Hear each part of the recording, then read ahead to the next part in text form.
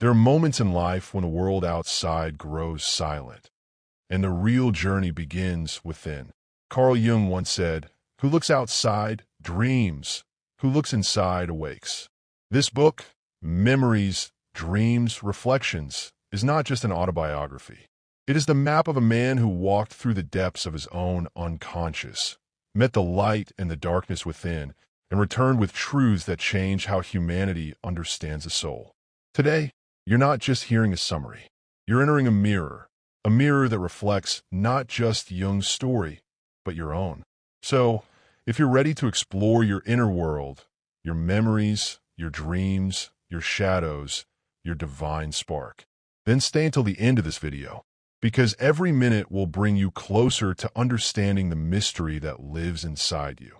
If this resonates with you, if you love deep, soulful knowledge and timeless philosophy, don't forget to hit the like button, subscribe to the channel for more timeless spiritual and psychological wisdom, and comment below. Tell us where you're watching from and what time it is for you at this exact moment. It's always beautiful to see this global circle of seekers, people awakening together across time zones, connected by the same inner calling. Now, breathe in, let go of the noise of the world, and step into the journey of a soul who dared to confront the infinite within. Prologue: the depth beneath the surface. Every human life unfolds as a dialogue between two vast domains: the world of visible things and the invisible realm of the psyche. What appears as mere accident, emotion, or passing thought often conceals a deeper movement within the soul. Beneath the surface of reason lies an ancient intelligence, a silent architect shaping the course of existence long before the mind claims authorship. To enter this realm is not to escape the world, but to see it anew. The psyche is not a personal possession. It is a living cosmos, a mirror of the world's eternal structure. Each human being carries within an image of the universe, not learned, but born. This inner cosmos dreams through symbols, speaks through visions, and suffers when the outer life becomes deaf to its call. The modern person, surrounded by noise and progress, believes himself to have outgrown the language of myth. Yet the same myths still act within him. Only now, unrecognized, they distort rather than illuminate. The gods once honored as cosmic powers have become psychic forces: hunger, fear, ambition, and desire. When ignored, they rule from the shadows. When seen and integrated, they become guides of transformation. The task of understanding the psyche, therefore, is not an intellectual pursuit, but a moral one. It demands the humility to face what is within, to meet both light and darkness without denial. For the psyche is not divided into good and evil as the moralists imagine.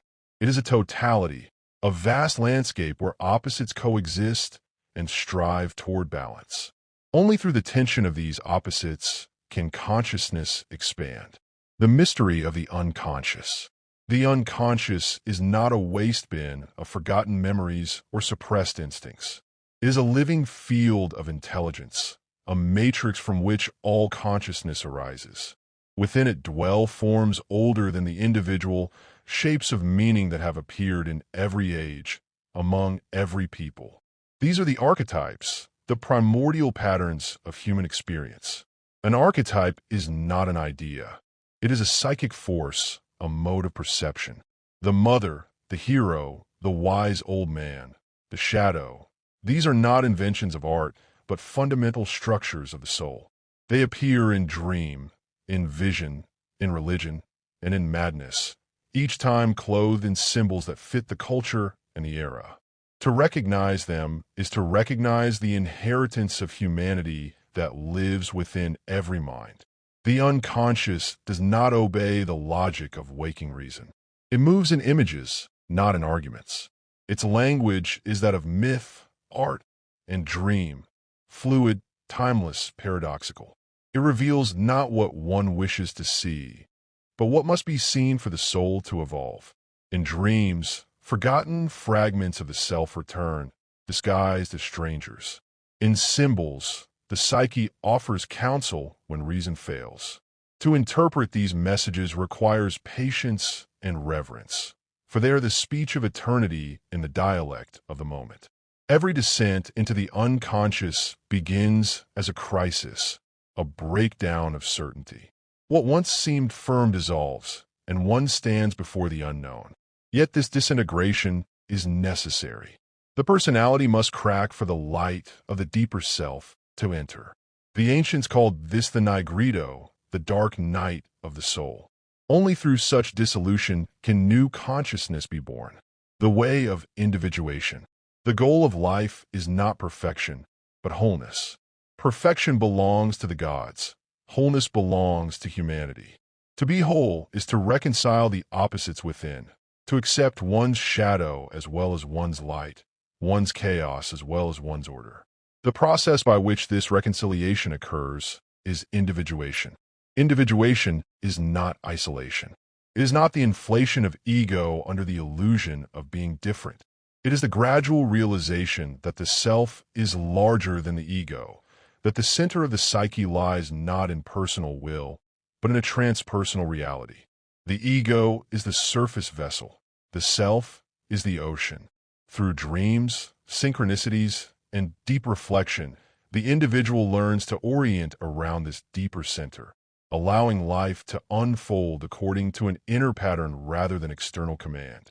To individuate is to become a bridge between consciousness and the unconscious, to live not as a fragment, but as a total expression of one's being.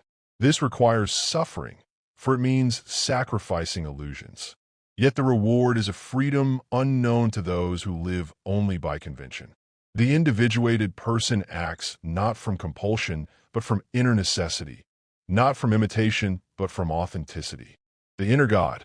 At the heart of the psyche lies a mystery that no science can dissolve. The presence of a divine principle within the human being. Religion, at its deepest, is not belief but experience. The encounter with the numinous, the reality that overwhelms the rational mind with awe. This experience may come as vision, dream, synchronicity, or sudden intuition, but its mark is always the same, a sense of being touched by something larger than oneself. To Jung, God is not a hypothesis but a psychological fact, a symbol of the totality that transcends the ego.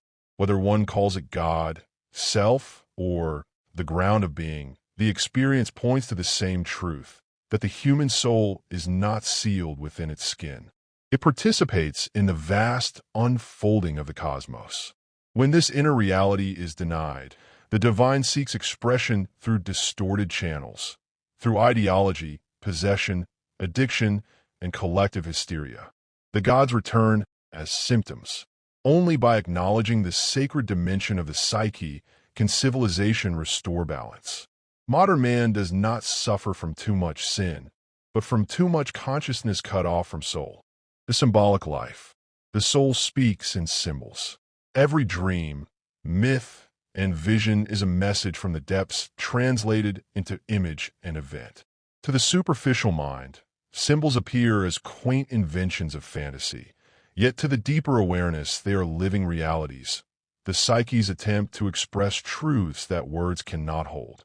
A symbol differs from a sign. A sign points to something known. A symbol points to what is not yet known. It bridges the conscious and unconscious, the human and the divine. The cross, the circle, the serpent, the tree, these are not merely cultural ornaments but eternal patterns. They represent psychic energies that have moved humanity since the dawn of awareness. When symbols lose their vitality, the soul falls ill. A culture that no longer believes in its symbols, or that treats them as superstition, becomes spiritually desolate. The result is a collective neurosis, technological power without wisdom, freedom without meaning, knowledge without soul. The modern person, surrounded by abundance, suffers from inner poverty because the old symbols have died and the new have not yet been born. Therefore, the restoration of the symbolic life is essential. Through art, dream work, imagination, and self-reflection, the individual reconnects with the ancient rhythm of meaning. The symbol is the bridge between inner experience and outer existence, between the visible and the invisible worlds, the shadow and the light. Every light casts a shadow. The brighter the consciousness, the darker the hidden portion becomes. The shadow is that part of the psyche which the ego refuses to recognize. Impulses, emotions, and potentials judged as unworthy or dangerous. Yet to deny the shadow is to deny the roots of vitality. Moral perfection is often achieved at the cost of wholeness. The person who seeks only to be good suppresses the energies that could make him real. The task is not to eliminate the shadow, but to confront it, understand it, and integrate it into consciousness. Only then can its destructive potential be transformed into creative force. In dreams, the shadow often appears as a stranger, an enemy, or an animal, something instinctive and threatening. To meet it is an initiation. The meeting with the shadow teaches humility, for it shows that darkness is not outside us but within. True morality arises not from repression but from awareness. When one accepts the shadow, compassion for others becomes possible because one no longer projects evil onto the world. The anima and the animus. Within every man lies an image of woman. Within every woman, an image of man. These are not personal constructs, but archetypal realities, the anima and the animus.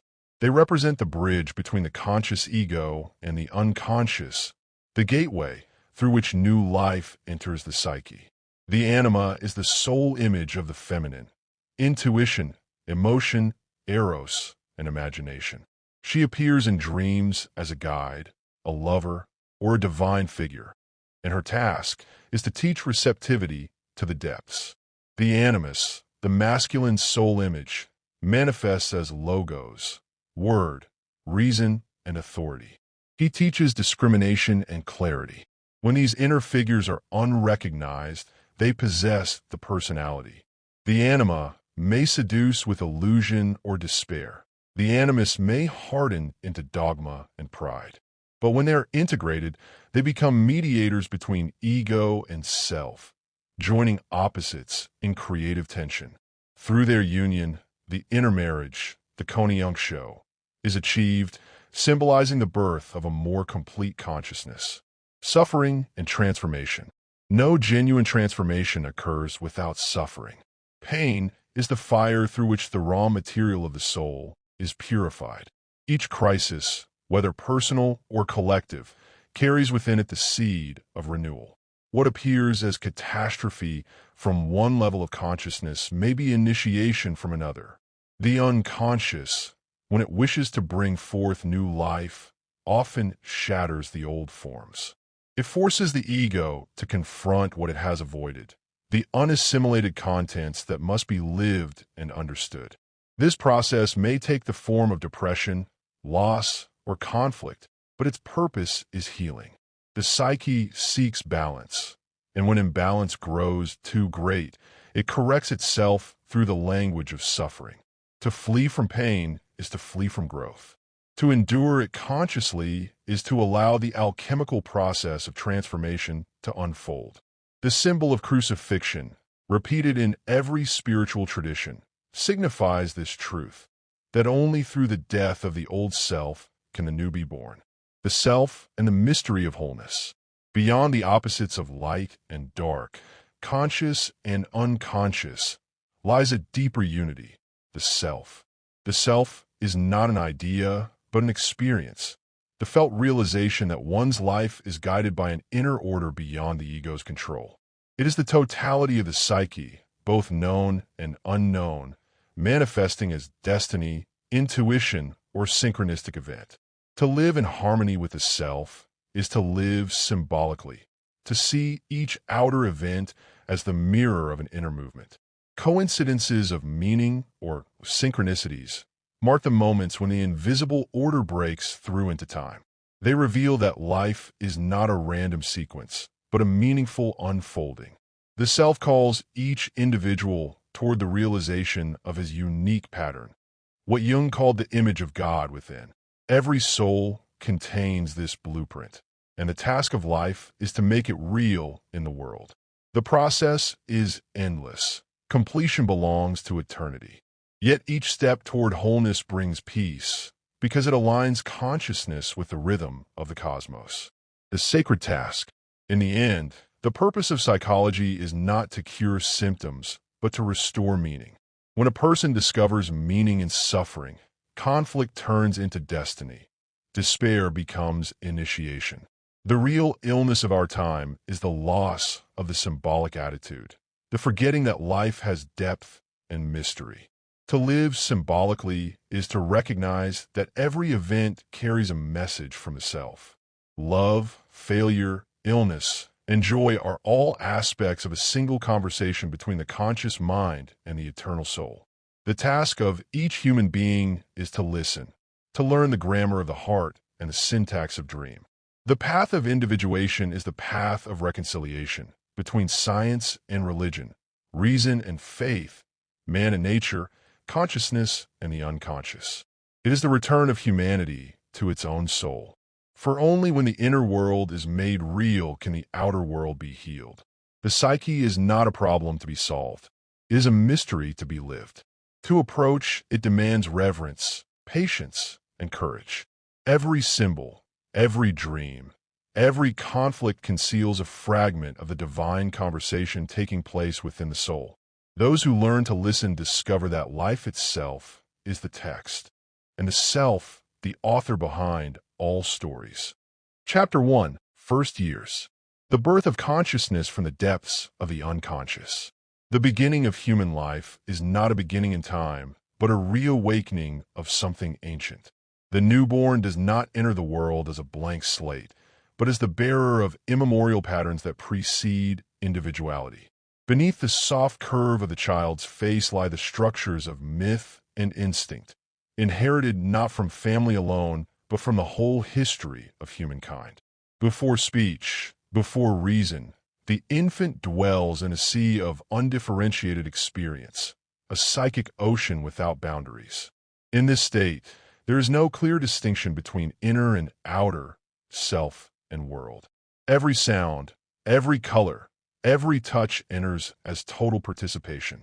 This condition is not ignorance, but unity, the same undivided field from which consciousness later emerges.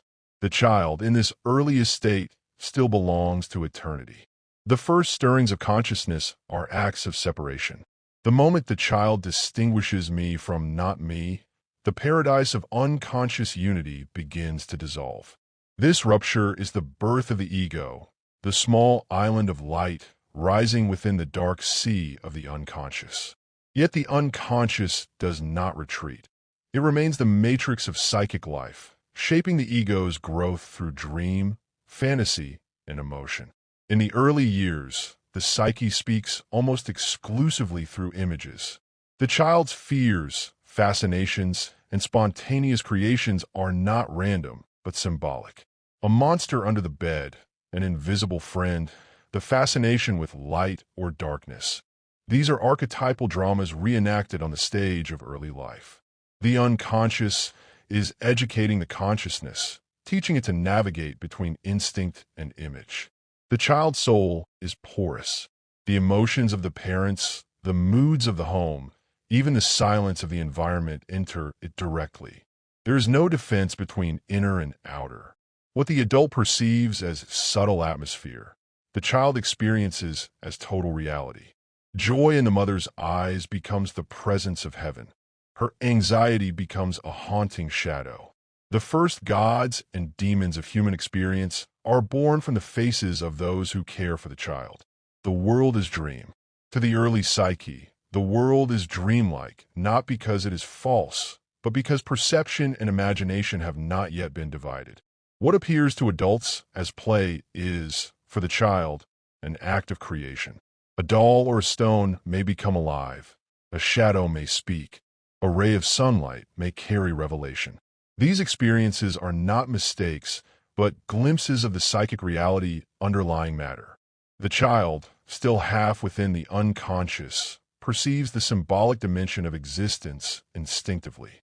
A tree is not simply a tree. It is shelter, wisdom, or witness. The wind is not air in motion, it is voice. The child's spontaneous animism reveals a truth forgotten by modern reason, that life and meaning are inseparable. The psyche projects its inner contents onto the outer world, and thus the world becomes alive with soul. As consciousness grows, these projections begin to withdraw. The outer world becomes object, and the child becomes subject.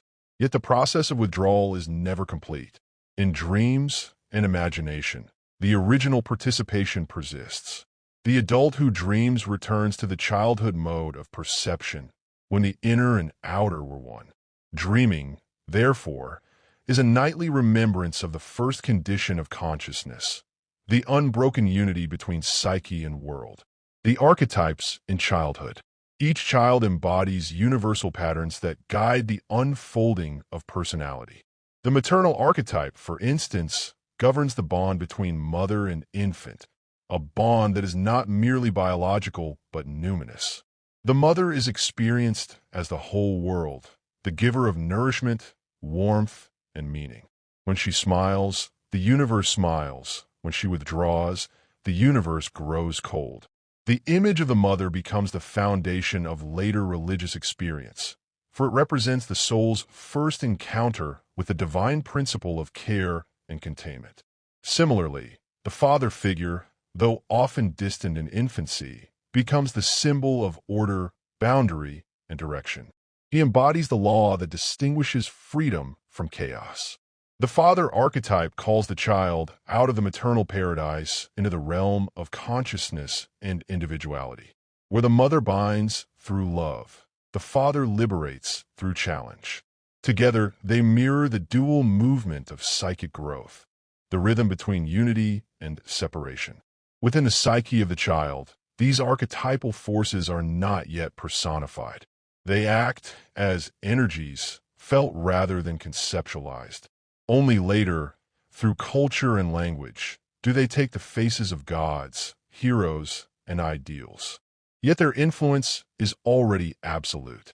In every cradle lies not only a child, but a whole myth in miniature, a story waiting to unfold through the choices of a lifetime. The garden of instinct. Instinct and image form the roots of psychic life. In the early years, instinct is pure and undivided from the unconscious. Hunger, fear, curiosity, affection, these are not yet controlled by thought. They are the expressions of life itself, rising spontaneously from the depths. The child's body is the stage of the soul's first movements. Play is the natural continuation of instinct at a higher level. In play, the child experiments with roles and realities, mirroring the creative impulse of the self. Every act of play is a rehearsal for future individuation. Through it, the psyche learns to express its potential in symbolic form. But as civilization advances, spontaneous play is often replaced by instruction. The child's imaginative autonomy is constrained by systems designed to produce conformity. Thus, the first alienation occurs, the separation of the living instinct from the creative symbol. The modern psyche pays dearly for this loss. Without symbolic play, the unconscious remains mute, and the adult later seeks meaning through artificial substitutes, entertainment, addiction, and distraction. The wisdom of childhood lies in its capacity to unite instinct with imagination. To preserve this capacity into adulthood is to remain psychologically alive. The artist, the mystic, and the visionary are those who have never completely severed this thread. They remember, in their depths, the language of early life, a language not of words, but of images filled with feeling. The night world, fear, darkness, and the birth of inner vision.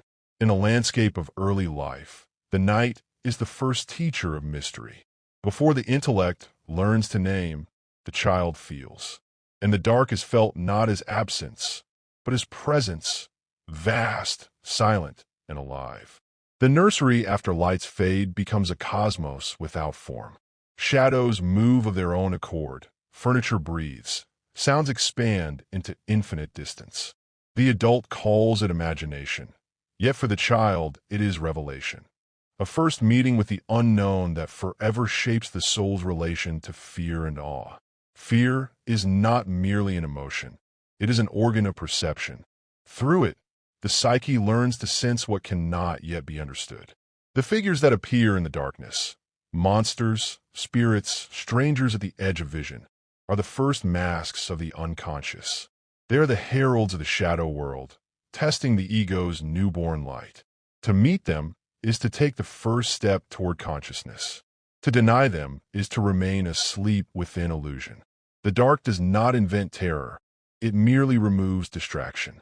It strips the world of surfaces so that the soul may face its own depth. The child trembles because the boundary between self and cosmos is still fragile. Out of that trembling arises wonder. And wonder, when sustained, becomes the root of every future philosophy and faith. Thus the night is not the enemy of light. It is its womb. Every illumination is conceived in darkness. The adult who loses contact with this sacred dread becomes spiritually impoverished, incapable of reverence, incapable of astonishment. To recover the wisdom of childhood is to rediscover the holiness of the dark, the reality of fantasy. The imagination of the child is not falsehood, but experience in another mode. To adults, play acting appears as imitation of reality. To the child, it is reality. The wooden sword cuts, the invisible friend comforts, the forbidden forest beyond the garden hides real spirits. Within this living imagination, the archetypes rehearse their eternal patterns. The hero faces monsters. The mother is both protector and witch. Death hides beneath sleep and awakening. Fantasy allows the unconscious to educate consciousness. What cannot yet be lived in fact is lived in image. The psyche thus keeps its balance while growing into a world too vast to comprehend. When this imaginal process is interrupted, when fantasy is ridiculed, over-instructed, or moralized, the bridge between ego and unconscious fractures. The child learns to distrust inner vision. Later in life, the adult calls this distrust realism. It is, in truth, amnesia of the soul. In every age, humanity has created myths to perform the same function that childhood fantasy once performed. Myth is collective dream. Dream is personal myth. Both are necessary for psychic health. When a civilization dismisses myth as superstition, it merely drives its gods underground, where they reappear as obsession, ideology, or neurosis.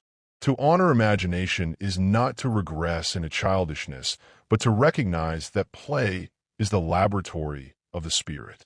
The creative act is the adult continuation of the child's sacred game, the reawakening of the original dialogue between self and symbol. The voice in the silence. In the quiet moments of childhood, when solitude deepens and the noise of the world recedes, an interior voice begins to stir. It does not speak in words at first, but in moods, intuitions, sudden certainties. It is the whisper of the deeper psyche, what later consciousness will name the self. To the child, it feels like a presence, unseen yet unmistakably real. It may appear in dream as a wise figure, a guiding animal, or a radiant stranger who seems to know more than anyone else. This interior presence is not fantasy. It is the first glimpse of the organizing principle of the psyche. Every human being carries within an inner companion who knows the path long before the intellect discovers it. The traditions have called this the guardian angel, the daimon, the divine witness. Psychology calls it the self. The self does not instruct through command, but through resonance. It draws the individual toward experiences that foster wholeness, even when they appear as conflict or loss. In childhood, this guidance operates through fascination, the magnetic pull towards certain images, places, or activities. The child who stares endlessly at fire or water, who builds temples of stone or invents elaborate rituals, is not playing idly.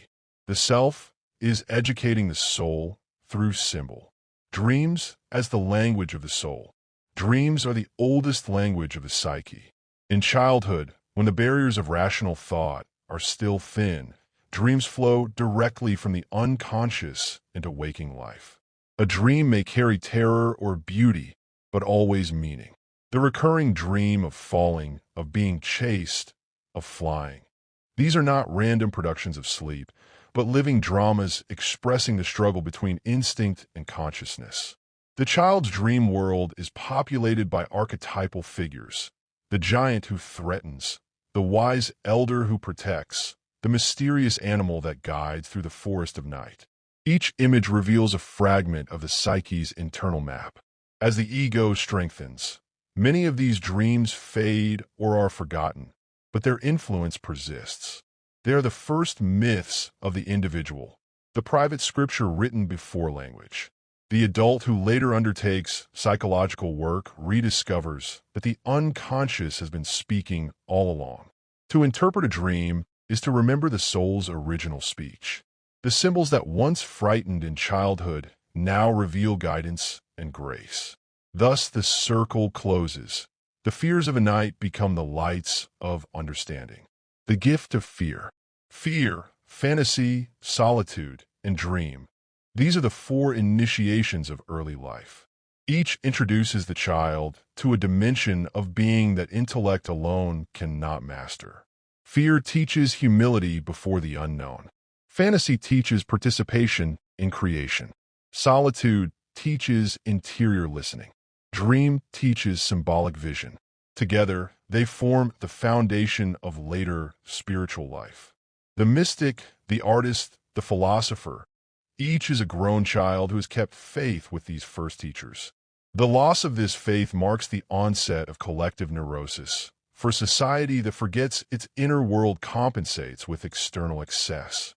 It builds machines instead of myths, screens instead of visions, noise instead of silence. To remember the sacredness of childhood fear is to honor the mystery that sustains consciousness. The monsters that once hid beneath the bed now dwell in the psyche as creative energies. The darkness that once terrified now becomes the matrix of revelation. Every illumination still begins in night, as it did when the world was first beheld through the eyes of child. The shaping of the soul, family, culture, and the first mirrors of meaning. No consciousness awakens in isolation. Every child enters a field already saturated with the psychic patterns of those who came before. Parents, home, culture, and unspoken traditions form the invisible air the soul must breathe.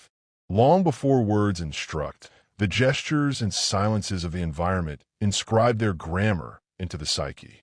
What modern language calls upbringing is, in its deeper sense, a spiritual transmission, the passing of psychic energy from generation to generation. Every attitude of the adult world conveys an image of existence. What is sacred? What is forbidden? What is possible? The child does not analyze these values. The child absorbs them. The mother's tone toward the world, the father's unspoken fears, the community's rituals and prohibitions, all become the first architecture of belief. The psyche of the young is like clay still moist with the waters of the unconscious. It takes the impressions of its surroundings with exquisite sensitivity. The rhythm of the household, the moral temperature of its atmosphere, even the quality of silence at the table, become part of the child's interior world. Later in life, one calls these traits character, but they began as echoes of an environment long internalized. This absorption is not merely social, it is archetypal. The human family is the first microcosm of the cosmos. Its dynamics mirror the eternal patterns of creation: birth, dependency, conflict, authority, rebellion, reconciliation. In this sacred laboratory, the great opposites, love and fear, freedom and obedience, individual and collective, first meet. The family is therefore not only a social unit, but a symbolic matrix in which the soul rehearses the drama of existence. The mother world and the father law. Within this matrix, the figures of mother and father play distinct yet complementary roles in the development of consciousness. The mother represents the primal world of unity, the realm of instinct emotion, and unconditional belonging. Her presence surrounds rather than commands. Through her, the child experiences the feeling of being held by life itself. She is not merely a person, but the embodiment of the maternal archetype, the image of nature as womb and nourishment.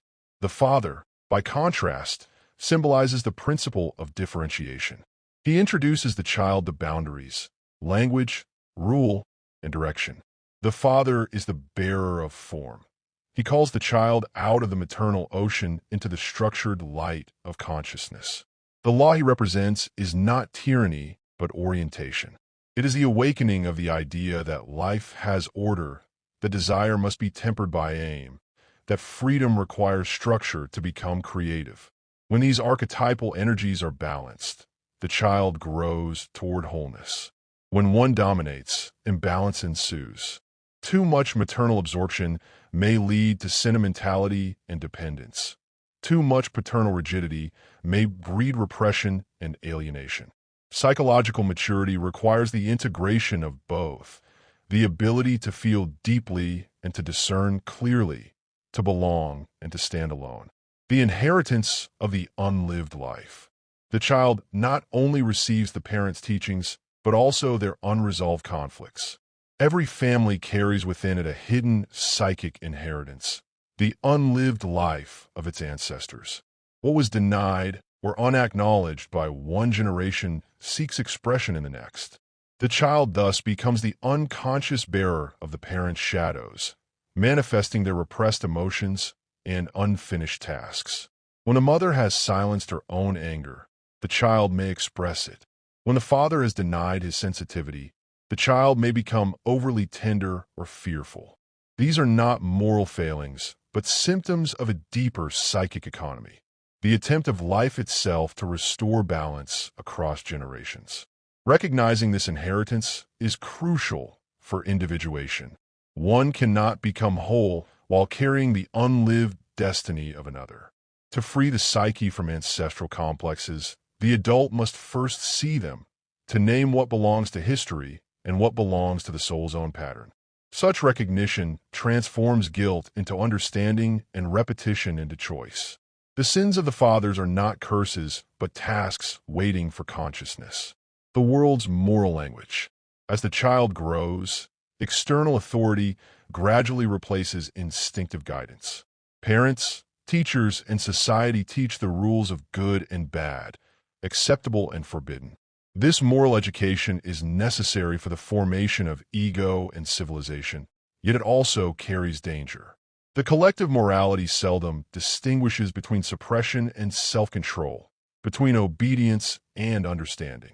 A moral code that demands perfection without inner comprehension breeds hypocrisy and guilt. The child learns to appear good while hiding the shadow self in secrecy. What should have been integrated through awareness becomes split off through fear. Later, the repressed impulses return disguised as neurosis, compulsion, or sanctimony. True morality is not conformity, but consciousness. It arises when the individual understands the necessity of balance between instinct and value. The child who is guided towards self-knowledge rather than punishment grows into an adult capable of ethical freedom. The moral law is fulfilled not through obedience, but through awareness. The ancient wisdom intuited this truth in mythic form. Every hero must descend into the underworld, the realm of the forbidden, before returning with new understanding. The descent symbolizes the confrontation with the shadow, the moral tension that transforms innocence into wisdom. Without such descent, goodness remains unconscious and therefore fragile. The awakening of choice. In the midst of these early influences, there comes a moment when the child first senses the power of choice. It may be a small act, defiance of a rule, defense of a friend, the discovery of a secret joy, but within it lies the birth of moral individuality. Choice awakens responsibility, and responsibility awakens self-awareness. This dawning consciousness marks the transition from pure participation in life to the first spark of independence. The ego begins to realize that it is both part of and distinct from the surrounding world. What began as the mother's dream and the father's command becomes the child's own voice. Every genuine choice, however small, is an act of creation. It declares, I am no longer merely a reflection of others' expectations. I am a participant in the unfolding of meaning. From this point onward, the psyche's journey moves toward individuation, the gradual realization that true obedience is obedience to the deeper self. The silent teachers. Behind parents and culture stand subtler influences, the landscapes, seasons, and invisible presences of the natural world. The forest, the mountain, the sea, these are not scenery but psychic teachers. In their vastness, the child encounters dimensions beyond human command. Nature introduces the first intuition of transcendence, the sense that existence exceeds comprehension. Each encounter with the elements imprints an image upon the soul. The sound of rain, the stillness of snow, the fire's glow in darkness. Such experiences form the raw material of later religious feeling. They teach the psyche that life speaks through symbol long before theology names it. The child who listens to the wind learns the language of eternity without words. When modern life severs this connection, the soul hungers for contact with living mystery. The return to nature later in life is not nostalgia, but necessity, an attempt to recover the conversation once begun in childhood between the human heart and the cosmos. The first mirrors of meaning. The child sees itself reflected in the eyes of others. Where those eyes convey love, the world appears trustworthy. Where they convey contempt or indifference, existence feels hostile. Thus, every relationship becomes a mirror in which the soul recognizes its worth or doubts its being. This early mirroring shapes the fundamental attitude toward life. A child seen with understanding grows into an adult capable of self-reflection. A child seen only through criticism learns to see itself through the lens of judgment. Later therapeutic or spiritual work often consists of finding a new mirror, an image of the self that can replace the distorted reflections of the past. Each soul must eventually learn to become its own mirror. Only then does it cease to depend on approval or condemnation for a sense of reality. The inner gaze of the self replaces the external gaze of the world, and the individual stands alone before the mystery of existence, not as victim of circumstance, but as participant in creation. The dawn of the self, wonder, solitude, and the secret pattern of destiny. There comes a moment, subtle, barely perceptible, when the child turns inward for the first time and discovers the presence of an inner world. It is the first awareness of solitude, though the word for it is not yet known. The playmates drift away, the noise subsides, and within the silence arises a quiet watcher. This watcher does not speak, yet it observes everything, the emotions, the desires, the fleeting thoughts, as if from hidden distance. This dawning self-awareness is the embryo of the soul's autonomy.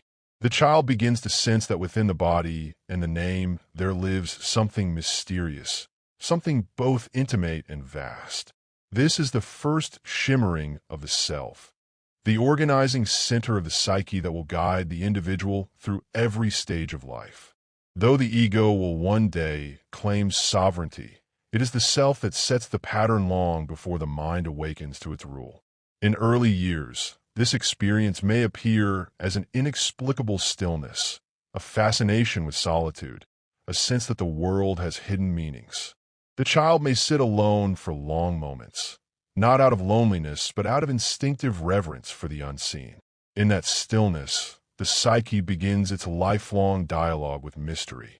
The birth of wonder. The essence of childhood is wonder, the capacity to meet existence as if for the first time. Every perception, every color and sound arrives as revelation. The adult learns to categorize, the child beholds. Between beholding and naming, a sacred gap opens, a space where consciousness touches the divine before intellect intervenes. Wonder is the emotional signature of awakening. It is a recognition that the world is not an object, but a living conversation. The child's question, why, is not intellectual curiosity, but the soul's first attempt to speak the language of meaning. To live without wonder is to live asleep. To live in wonder is to participate in creation. When society extinguishes this flame through cynicism or premature instruction, something essential is lost. The adult who no longer wonders becomes spiritually blind, even if scientifically informed. True knowledge begins not in certainty, but in astonishment. The psyche grows through mystery, not mastery. The reappearance of wonder in later life, through love, art, or revelation, signals a reconnection with a lost innocence of perception. It is not regression, but return. The recovery of the original trust that existence, despite its darkness, is meaningful. The soul's memory. Hidden beneath the first years lies a memory older than time. Each child carries within it an unconscious remembrance, the psychic residue of the collective human journey. In mythic language, this is Eden, the original state of unity from which the individual consciousness descends. Though forgotten, it continues to shape the hunger for wholeness throughout life. Sometimes, in moments of deep play or dream, the child feels this memory stir, a strange nostalgia for something never experienced in time. A scent, a melody, the curve of a horizon can awaken tears of recognition without cause. This is the soul remembering its home. As the ego matures, it forgets. The demands of adaptation, education, and competition bury the remembrance beneath necessity. Yet the memory persists like a seed in winter, waiting for the warmth of self-reflection to awaken it again.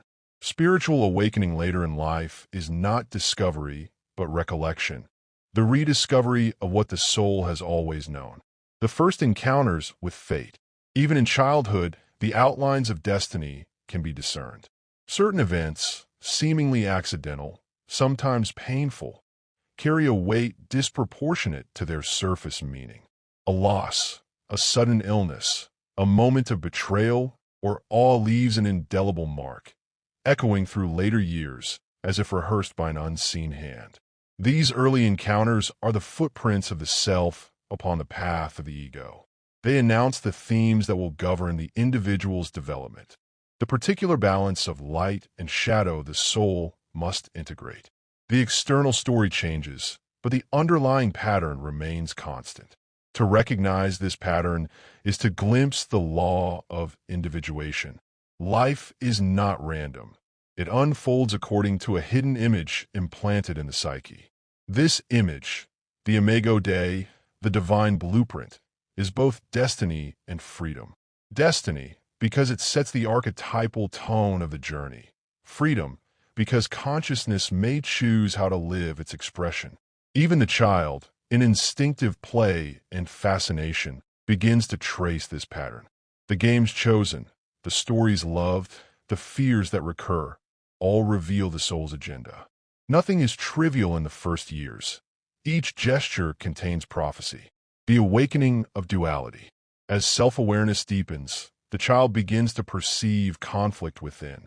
Love and anger, desire and guilt, generosity and envy. The opposites arise and collide. This is the birth of inner division, the necessary precondition for growth. The paradisal unity of infancy can no longer contain the expanding field of consciousness. The psyche now discovers its most profound law, that progress is born of tension. Every opposition, joy and sorrow, faith and doubt, order and chaos, becomes the crucible of development. The child learns, through experience, that light creates shadow and that wholeness is not purity but inclusion.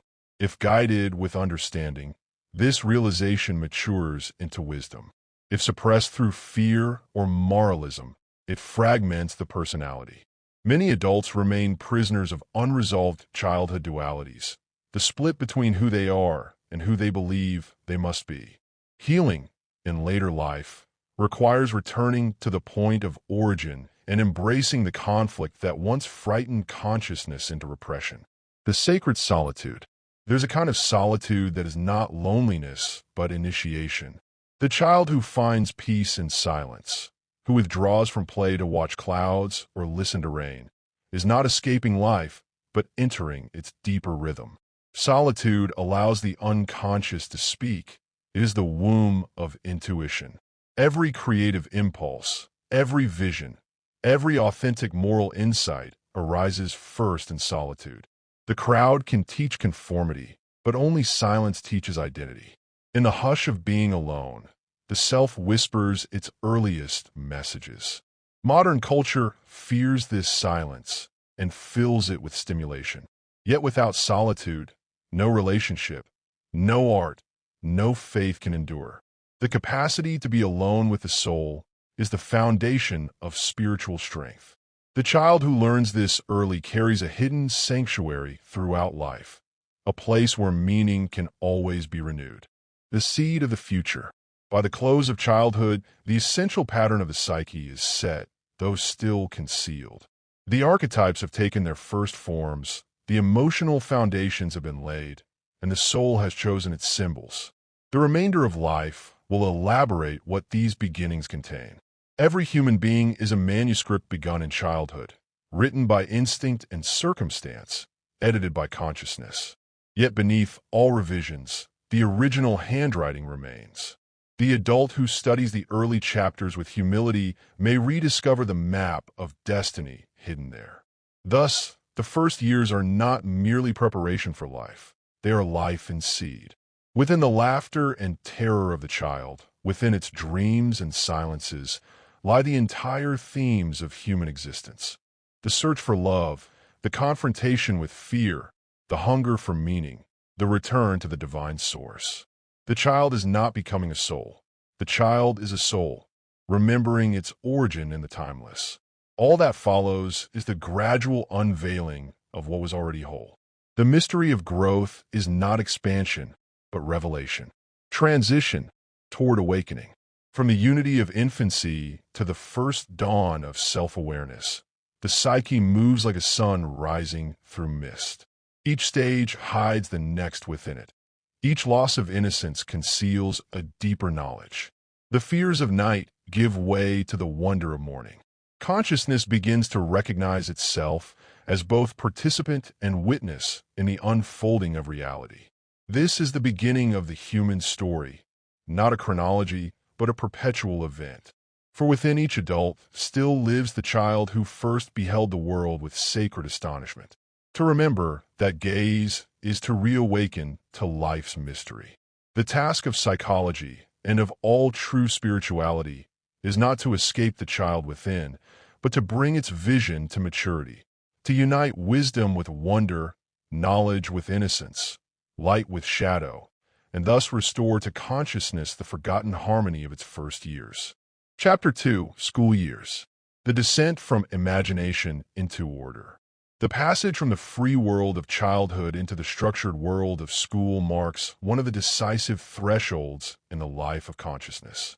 It is the moment when the living dream of the psyche encounters the collective order of civilization.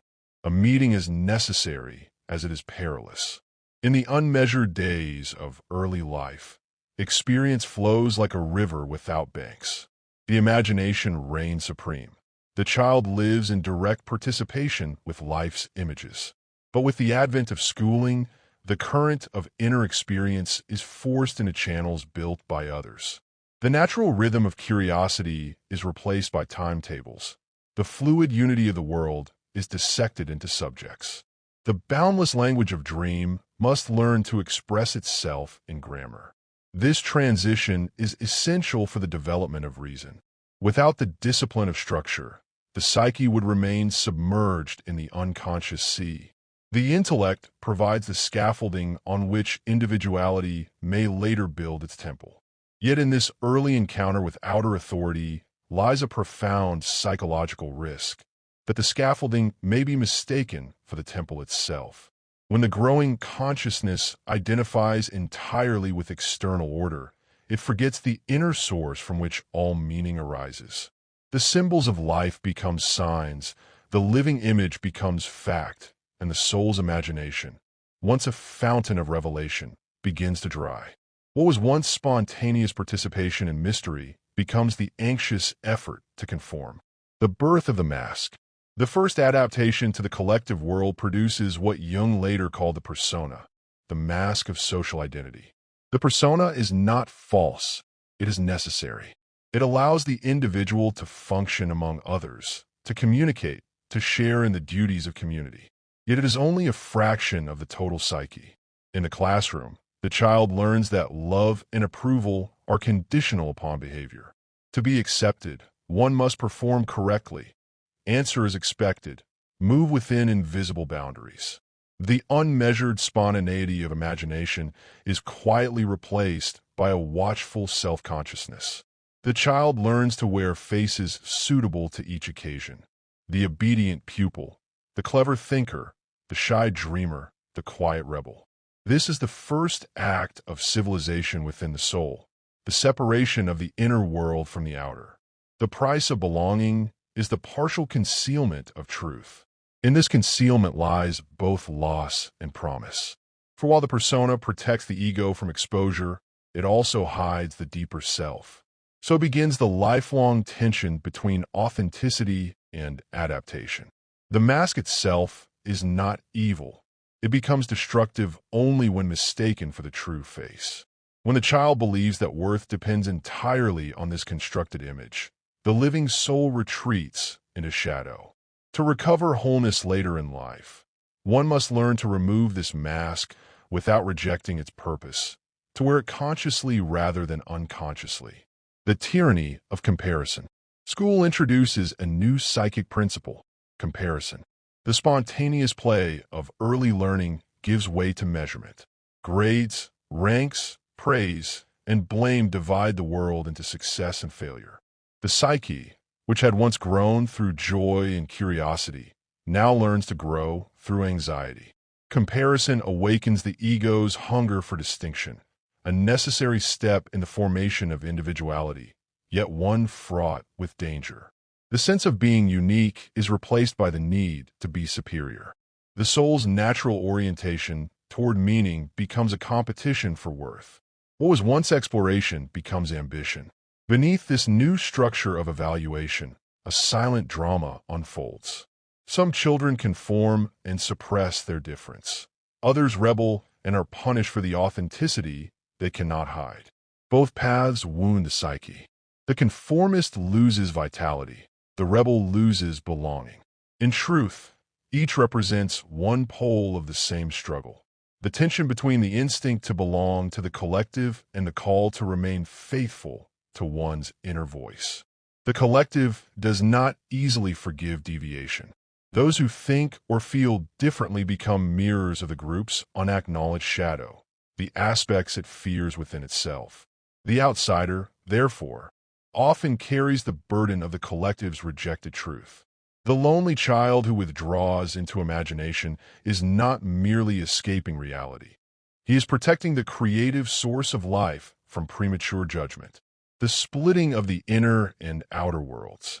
The more consciousness adapts to external rules, the more the inner world becomes private. Dreams, fantasies, and secret thoughts retreat into hidden sanctuaries of the mind. The school day becomes the stage of performance. The imagination becomes the night's refuge. This division is the beginning of what modern humanity experiences as alienation. The psyche, which once lived as a unified field of experience, now divides itself. One part visible and obedient, the other invisible and free. In this split lies the seed of neurosis, the tension between what the world demands and what the soul requires. Yet paradoxically, this very division is the first condition for the development of self-knowledge. Only when consciousness separates from the unconscious can the dialogue between them begin. The alienation that wounds the soul also gives rise to reflection. Through conflict, the psyche learns to observe itself. The pain of separation becomes the birth of awareness.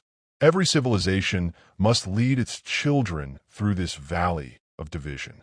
Without it, there could be no individuality, no creativity, no freedom. But if the passage is too harsh, if imagination is ridiculed or punished, The inner world may never fully return. What should have been differentiation becomes disconnection. The adult who has lost touch with the inner child wanders through life surrounded by facts, but starved of meaning. The inner refuge. Even within the most rigid structures, the psyche finds ways to preserve its sacred core. In the midst of lessons and discipline, the imagination continues to pulse quietly beneath the surface. A glance out the window toward the shifting sky, the doodle drawn in a margin, the daydream that interrupts a lecture. These are not distractions, but acts of survival. They are the soul's subtle defiance, its insistence that the world of symbols and mystery must not be forgotten. The child who dreams secretly during the lesson may be preserving humanity's oldest covenant, the dialogue between reason and wonder. Without such moments of quiet rebellion, civilization would become sterile. The dreamers hidden within the classrooms are the future's poets, mystics, and scientists, those who will one day restore imagination to its rightful throne beside intellect. The lesson of adaptation. The school years, therefore, are not merely a social necessity, but a spiritual ordeal. They teach the ego the discipline required for survival, but they also test the soul's capacity to remain alive within conformity.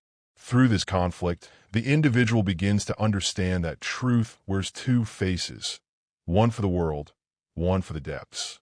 The art of maturity lies not in choosing one over the other, but in keeping them both in creative tension.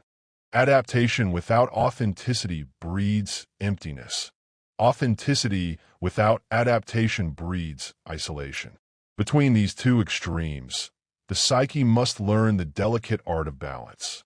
This lesson, first rehearsed in the classroom, becomes the foundation of adult life.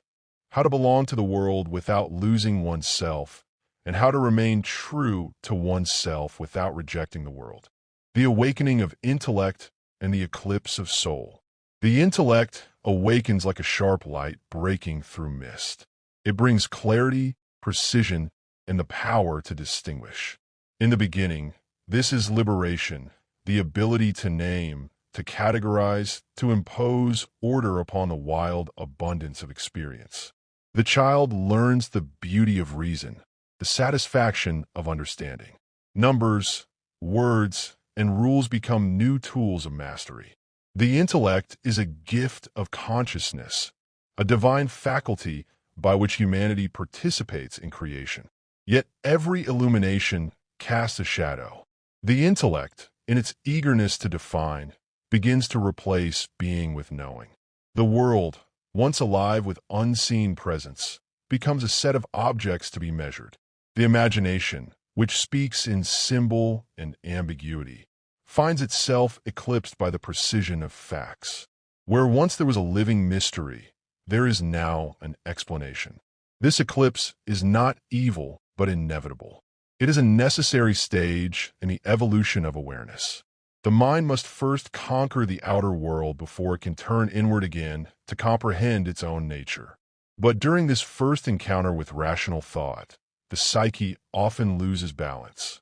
The young consciousness, intoxicated by its new clarity, mistakes intellect for totality. It forgets that knowledge is only half of wisdom. In this way, the soul begins to exile itself from its own home.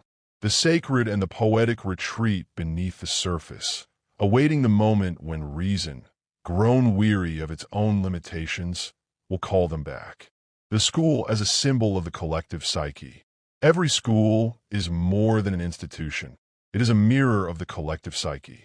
Within its walls, society teaches not only information, but its image of reality. The structure of lessons, the rhythm of discipline, the invisible hierarchy of approval. All these communicate the hidden theology of a culture. If a civilization worships material progress, the school teaches efficiency and competition. If it fears chaos, it teaches obedience and order. Rarely does it teach what is most essential, the cultivation of inner life. The result is a generation trained to function but not to feel, to analyze but not to wonder. The child learns the mechanics of thought, but not the mystery of meaning. The classroom thus becomes a microcosm of the world's neurosis, the triumph of intellect divorced from soul. And yet, even within this mechanism, the unconscious finds expression. In the whispered friendships, the secret drawings, the stories told beneath desks, the archetype of community and imagination continues to breathe. The collective may suppress spirit, but it cannot destroy it. The true education of the soul proceeds silently beneath the formal lessons. It takes place in the child's inner reactions to the outer world, in what fascinates, what disturbs, what evokes love or fear. Each emotional response is a dialogue between the individual self and the archetypal patterns embodied by the collective. The moral classroom, guilt and shadow. Parallel to the awakening of intellect arises the moral education, the introduction of good and evil as social categories. This moral instruction is necessary, yet often serves to divide the psyche rather than integrate it. In early moral teaching, virtue is defined externally. To be good is to obey. The soul learns the language of guilt long before it understands the meaning of responsibility. When moral law is imposed without corresponding inner understanding, it breeds repression. The forbidden does not disappear. It merely sinks into the unconscious, where it gains power. Thus begins the creation of the personal shadow. The child, desiring to please, hides what is not fit the approved image. Anger, envy, curiosity, sensuality, all are pushed out of sight, forming a subterranean self that will later haunt the adult. The more virtuous the surface becomes, the darker the shadow beneath. The great paradox of education is that in teaching morality, it often produces hypocrisy. The mask of goodness hides ignorance of the soul. Only when the individual learns to confront the shadow with compassion can true morality be born. Conscious goodness is the fruit of self-knowledge.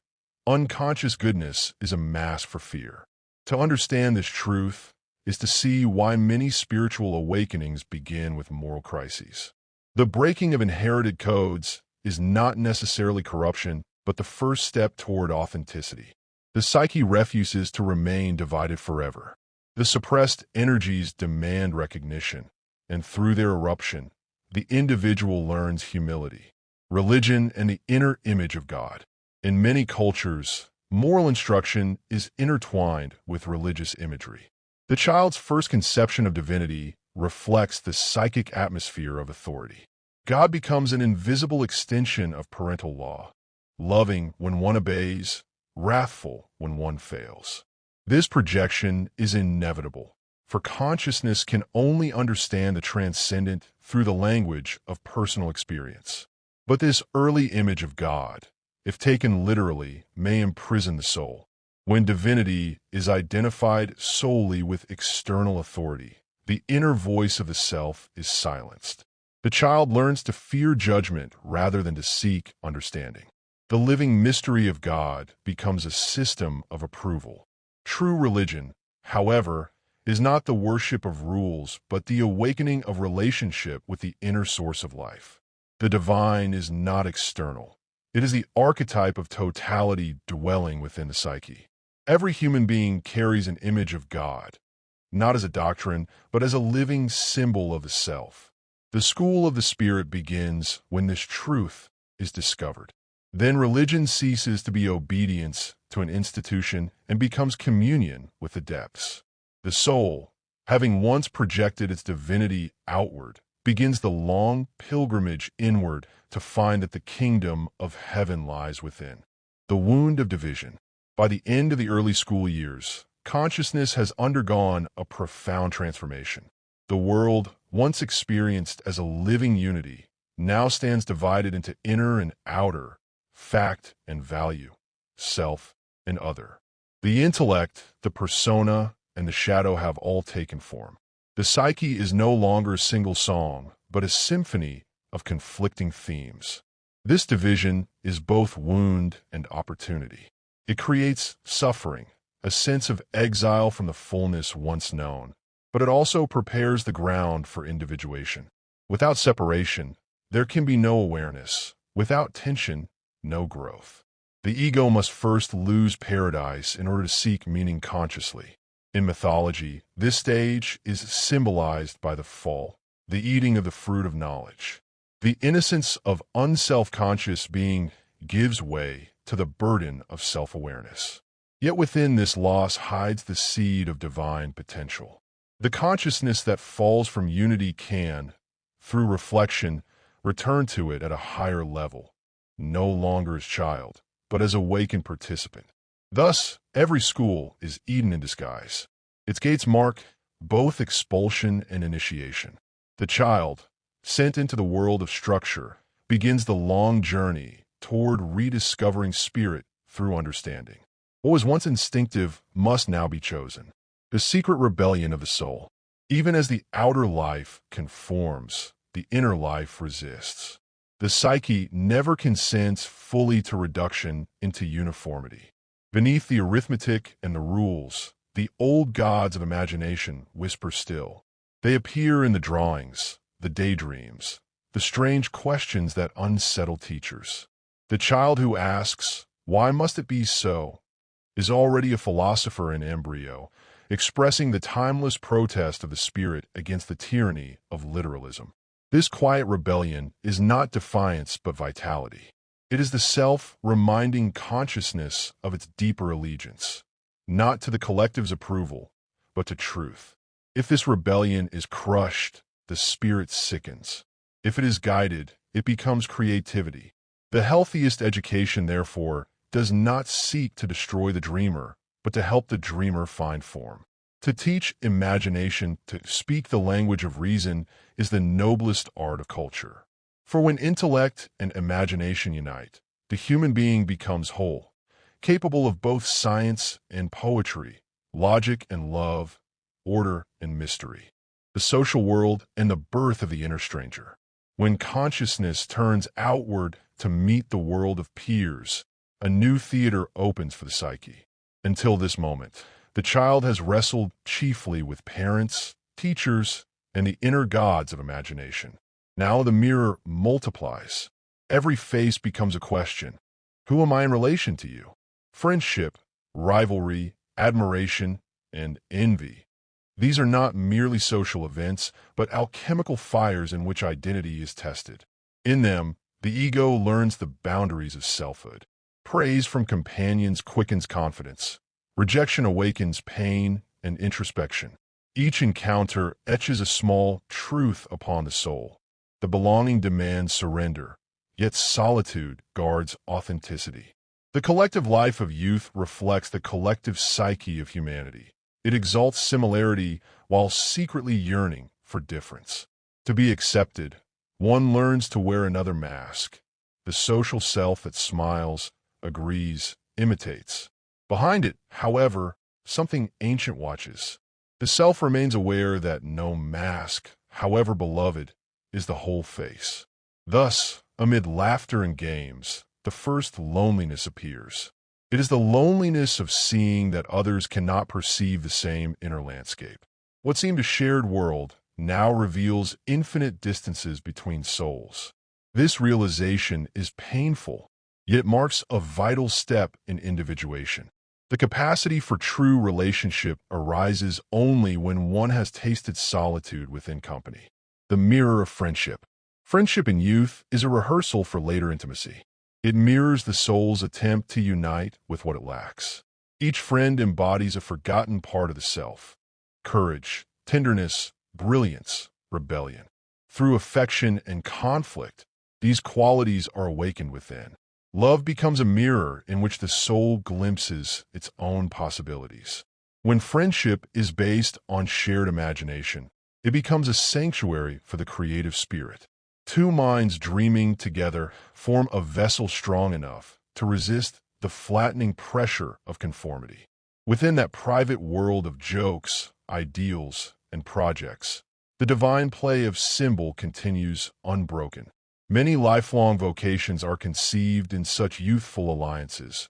The imagination, finding companionship, begins to shape destiny. But friendship also introduces shadow. The same intensity that nourishes connection can breed jealousy or betrayal. Through these wounds, the psyche learns discernment, the difference between possession and love. Every disappointment in friendship is a lesson in boundaries, teaching that the soul cannot be owned or perfectly mirrored by another.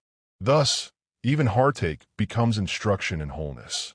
The crowd and the loss of voice. As the child matures, the social field widens. The single friend gives way to the crowd, the class, the group, the tribe of peers. In this collective, the ancient instincts of belonging reawaken. The safety of the herd is intoxicating. To be accepted is to feel real.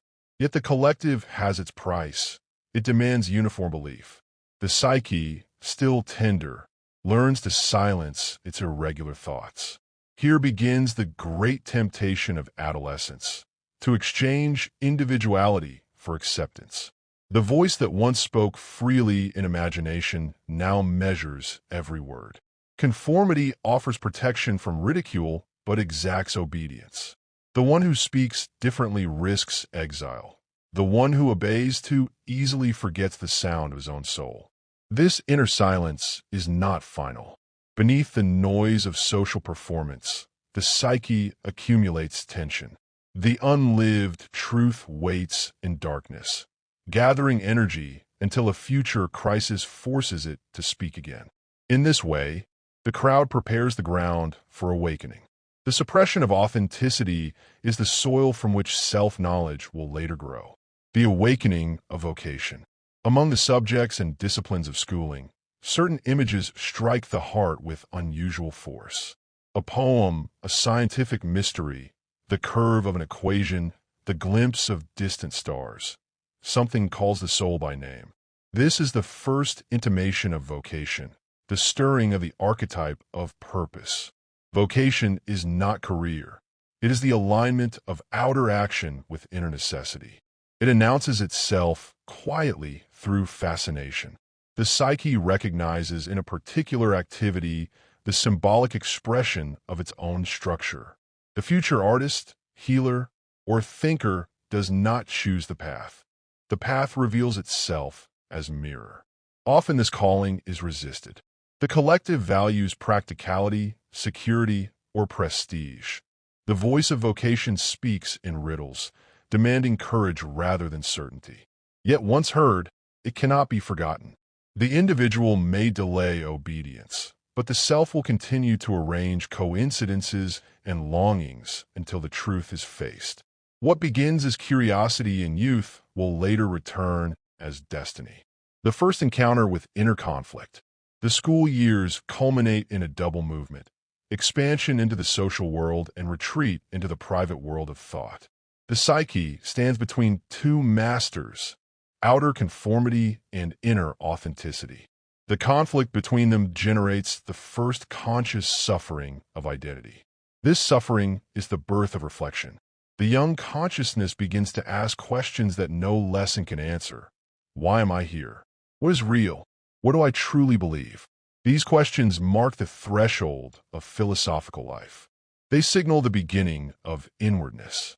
If met with understanding, the conflict becomes the seed of individuality. If suppressed, it hardens into lifelong division. The difference between the creative and the conforming adult lies in how this early conflict is lived. To suffer consciously is to transform. To flee the pain is to remain divided. Integration, the first glimpse of wholeness. By the close of the school years, the psyche stands equipped with new instruments: reason, morality, language, and the first sketches of vocation. Yet beneath these achievements flows a deeper current: the persistence of imagination. Despite the schooling of intellect, the child within continues to dream. Every educated mind carries within it a secret wilderness, the memory of the unmeasured world from which it came. When intellect and imagination finally recognize each other not as enemies, but as partners, the human being becomes truly whole. Then learning ceases to be imitation and becomes revelation. Knowledge becomes a path back to meaning. The task of later life will be to reconcile these two halves: the disciplined clarity of reason and the living mystery of soul. The school years end outwardly with graduation, but inwardly they never conclude. Their true lesson is eternal. That wisdom is born when intellect kneels before wonder and imagination learns the grammar of truth. Chapter 3. Student Years. The threshold between knowledge and experience. The student years mark the crossing from outer instruction to inner discovery. What had once been learned through authority now demands to be verified through direct encounter with life. The intellect, trained to repeat and remember, begins to suspect that truth cannot be confined to words. Beneath the surface of study, a deeper yearning awakens, the desire to understand not merely what is taught, but what is. In every seeker of knowledge there arises, at this stage, an invisible rebellion. Facts, once revered, begin to feel empty. The spirit senses that information without transformation is a form of death. It is no longer enough to know about life. One must touch its essence. The classroom extends into the world, and the world becomes a vast, symbolic text waiting to be read with the eyes of the soul. The true student is therefore not one who accumulates knowledge, but one who allows knowledge to change his being. Study becomes meditation. Every idea, if held long enough, becomes mirror. Every question, if followed to its depth, becomes initiation. The intellect matures by discovering its limits. It learns that reason, however luminous, cannot illuminate the whole of existence. Logic reaches the edge of mystery and falls silent, and in that silence the soul begins to hear another language, the language of symbol, dream, and intuition. This is the beginning of psychological insight, the crisis of meaning. As understanding deepens, an invisible crisis often begins. The structures that sustained faith in childhood, moral codes, parental authority, inherited belief, begin to crumble under the light of inquiry. What once felt solid becomes uncertain. What once seemed clear becomes ambiguous. This disillusionment is painful, for it feels like loss of ground. The mind discovers the relativity of truths, and the heart trembles before the void this revelation opens. Yet this crisis is not destruction, it is initiation. The loss of naive certainty is the birth of mature consciousness. In mythology, this period corresponds to the wandering hero, the departure from home into unknown lands. The psyche, no longer sustained by external meaning, must now seek its own.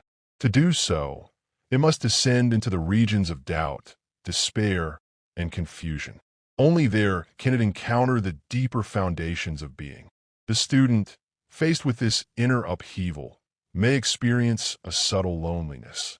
The world continues as before, but beneath appearances, everything has changed. Questions multiply faster than answers. The intellect hungers for structure, but meets paradox. The heart longs for faith, but finds complexity. In this tension, a new faculty begins to form. The capacity to live with uncertainty without despair. To live without fixed answers is the beginning of wisdom. It is also the first taste of freedom. The encounter with the psyche. The study of external reality eventually leads the seeker toward an unexpected discovery, that every perception of the world is also a perception of the self. The mind that measures nature begins to glimpse its own reflection in every phenomenon. Psychology is born the moment the observer realizes that what he studies outwardly corresponds to forces within. This realization transforms learning into contemplation. The laws of physics, the structures of biology, the stories of history, all become metaphors for the dynamics of the psyche. The universe reveals itself as mirror, and behind the apparent objectivity of science stands the mystery of consciousness itself. To study is to participate in revelation. The mind discovers that knowledge is not the conquest of reality, but a dialogue with it. The psyche, like the cosmos, is an unfolding process, a living pattern of opposites seeking equilibrium. Each discovery in the outer world reflects an awakening within the inner one. The student years thus become a symbolic journey from ignorance of the self to reverence for its depth. The intellect, humbled by its own finitude, begins to serve the greater intelligence that moves through all things. What began as curiosity becomes devotion. What began as study becomes prayer. The first glimpse of the unconscious. At the margins of this intellectual exploration, strange phenomena begin to intrude, dreams that linger with unusual vividness, moods that seem to carry meaning beyond circumstance, coincidences that feel orchestrated. The psyche begins to reveal itself as more than a rational mechanism. The unconscious, long hidden behind the facade of learning, begins to speak. It interrupts with images, emotions, and intuitions that defy the neat categories of reason. The more the intellect strives for control, the more insistent the unconscious becomes. Night after night, in dream and fantasy, it presents the symbols of transformation, journeys, deaths, rebirths, the meeting with shadow and guide. These experiences mark the first conscious encounter between ego and the greater psyche. They are unsettling because they dissolve the illusion of self-sufficiency. The student discovers that thought is not the origin of life, but its instrument. Behind every idea stands an energy that is not chosen, but given. This recognition is the seed of psychological humility. The mind, once sovereign, learns that it serves a mystery larger than itself. From this point onward, knowledge becomes not possession, but participation, a dance between conscious and unconscious, between human inquiry and the eternal wisdom within. The awakening of the inner observer. As the psyche begins to reveal its depth, a new faculty emerges, the capacity to witness thought and emotion without complete identification. This inner observer is the germ of self-reflection. It sees the movements of the mind as one might watch clouds crossing a sky. In earlier years, emotion and thought carried the consciousness entirely. Now, a space opens between experience and awareness. That space is the beginning of freedom. Through it, the psyche begins to see its own patterns, the repetition of desires, the recurrence of fears, the cycles of elation and despair. The student learns that much of what appears as external fate is in fact inner necessity. The dramas of life mirror the structure of the psyche. Outer conflict reveals inner imbalance. To study psychology in this sense is not to classify others, but to understand one's own nature as microcosm of the whole. This insight, once gained, alters the meaning of education itself. Learning ceases to be preparation for life and becomes life itself. Every challenge, every relationship, every confusion becomes a lesson in the curriculum of the soul. The shadow of knowledge, the first descent into the depths. The light of new understanding always awakens its shadow. Every revelation of truth casts in a sharper relief what has not yet been seen. As intellect expands, so does the territory of the unknown. The psyche responds to this widening light with an equal and opposite movement, a calling down into the depths. This descent marks the first true crisis of the student years. The shadow arises whenever the conscious mind defines itself too narrowly. It contains all that the growing personality excludes, emotions dismissed as childish, desires judged unworthy, instincts that contradict the social or intellectual image one has built. As the student crafts an identity, clever, disciplined, moral, rational, the psyche collects its opposites in the unconscious. What is rejected does not disappear, it waits. At first, the shadow appears indirectly. It surfaces in dreams, in sudden irritations, in the fascination with figures who embody what consciousness condemns. It appears in projections, those judgments and attractions that reveal what the ego cannot yet claim as its own. Each projection is a mirror. The world becomes crowded with disowned fragments of the self. The intellect may try to explain these disturbances away, but explanation cannot dissolve them. The shadow demands recognition, not interpretation. It insists that growth must include, not exclude. Every suppressed quality carries a portion of life's energy. To reclaim it is to recover vitality. The temptation of inflation. When the intellect first glimpses the depth of the psyche, it often responds with intoxication. The discovery of inner worlds can produce a sense of limitless power. Knowledge becomes magic. Understanding becomes divinity. The student may mistake insight for omniscience. This state of inflation is a necessary but dangerous phase. The ego, dazzled by its own discoveries, expands beyond its natural boundaries. It identifies with the very forces it has begun to perceive. Mystical language calls this temptation the fall of Lucifer, the light-bearer who forgets the source of his light. Inflation manifests as arrogance, as the conviction of being uniquely chosen, or as the belief that intellect can master the unconscious. In reality, it is the last defense of the ego before surrender. The psyche, through painful contradiction, will soon correct it. Every inflation is followed by deflation. The humbling realization that human understanding, however profound, remains partial. Through this oscillation between exaltation and despair, the student learns the rhythm of true knowledge. Wisdom is not attained through triumph, but through balance, through the quiet awareness that both light and darkness belong to the whole. The encounter with suffering. In the midst of intellectual pride or spiritual enthusiasm, life intervenes.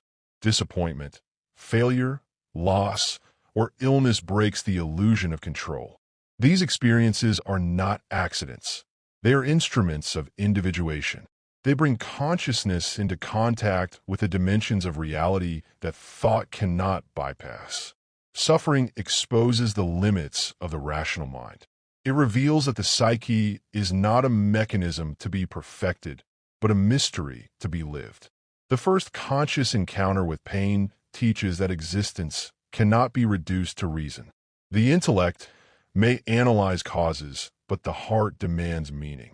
When faced with genuine sorrow, the psyche begins to speak its deeper language. Dreams darken, symbols of death and rebirth emerge. Something within seeks renewal. The old orientation, confidence in knowledge and control, no longer suffices. What the ego experiences as breakdown is often the self's effort to widen consciousness. The student learns, through suffering, that growth is not accumulation but transformation. The wound becomes the teacher. Each crisis forces a surrender of certainty, allowing the inner life to reveal its autonomy. The voice of the unconscious. During these inner trials, the unconscious intensifies its communication. The psyche sends messages through dream, synchronicity, and emotion. Patterns of coincidence begin to accompany interchange, as if the outer world mirrors the secret movement within. These experiences cannot be forced or predicted. They are spontaneous manifestations of meaning, eruptions of order from beyond the conscious mind. Jung named this phenomenon synchronicity, the coincidence of inner and outer events connected by significance rather than cause. To the developing student, such experiences bring both wonder and unease. They suggest that the psyche is not confined to the skull, that consciousness participates in a field larger than the individual. The barrier between in here and out there grows porous. Life begins to appear as dialogue between ego and self, between temporal and eternal. The challenge is to receive these revelations without inflation or superstition. The unconscious does not wish to dominate consciousness, but to complete it. It seeks relationship, not possession. The mind must learn to listen symbolically, to treat each image, dream, or coincidence as a message rather than a command. Through this symbolic attitude, a new kind of knowledge is born, not analytical, but contemplative, not deductive, but relational. The student begins to perceive that the psyche speaks in the language of metaphor, and that reality itself may be symbolic. The first glimpse of a self. Amid these experiences of disorientation and renewal, there arises at moments a strange stillness, an awareness of a presence that is both within and beyond. It is not the voice of thought, nor the flux of emotion, but a deeper center around which all opposites move. This center is what Jung called the self, the totality of the psyche, the hidden pattern of wholeness guiding development. In early life, it appears only as intuition, as a sense of inner orientation, or as the feeling of being watched over by an unseen intelligence. In the student years, the self reveals itself through glimpses, a dream of radiant light, a moment of profound peace, an encounter that feels destined. These experiences do not grant final understanding. They awaken trust. They suggest that behind the chaos of growth there is order, a living purpose that seeks realization through the individual. The recognition of the self is the turning point in all spiritual development. The ego begins to understand that it is not master, but servant of a greater design. From this point forward, education becomes vocation, the conscious cooperation with the process that the self has already begun. The expansion of vision, when knowledge meets mystery. The first revelation of the self alters the meaning of study. Learning ceases to be the accumulation of facts and becomes participation in an unfolding pattern. The mind recognizes that ideas are not invented, but discovered, archetypal forms rising from a collective field of meaning. To think is to listen. To observe is to remember what the soul already knows. At this stage, the student perceives that symbols recur across every discipline. The circle of geometry, the cycle of biology, the eternal return of myth, each points to the same principle. The psyche seeks wholeness. Every system mirrors the pattern of creation, and behind each pattern stands the image of the self. This dawning awareness produces a subtle shift in consciousness. The outer world no longer appears random or mechanical. It becomes transparent, luminous with significance. Every object conceals a correspondence. Every encounter feels timed by an invisible rhythm. The universe, once studied as object, reveals itself as mirror. Through this mirror, the student begins to perceive the intimate relationship between thought and destiny.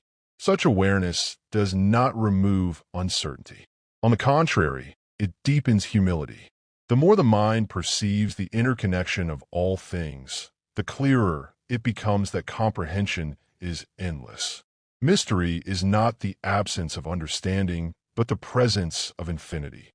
The student's task is not to conquer the unknown, but to serve it through reverent attention.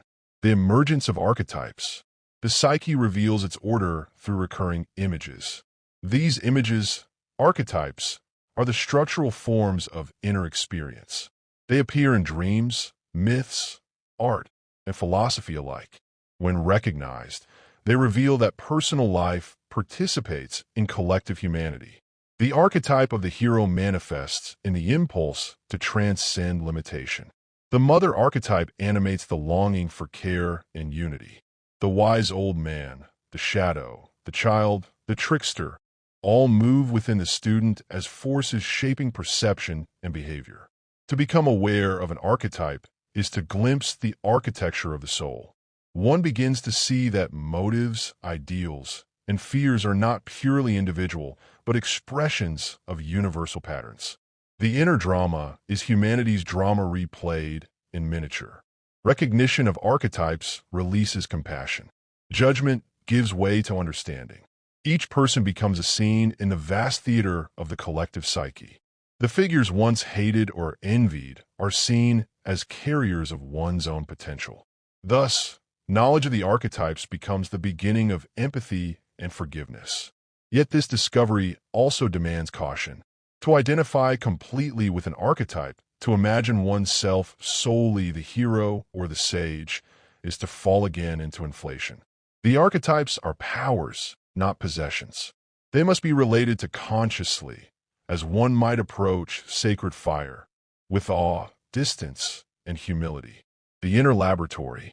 Psychological insight matures through observation of the psyche in action. The student begins to treat thoughts and emotions as phenomena to be studied rather than obeyed. Each mood becomes a specimen of the soul's chemistry. Anger reveals boundaries. Envy exposes unlived potential, Anxiety indicates separation from inner order. Life itself becomes a laboratory of transformation. In this laboratory, experience replaces doctrine. Truth is tested not by argument, but by resonance. When an idea corresponds to reality, the psyche responds with harmony, a quiet certainty felt rather than reasoned. When false, a subtle dissonance appears, a resistance from the depths. Thus, the unconscious acts as inner compass, guiding the intellect toward authenticity. Such experimentation produces the beginnings of inner freedom. The student learns that thoughts are instruments, not masters. Emotions are messages, not enemies. This discernment opens the door to genuine self-knowledge, the ability to distinguish the voice of the self from the noise of fear or habit. The true study of psychology is therefore not external classification, but internal participation. The student becomes both researcher and subject, experiment and result. Knowledge transforms being, and being in turn transforms knowledge. Every discovery changes the discoverer. The conflict between spirit and system. The more the student perceives the living mystery behind all forms, the more difficult it becomes to rest within any single doctrine. Institutions, creeds, and academic systems, built for stability, begin to feel narrow. Spirit demands movement. System demands order. Between them arises a creative tension. This conflict is inevitable. The psyche, by nature, oscillates between chaos and structure, intuition and intellect. The danger lies in choosing one side at the expense of the other. When spirit rejects system entirely, it dissolves into formlessness. When system denies spirit, it becomes lifeless. The balance of these forces constitutes the art of wisdom. In the student years, this tension often expresses itself as frustration with authority. Teachers represent external law. The awakening psyche represents inner law. Their conflict mirrors the eternal dialogue between ego and self, between human limitation and divine potential. If lived consciously, this conflict becomes the forge of individuality.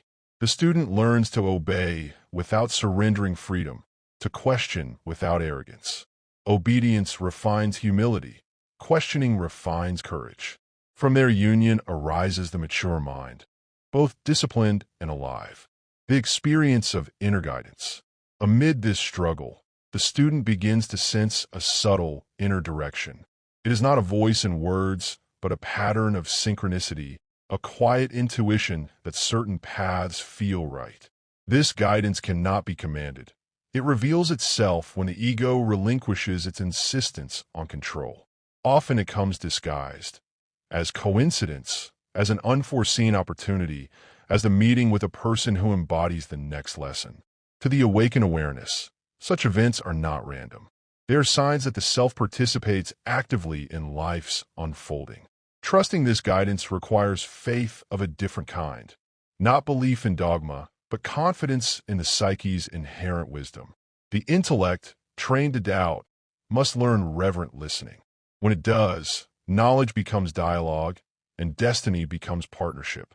The silence before transformation.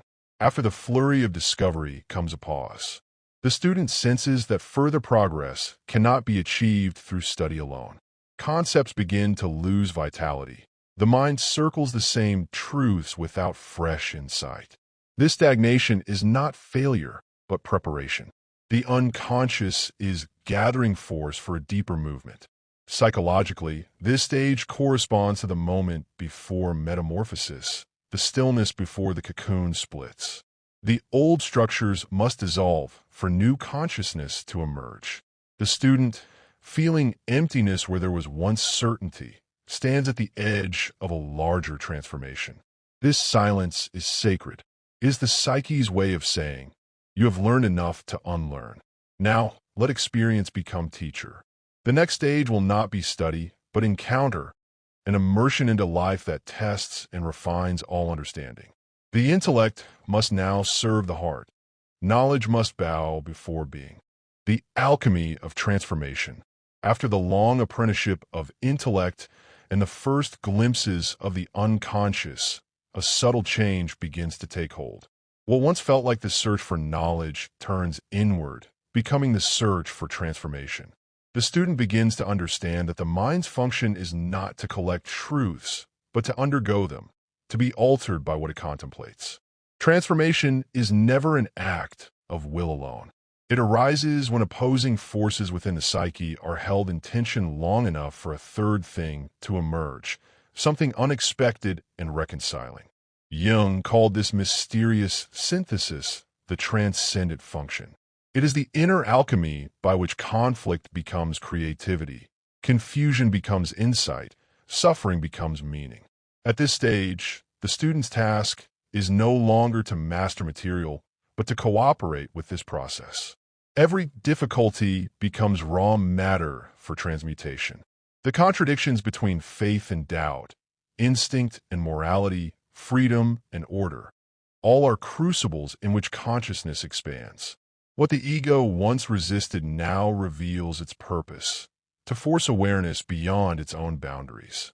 Through this discipline of inner observation, the psyche begins to reorganize itself around a deeper center. The mind discovers that the solution to conflict lies not in choosing one pole, but in realizing the whole that contains both. From this realization arises a new kind of peace, not the peace of ignorance, but of comprehension, the awakening of vocation. As transformation deepens, a direction begins to clarify. It does not come as external command, but as inner necessity. A person may study many subjects, yet one field draws the soul with unexplainable magnetism. This attraction is not arbitrary. It reflects the pattern of the self seeking expression in the world. Vocation reveals itself through the confluence of talent, fascination, and destiny. It is the activity through which inner meaning becomes outer form. The call may first appear as curiosity, later as compulsion. To ignore it breeds restlessness. To follow it brings integration. When a student recognizes vocation as symbol rather than ambition, work itself becomes sacrament. Every discipline can serve the same purpose, to mediate between spirit and matter, between psyche and world. The healer, the artist, the scientist, and the philosopher all enact the same mystery, the transformation of unconscious energy into conscious creation. True vocation, therefore, transcends profession. It is the ongoing dialogue between the self and the outer life. Through it, knowledge ripens into wisdom, and experience becomes revelation. Integration of intellect and soul. By the end of the student years, the psyche has traversed a vast landscape. From a naive faith of childhood to the critical clarity of intellect, from the discovery of the unconscious to the first intimations of wholeness. The challenge now is integration, to reconcile the two great principles of consciousness, thinking and being.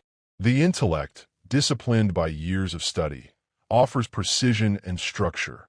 The soul, awakened by inner experience, offers depth and meaning. Each without the other is incomplete. The intellect without soul becomes sterile rationalism. The soul without intellect dissolves into chaos. Integration unites them in service of the self. This union does not occur through suppression, but through dialogue. The mind learns to listen to symbols, and the soul learns to articulate intuition. Rational analysis and imaginative vision alternate like inhalation and exhalation. Out of their rhythm emerges wisdom, the capacity to perceive truth both logically and mythically. In this integration, the world itself changes aspect. Science and spirituality no longer appear as enemies, but as complementary expressions of one reality. Knowledge becomes sacred again, and faith becomes intelligent. The student, standing at the threshold of adulthood, realizes that learning and enlightenment are one continuous movement. The inner marriage. Psychologically, this integration symbolizes the coniunctio oppositorum, the inner marriage of opposites. The conscious ego unites with the unconscious, the masculine principle of intellect with the feminine principle of intuition.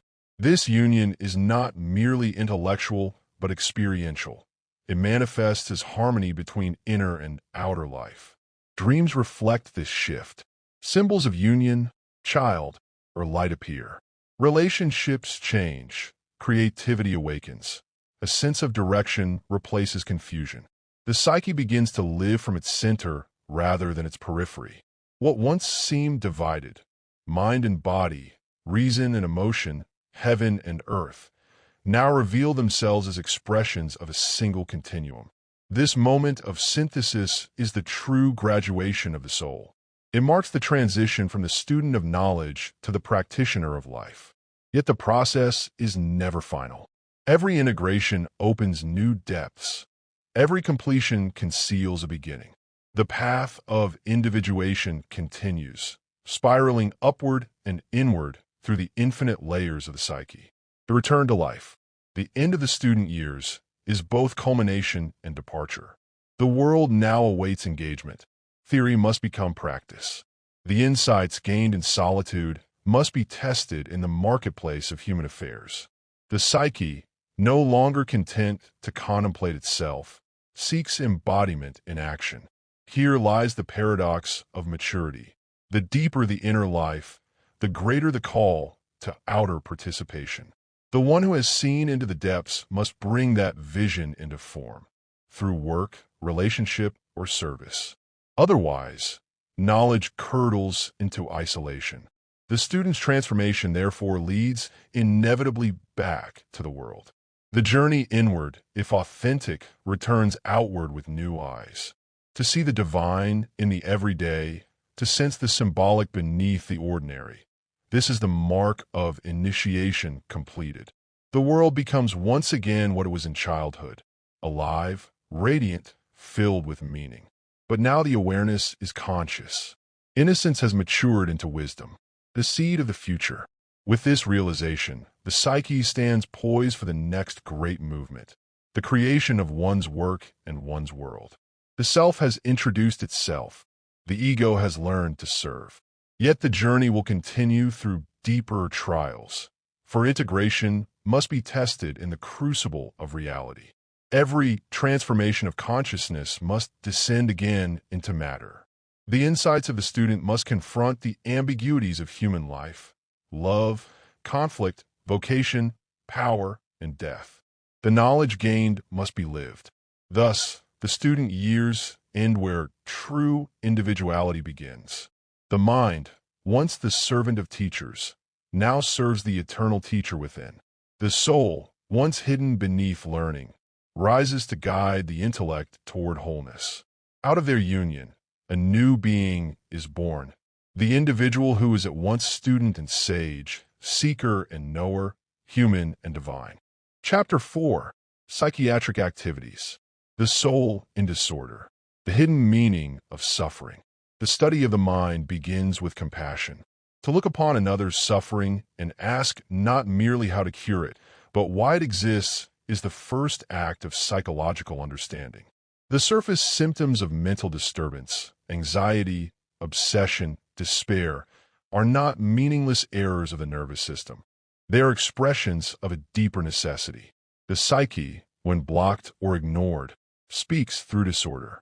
The first task of psychiatry, therefore, is not to silence the symptom, but to listen to it.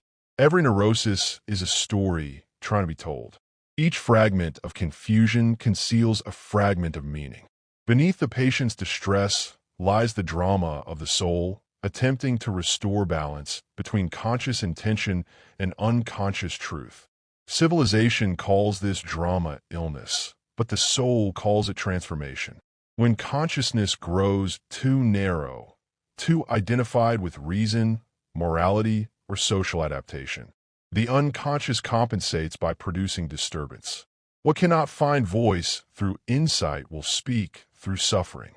In this sense, neurosis is the effort of life to heal itself from the tyranny of one-sidedness. The psychiatrist who grasps this principle ceases to be mere technician and becomes interpreter. He learns that every delusion is metaphor, every anxiety a symbol. The goal is not suppression, but translation.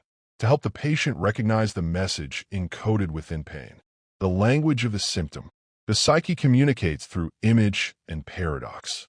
A symptom that appears absurd to reason may reveal perfect logic when understood symbolically.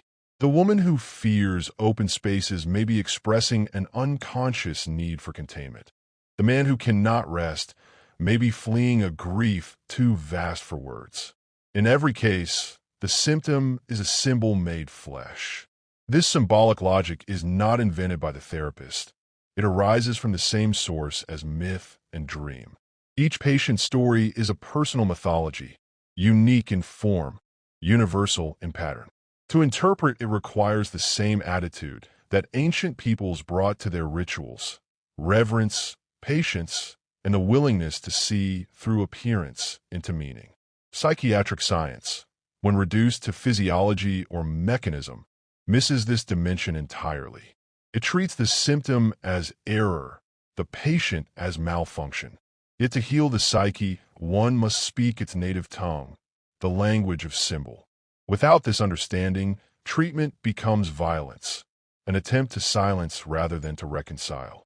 In symbolic terms, the symptom is a bridge between the conscious and the unconscious. To destroy it prematurely is to destroy the bridge before the traveler has crossed.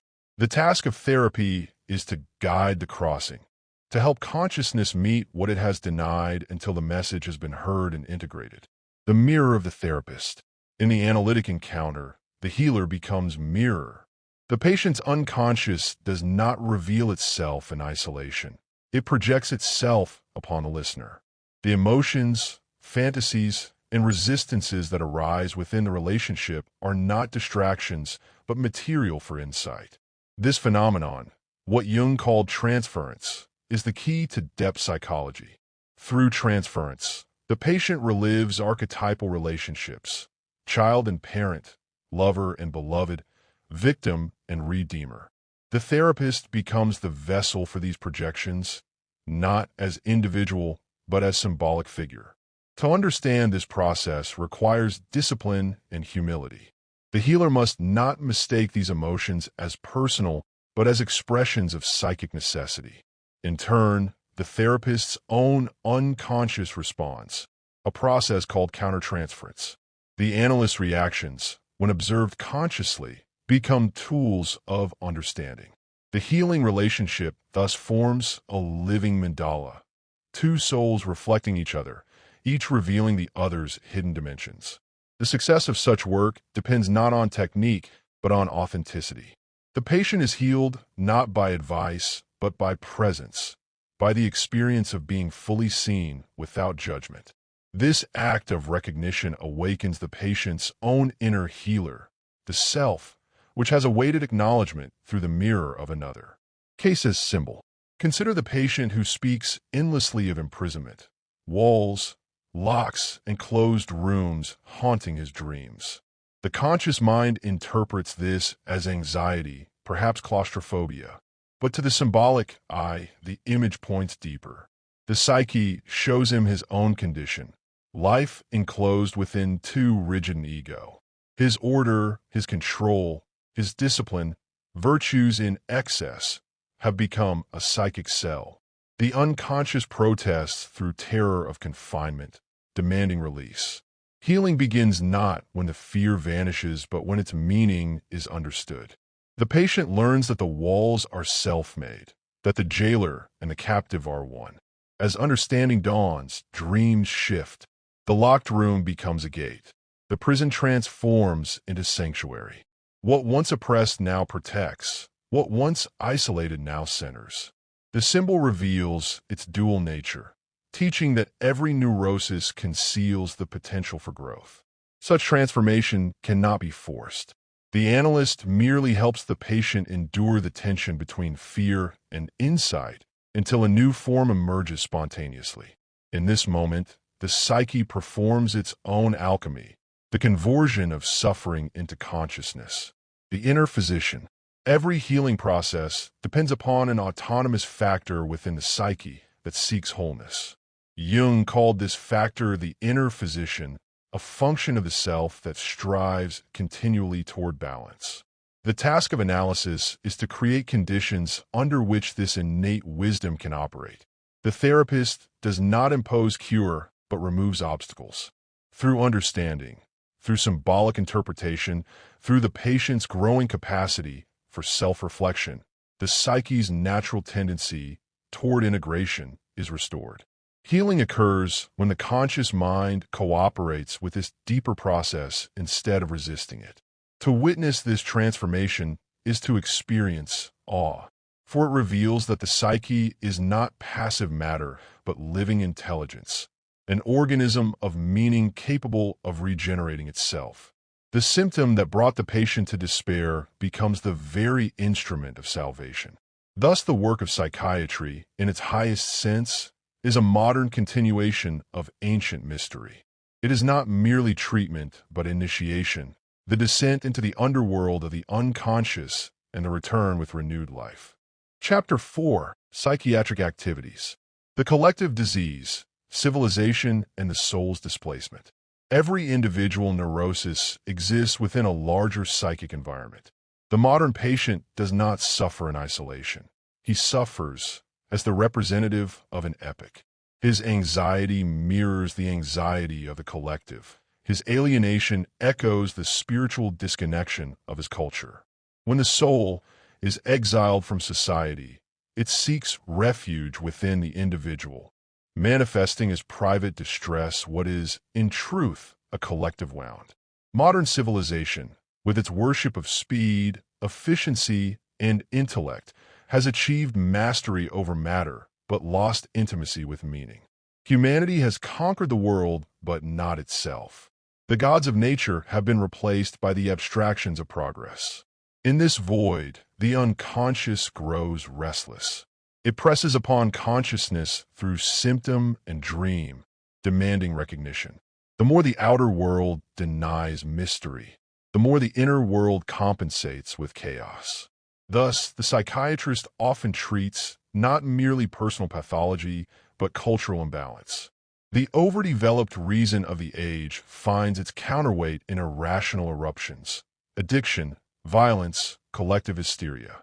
The task of the modern healer is therefore double: to aid the individual in reconciling his personal psyche and to remind humanity of its forgotten soul. In this sense, every patient becomes symbol. Each reveals a specific distortion of the collective spirit, an aspect of the world's illness seeking redemption through one life. Dreams as the royal road of the soul. Among the expressions of the unconscious, dreams remain the most direct and instructive. Their language is older than speech, older than reason, an inheritance from the dawn of consciousness. In dreams, the psyche dramatizes its condition in images both personal and archetypal. A recurring dream of falling, for instance, may signify loss of control, but also descent, an invitation to humility and reconnection with instinct. A dream of flight might reveal not escapism, but the psyche's attempt to restore freedom under the weight of repression. The wise interpreter does not fix meaning by formula, but listens for the living symbol within each image. The meaning is revealed not by analysis alone, but by resonance, what the dream stirs within the dreamer. Dreams are not random fictions. They are the nightly speech of the self, seeking dialogue with consciousness. To neglect them is to ignore the most faithful messenger of the inner life. In analysis, as the patient learns to attend to dreams, the psyche begins to guide its own healing. The dream becomes teacher, the therapist becomes translator. When interpreted correctly, a dream often anticipates the next stage of transformation. It may reveal the pattern of an approaching crisis or offer the symbol that will resolve it. Thus, dream work is not passive reflection, but active participation in the unfolding of individuation. Patient archetypes, the eternal dramas of the psyche. Beneath individual histories, certain recurring configurations appear, patterns so ancient that they seem to belong to the fabric of human nature itself. These are the archetypal syndromes of the soul, not diseases, but mythic dramas replayed in personal form. The perfectionist, for example, suffers under the image of the inner lawgiver. Haunted by an ideal of purity, he suppresses instinct until life loses vitality. His neurosis expresses the eternal conflict between spirit and nature. Healing requires the rediscovery of imperfection as path to wholeness. The victim enacts the myth of sacrifice. Through repeated suffering, she unconsciously seeks redemption or meaning. Her endless misfortune conceals a spiritual aspiration, the longing to reconcile opposites through endurance. The task of analysis is to reveal the hidden strength within her passivity, the wisdom of surrender transformed into conscious choice. The seeker embodies the archetype of the wanderer. His dissatisfaction with all certainties masks an instinct for transcendence. He flees stability not from weakness but from destiny. His symptom, restlessness, is the soul's refusal to settle for half-truth. When this energy is understood, it becomes vocation, the journey toward the self. The controller, conversely, manifests the fear of chaos. He clings to intellect, suppressing emotion, constructing order at all costs. His breakdowns are eruptions of the repressed feminine principle, the return of feeling demanding to be honored. His healing lies in the rediscovery of trust. Each of these patterns is timeless. They appear not only in patients but in myths, literature, and history. Recognizing them allows the therapist to see the individual not as deviant, but as participant in humanity's ongoing myth. The symptom becomes initiation, the illness becomes symbol. The descent as healing. All genuine transformation involves descent. The patient must descend into the dark places of the psyche where fear, rage, and grief dwell. Modern society calls this regression. In truth, it is return to origins, to instinct, to the soil of the soul. Just as a tree must root downward to grow upward, so must consciousness descend to depths before it can rise renewed. This descent is often accompanied by despair. The ego resists dissolution, it fears annihilation. Yet the unconscious does not seek destruction, but integration. The darkness that terrifies is not evil, but fertility, the womb of renewal. The myths of Orpheus, of Christ in the tomb, of Inanna in the underworld all testify to this archetypal necessity. There can be no resurrection without descent. The therapist, accompanying the patient through this journey, serves as psychopomp, a guide through the night of the soul. He must know the terrain from his own experience. Otherwise, his presence lacks authority. Only the one who has faced his own darkness can stand calmly before another's. Empathy without self-knowledge becomes sentimentality. True compassion is born from shared humanity in suffering. When the patient endures the descent consciously, the unconscious begins to release its treasures. Forgotten memories return, long repressed emotions find expression, and dreams shift from terror to illumination. Out of the depths arises a new symbol, a sign of the self emerging through pain. The symbol of the wounded healer. Every healer carries his own wound. It is this wound that grants the power to understand. Without suffering, compassion remains theoretical. Without inner conflict, wisdom remains abstract. The myth of Chiron, the wounded centaur, reveals the paradox. The healer's pain becomes the source of healing for others. In practice, this means that the therapist's effectiveness depends not on perfection, but on authenticity. His own struggles, consciously integrated, form the bridge of empathy between him and the patient. Healing flows through mutual recognition, the acknowledgement that both stand before the same mystery of the psyche. The patient, sensing this authenticity, dares to face what was once unbearable. The analytic room becomes sacred space, not because of technique, but because of presence, the shared participation in the eternal drama of wounding and renewal. The final lesson is humility. The healer cannot cure. He can only assist the psyche's own process of balance. To heal is to witness the self at work, to participate in the unfolding of divine order within human pain. Madness and revelation, the psyche's extreme language. When the balance between consciousness and the unconscious collapses, the psyche speaks in its most extreme dialect. This condition, which the world calls madness, may appear as chaos to the rational mind, yet within it lies a tragic order. The symbols that appear in delusion and hallucination are not arbitrary fabrications. They are revelations for which the ego lacks the strength to bear full awareness. Every psychosis is an eruption of archetypal material into ordinary consciousness. The walls between inner and outer break down, and the mythic floods the mundane. The afflicted person becomes living myth, possessed by gods, persecuted by demons, enthroned as savior, or annihilated by cosmic forces. What the mystic endures in ecstasy, the psychotic suffers without containment. To dismiss these experiences as mere pathology is to blind ourselves to the psyche's depth. In their distorted way, they represent humanity's ancient encounter with the numinous, the overwhelming power of the sacred. The difference between revelation and madness lies not in content, but in relationship. The mystic surrenders consciously to the divine. The psychotic is seized by it. Where one dances with the fire, the other is consumed by it. Thus, the psychiatrist's task is to help restore the vessel of consciousness strong enough to contain the numinous experience. Healing requires re-establishing the boundaries between worlds without denying the truth that those worlds exist. The patient must learn to relate to the archetypal forces, not to identify with them.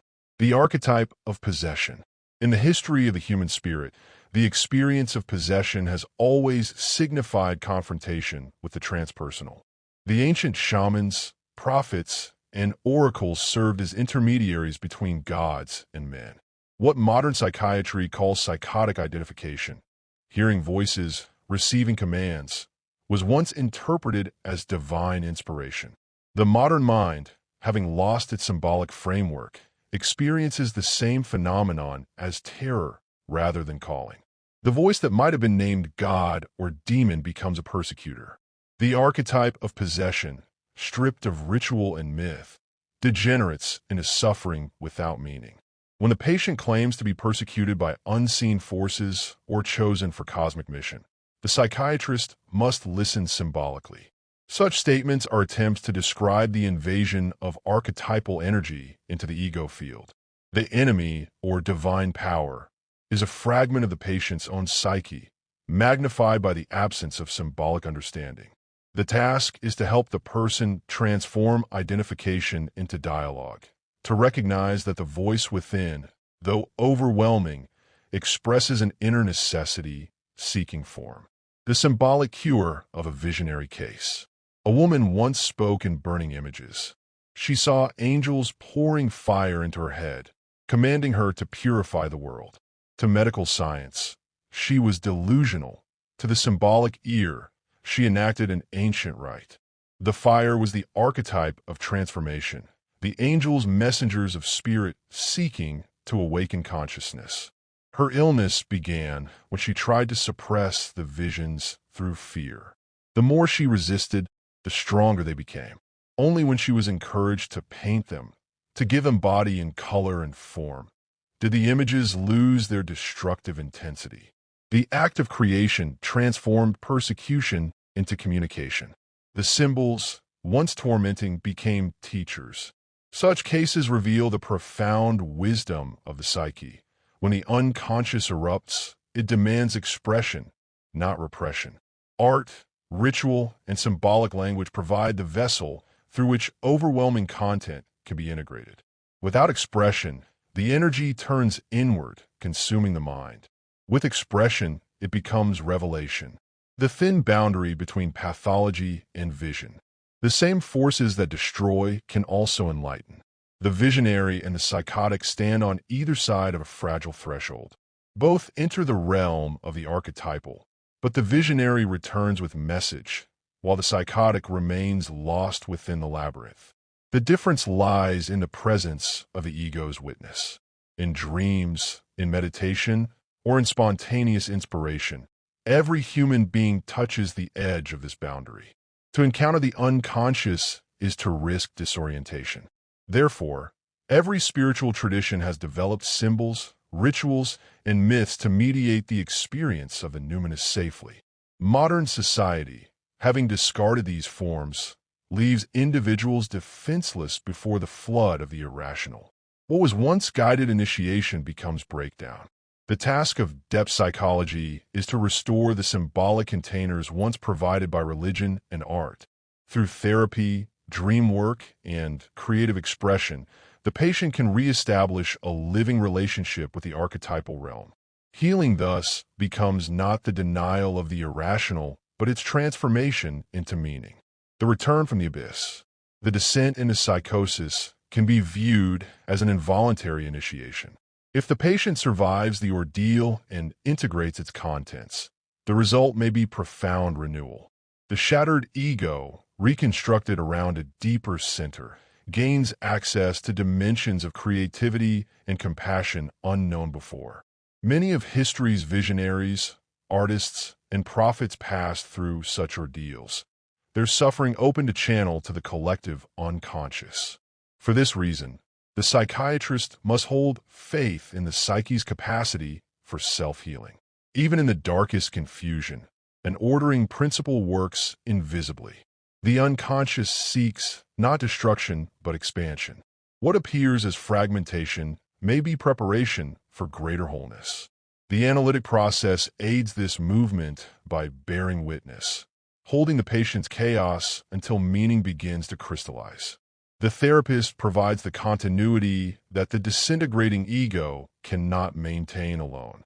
Slowly, the patient learns to differentiate inner and outer, symbol and literal fact, until the world regains coherence. Out of darkness, the self emerges again, clothed in new humility and wisdom. The soul's demand for meaning. Ultimately, every psychiatric crisis reveals the same truth. The psyche demands meaning. The human being cannot live by reason alone. Consciousness must be nourished by purpose. When this nourishment is withheld, the soul revolts, even at the cost of sanity. The modern epidemic of emptiness, anxiety, and despair reflects the starvation of meaning in collective life. People who have everything materially still suffer spiritually. Their symptoms are the cries of the self longing for renewal of connection with others, with nature, with the eternal. The therapist's work, therefore, is not merely to restore function, but to help recover meaning. Healing occurs when the patient perceives suffering as participation in the universal drama of transformation. To find purpose within pain is to awaken from madness into wisdom.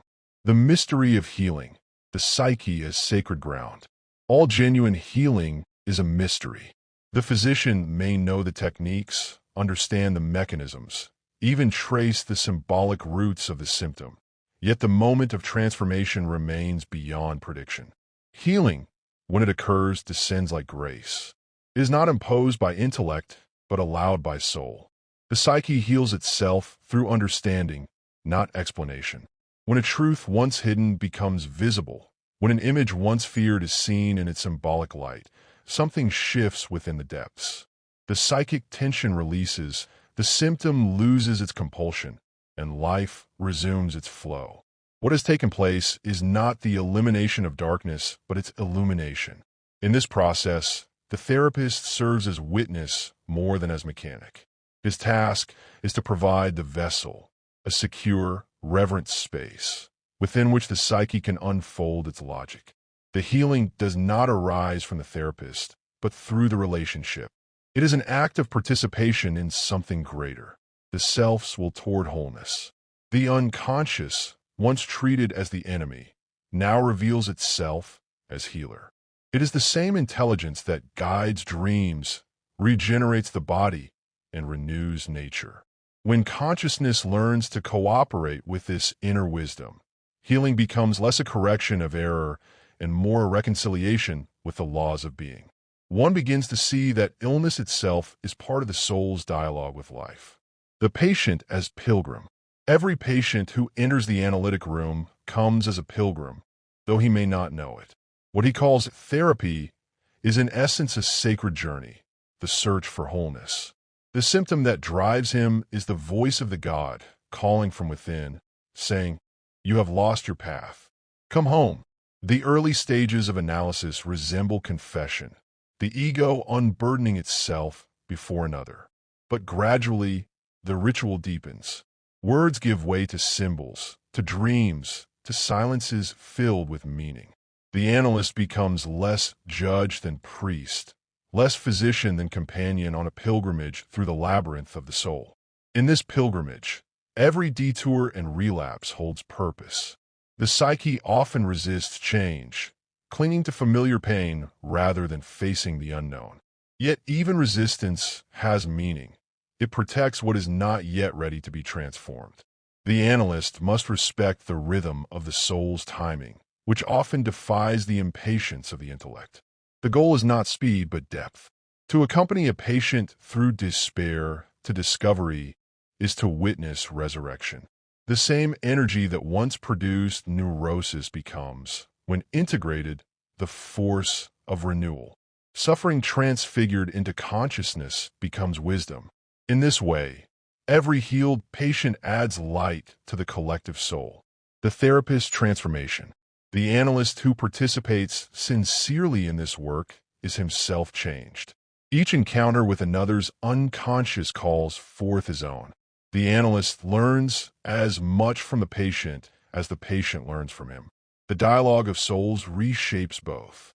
For this reason, the healer's own analysis and inner work are indispensable.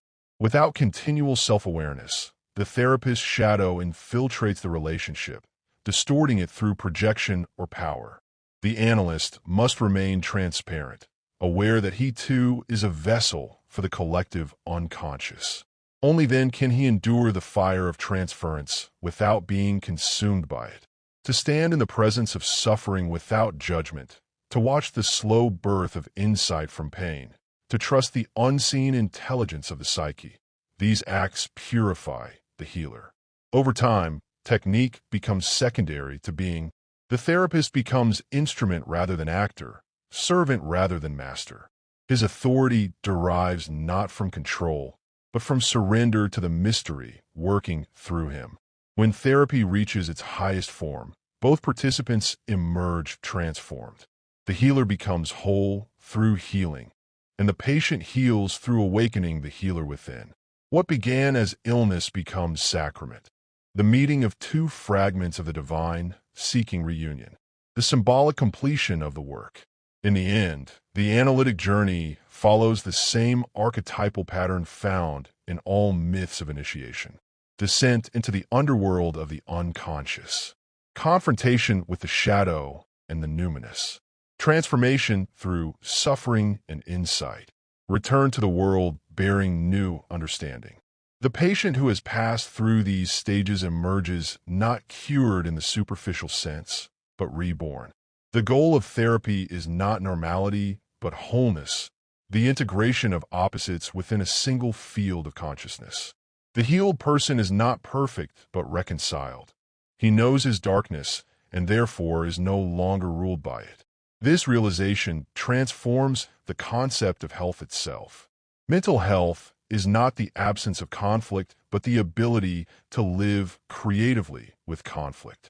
The soul remains dynamic, never static. Its vitality depends on tension consciously endured. The one who can hold the opposites, joy and sorrow, faith and doubt, strength and vulnerability, lives from the center rather than the periphery. This is psychological maturity. This is spiritual freedom. The reconciliation of science and soul. The modern healer stands at a crossroads. Science offers precision, method, and clarity. The soul demands reverence, imagination, and meaning. To serve both without betrayal is the calling of depth psychology. Science, when purified of arrogance, becomes an instrument of humility, a way to approach the unknown carefully, without superstition but with awe. The soul, when grounded in method, gains embodiment. It ceases to float in abstraction. The true physician of the psyche unites these two principles. He is both empiricist and mystic, both observer and participant. When psychiatry forgets the soul, it becomes mechanics without mercy. When mysticism rejects science, it dissolves into chaos. The reconciliation of these opposites restores the full dignity of the human being, a creature of flesh and spirit, of neuron and symbol, of time and eternity. In this union, the ancient art of healing is renewed. The psychiatrist becomes what the shaman once was, mediator between worlds. His instruments are not drum and chant, but dialogue and dream. Yet the essence is the same, to restore harmony between the visible and invisible realms. The final vision, healing as participation in wholeness. At the summit of understanding, healer and patient alike perceive that there is, in truth, no isolated self to heal. The psyche of one is interwoven with the psyche of all. Each individual transformation contributes to the evolution of collective consciousness. Every reconciliation of opposites within a single soul lessens the division in the world. Healing is thus a cosmic act. Through each integration, the self of humanity grows more conscious of itself. The work done in the quiet of a consulting room echoes invisibly through the fabric of existence. Where understanding replaces fear, light enters the collective shadow. To participate in this process is the highest privilege. For in healing others, one glimpses the eternal law of the psyche. The consciousness, born of darkness, must continually return to it in love. The therapist, the patient, and the mystery they serve are one movement of life seeking awareness of itself. Every analysis, every moment of insight, every dream interpreted with reverence contributes to this vast unfolding. When this truth is grasped, psychiatry ceases to be a profession and becomes devotion, the worship of the divine pattern that speaks through human suffering, forever seeking its own completion in the heart of consciousness. Chapter 5, Sigmund Freud. The meeting of two principles, the father and the son of the psyche. There are moments in history when two human beings meet and, through their dialogue, the collective psyche speaks to itself. Such encounters are not personal accidents, but archetypal events, manifestations of cosmic polarity seeking expression in time. The meeting between Freud and Jung belongs to this order. It was less the interaction of two men than the confrontation of two worldviews, the ancient instinct of matter and the emerging intuition of spirit. Freud stood as the prophet of depth, the explorer of the dark foundation of human behavior. He descended into the labyrinth of instinct, exposing the desires and fears that civilization had buried beneath its moral architecture. His courage lay in naming what humanity denied. In doing so, he restored to psychology its forgotten roots in the body, in sexuality, in the primordial urge toward life. Yet in Freud's vision, the psyche was almost entirely biological. Spirit, to him, was sublimated instinct, a transformation of libido, not its source. The unconscious was a storehouse of repressed material, not a realm of mystery. For Freud, healing meant bringing instinctual truth into daylight. For Jung, it would come to mean reconciling the light with the eternal beyond. The attraction between these two temperaments was inevitable. The father of psychoanalysis recognized in the younger man not only intellect but intuition, the promise of a successor who could carry the fire forward. Jung, in turn, saw in Freud the embodiment of authority, a thinker who dared to expose the hypocrisy of the age and who faced the shadow of humanity without flinching. Their bond was more than friendship. It was the ancient pattern of father and son, master and disciple, renewal and rebellion. Every such relationship contains within it the seed of both creation and conflict. The father principle represents order, structure, the known. The son embodies movement, expansion, and the as yet unknown. The psyche demands their meeting, for without the father, there is chaos. Without the son, stagnation. But the meeting cannot last indefinitely. The son must eventually transcend the father, not out of rejection, but out of necessity, the eternal rhythm of evolution within consciousness. The birth of psychoanalysis as myth. Psychoanalysis began not as a science, but as a mythic act, the first modern attempt to bring the underworld of the soul into awareness. It was Promethean in essence, an audacious theft of fire from the gods of repression. In Freud's work, humanity once again looked into the abyss and named what it saw: desire, aggression, the will to power, the fear of death. He was the modern Orpheus, descending to Hades with the torch of reason. But reason alone cannot sustain the descent. Freud's vision, magnificent in its clarity, risked turning the infinite psyche into a closed system of instincts and mechanisms. His science became a fortress against the unknown, the unconscious stripped of its divinity. For Jung, this represented both the brilliance and the limitation of the father's legacy, illumination of the depths without acknowledgement of their sacredness. The relationship between Freud and Jung, thus, symbolized the crisis of Western consciousness itself, the conflict between a worldview grounded in materialism and one seeking reconciliation with spirit. Their dialogue carried within it the unspoken drama of civilization, the question of whether man is merely the product of instinct or the instrument of meaning. The archetype of the father. Freud, in Jung's inner cosmology, represented more than a mentor. He embodied the father archetype, the old king who rules through intellect and law. This figure bestows knowledge and authority, but also demands allegiance. To encounter him is to face the psychic structure that gives form to thought, but restricts its freedom. The father's commandment, thus far and no further, guards the order of the known, but forbids the chaos of revelation. The disciple's soul, however, is driven by another archetype, that of the son, the redeemer who must question, expand, and ultimately dissolve the boundaries set by the father. The son does not destroy, he fulfills. Yet from the father's perspective, fulfillment appears as betrayal. Within this symbolic framework, the relationship between Freud and Jung becomes the enactment of an eternal myth.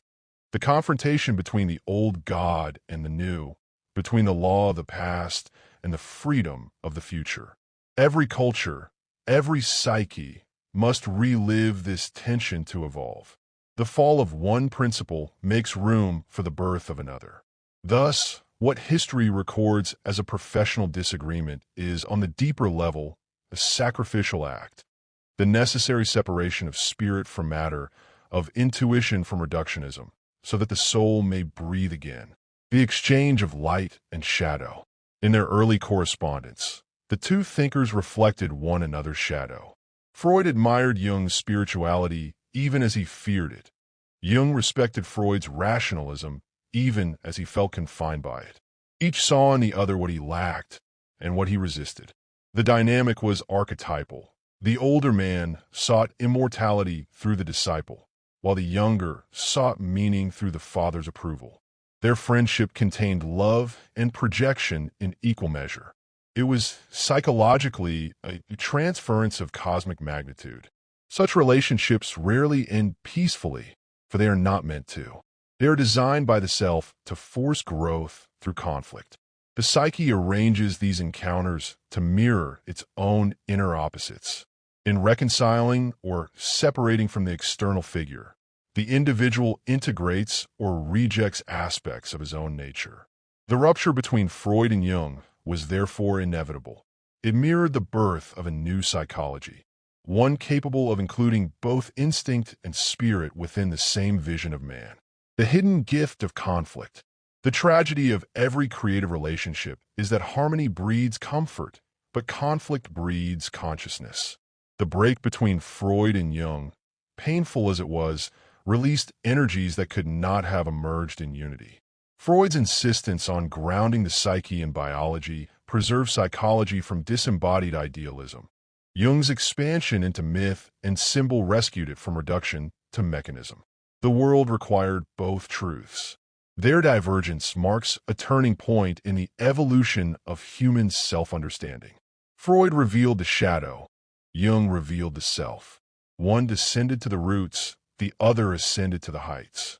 Together, they formed the vertical axis of modern depth psychology, Instinct below, spirit above, and the tension between them continues to animate the field today. The psychic father and son parted, but their work remained two halves of a single whole. The reconciliation of their visions belongs not to history, but to the future, to the human being who can hold instinct and spirit in one consciousness without fragmentation. This, in essence, was Jung's destiny, to complete the circle his mentor had begun. The Golden Alliance, the birth of a shared vision. The first meeting between the two men carried the magnetic intensity of destiny. In the atmosphere of their conversation, time seemed suspended. Ideas flowed, not as argument, but as revelation. Concepts emerged as if remembered from some collective mind. Both felt the unmistakable vibration of a great synthesis about to be born. The union of Freud's clinical precision and Jung's symbolic imagination. For several years, this alliance represented the center of a new intellectual epoch. Psychoanalysis had found its prophet and its chosen disciple. The movement spread across Europe like a fire of liberation, exposing the hidden motives of human behavior. The world, long bound by moral repression, trembled as its unconscious began to speak. Freud's system offered structure, a doctrine of psychic energy, repression, and transference. Jung brought vitality, myth, religion, and a collective dimension of the soul. Together, they seemed to form the complete circle of human understanding. Freud, the master of instinct. Jung, the explorer of spirit. Yet beneath their harmony, the first tremors of difference were already stirring. Every synthesis conceals its opposite. The very closeness of their collaboration intensified the unconscious tension between them. Freud sought unity under one law, the primacy of sexual energy, while Jung perceived multiplicity, a universe of archetypes. Their partnership contained within it the seeds of both revelation and rupture. The mythic father and the chosen son. The emotional bond between Freud and Jung transcended professional admiration. It bore the unmistakable imprint of myth. Freud saw in Jung the successor who would secure the immortality of his vision. In Jung, he recognized not only talent, but youth, the promise that psychoanalysis would extend beyond his lifetime. Jung, for his part, felt the gravity of this projection. To be chosen by the father is both honor and burden. Such relationships are never purely intellectual. They reproduce, on a symbolic plane, the ancient tension between paternal authority and filial independence. The father offers initiation into power, but he also demands devotion. The son seeks guidance, yet must eventually separate to fulfill his own nature. The unconscious stages this drama whenever a new principle of life seeks to replace the old. For Freud, the role of patriarch was not merely personal, it was archetypal. His mission required disciples, not equals. To preserve the coherence of his system, he needed certainty, obedience, and unity. The movement was his body. Dissent threatened dismemberment. Thus, Jung's growing independence, his symbolic interpretations, and mystical inclinations appeared to Freud as rebellion, not of thought, but of loyalty. From Jung's perspective, the fatherly embrace that had once nurtured began to suffocate. To remain faithful to Freud's doctrine would mean betraying his own experience of the psyche. The inner call towards symbol and spirit could not be denied. The same energy that had drawn him to Freud now urged him beyond him. The disciple felt the pressure of transformation. The mentor felt the shadow of mortality. The conflict of worldviews, libido, and meaning. The theoretical divergence that would end their friendship centered upon one question. What is the nature of psychic energy? For Freud, the answer was biological. The libido was the life force rooted in sexuality, the drive toward pleasure, reproduction, and survival. All human culture, art, and religion were sublimations of this primal energy. Civilization was the product of repression, neurosis its side effect. The task of analysis was to restore balance by acknowledging the instinctual truth beneath moral disguise. Jung accepted the brilliance of this insight, but saw it as partial. To him, libido was not confined to sexuality, but represented the total energy of life, the creative impulse that animates matter and mind alike. He observed that symbols arising in dreams often carried meanings far beyond the personal, connecting the individual psyche to universal myth. Where Freud saw wish fulfillment, Jung saw revelation. The unconscious was not merely a reservoir of repressed drives. It was the womb of the spirit. This disagreement was more than scientific. It was metaphysical, a confrontation between two philosophies of existence. Freud, heir of the Enlightenment, sought explanation through reduction to the tangible. Jung, heir of Romanticism, sought expansion through the rediscovery of mystery. Freud's psyche was horizontal, stretched between desire and repression. Jung's was vertical, spanning matter and divinity. The difference between them was the difference between analysis and alchemy, between diagnosis and transformation. Letters as mirrors of the psyche. Their correspondence during these years forms one of the most illuminating dialogues in modern thought.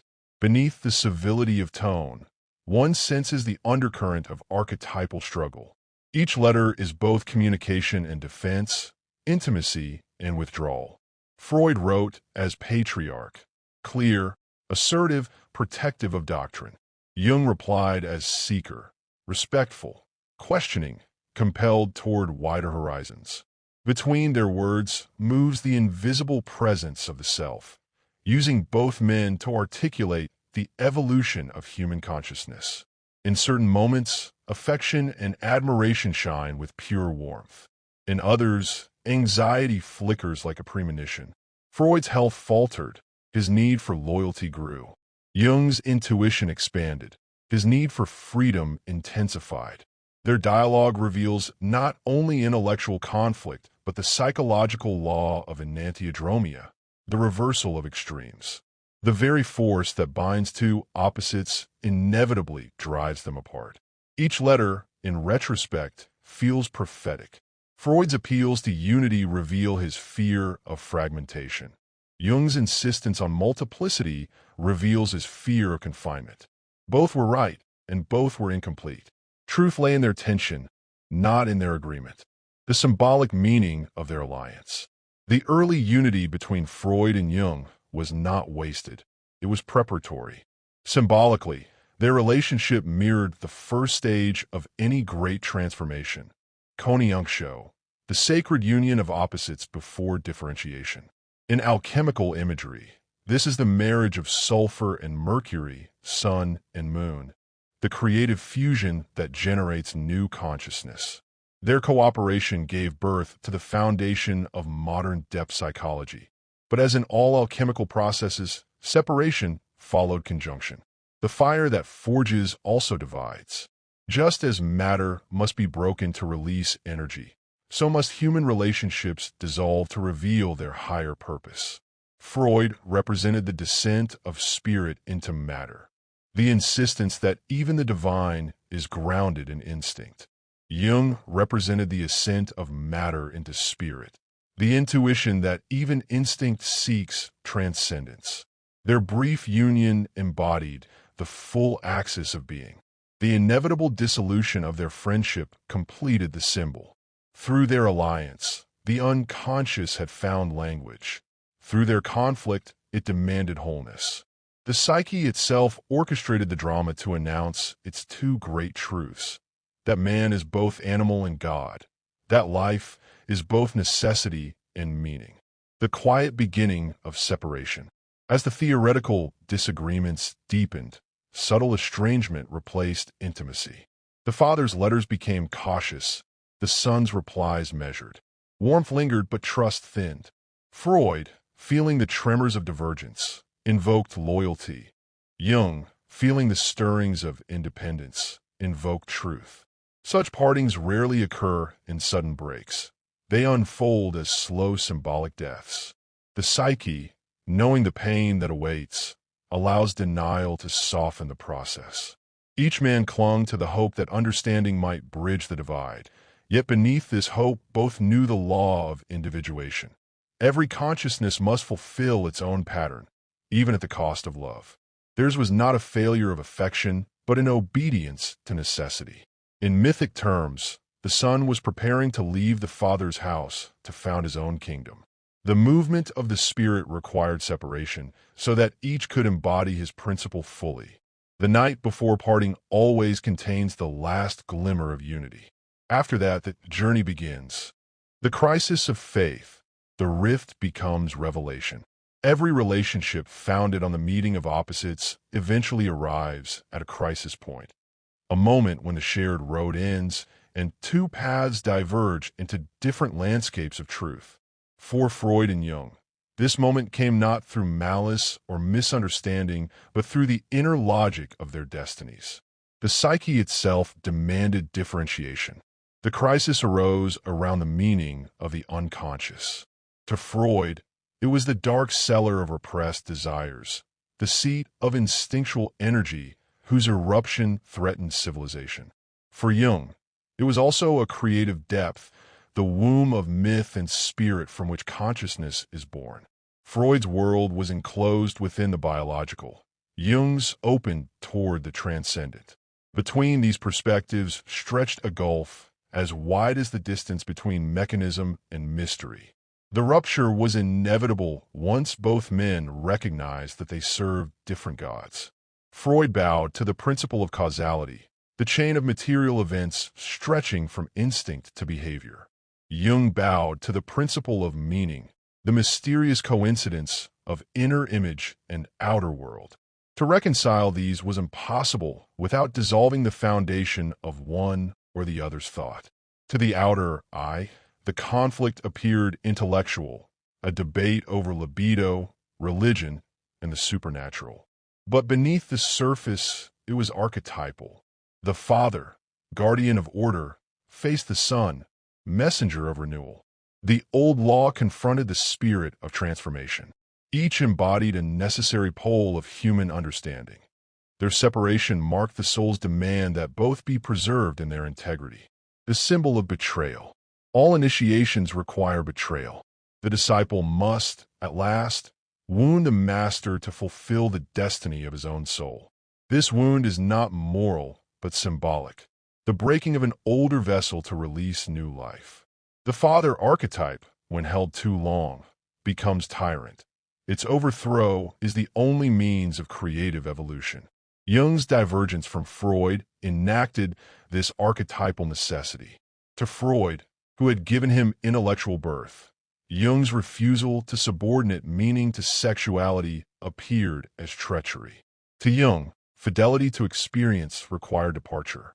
The betrayal was mutual and sacred, for it mirrored the timeless process by which consciousness renews itself. Every myth bears the echo of this necessity.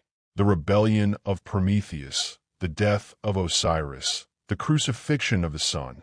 Each portrays the painful severance through which new awareness enters the world. The personal cost was immense. The warmth that had once united them cooled into silence. The shared dream of psychoanalysis fractured into rival schools. Yet, seen from the perspective of the psyche, the conflict was not tragedy, but transformation. The opposites had done their work. Through their clash, the unconscious announced its next revelation. That psychology must include both instinct and spirit, both the personal and the collective dimensions of being. Freud's shadow and Jung's vision. Every separation reveals the hidden shadow within both sides. Freud, in his passion for clarity, could not endure ambiguity. His realism hardened into reductionism. The divine mystery of the psyche, stripped of symbol, became a mechanism of drives and defenses. He conquered the underworld, but could not ascend to the heavens. His shadow was the denial of transcendence, the fear that meaning might outrun reason. Jung's danger, in contrast, was inflation, the temptation to identify with revelation itself. In liberating psychology from the prison of biology, he risked losing ground in the realities of flesh. His shadow was flight into vision without sufficient root in matter. Thus, the very qualities that made each man indispensable also contained the seed of one-sidedness. Their divergence ensured that neither principle would consume the other. Seen in this light, the split was providential. It preserved the dialectic necessary for the psyche's evolution. The field of psychology required two poles, one to guard the body's truth, another to awaken the soul's. Between them, humanity would learn to balance science and symbol, necessity and freedom. The quarrel of Freud and Jung was therefore not a failure of friendship, but the cosmos dividing itself to see itself more clearly. The dark night of separation. After the parting, an emptiness fell upon both. Freud, bereft of his chosen successor, retreated into the fortress of his theory. He tightened his circle, defended his doctrine, and sought solace in work. His disciples multiplied, but none replaced the lost son. Beneath his intellectual armor lingered a wound, the unspoken sorrow of broken communion. Jung, cast adrift from the paternal order, entered what he would later call his confrontation with the unconscious. The break released forces that had long been contained by the structure of discipleship. Dreams erupted with mythic intensity. Visions unfolded that threatened his sanity. The loss of the external father precipitated the meeting with the inner self. In psychological terms, individuation began the moment the outer authority was relinquished. This descent was not punishment, but initiation. The son must die to the father to be reborn as himself. The severance of outer ties freed Jung to explore dimensions of the psyche that no theory had dared approach. Archetypes, collective memory, the symbolic life of the soul. The crisis that began as personal tragedy became the gateway to revelation. The archetypal reconciliation. In time, the inner meaning of their conflict emerged. Freud's insistence on instinct had safeguarded humanity from premature mysticism. Jung's vision of spirit restored to psychology its sacred depth. The two streams, though separated, continued to nourish the same ocean of understanding. Each needed the other's truth to remain whole. Symbolically, Freud remained the foundation, the earth principle, the grounding in reality. Jung became the ascent, the sky principle, the striving toward meaning. The psyche, like a tree, requires both, roots buried in instinct, branches reaching toward light. Their historical quarrel thus mirrors the law of all life, polarity as the condition of growth. Whenever consciousness grows too spiritual, it must return to Freud. Whenever it becomes too material, it must return to Jung. Between their poles, the human soul learns equilibrium. The apparent enmity between them conceals a secret alliance, a covenant between body and spirit written in the language of psychology. The law of necessary opposition. The universe sustains itself through tension. Life moves between attraction and repulsion, unity and division. The meeting and parting of Freud and Jung is one instance of this cosmic rhythm manifest in human form. Opposition is not the enemy of truth, but its instrument. Through conflict, consciousness refines itself. The two men, each in his way, served a single mystery, the unfolding of the self within humanity. One carried the torch of clarity into darkness. The other lifted the same light toward heaven. Together, they mapped the vertical axis of the soul. What separated them outwardly united them inwardly, for each completed what the other began. Thus, the story of their conflict ends not in bitterness but in integration. The psyche reconciles them in silence. Freud becomes the eternal elder guarding the gates of reality. Jung, the eternal youth opening the gates of imagination. Their dialogue continues within every thoughtful mind, every heart that seeks to reconcile knowledge and wonder.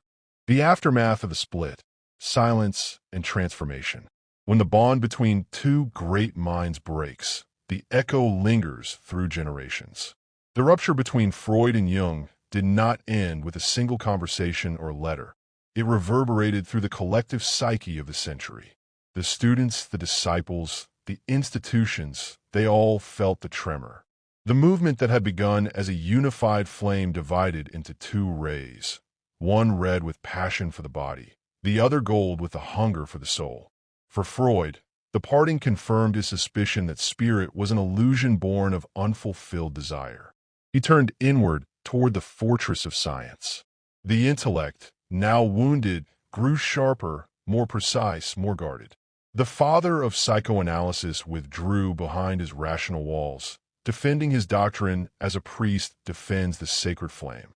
His followers became apostles of clarity. His clinic, a temple of secular truth. In that temple, mystery was forbidden entry, and faith was measured by loyalty to theory.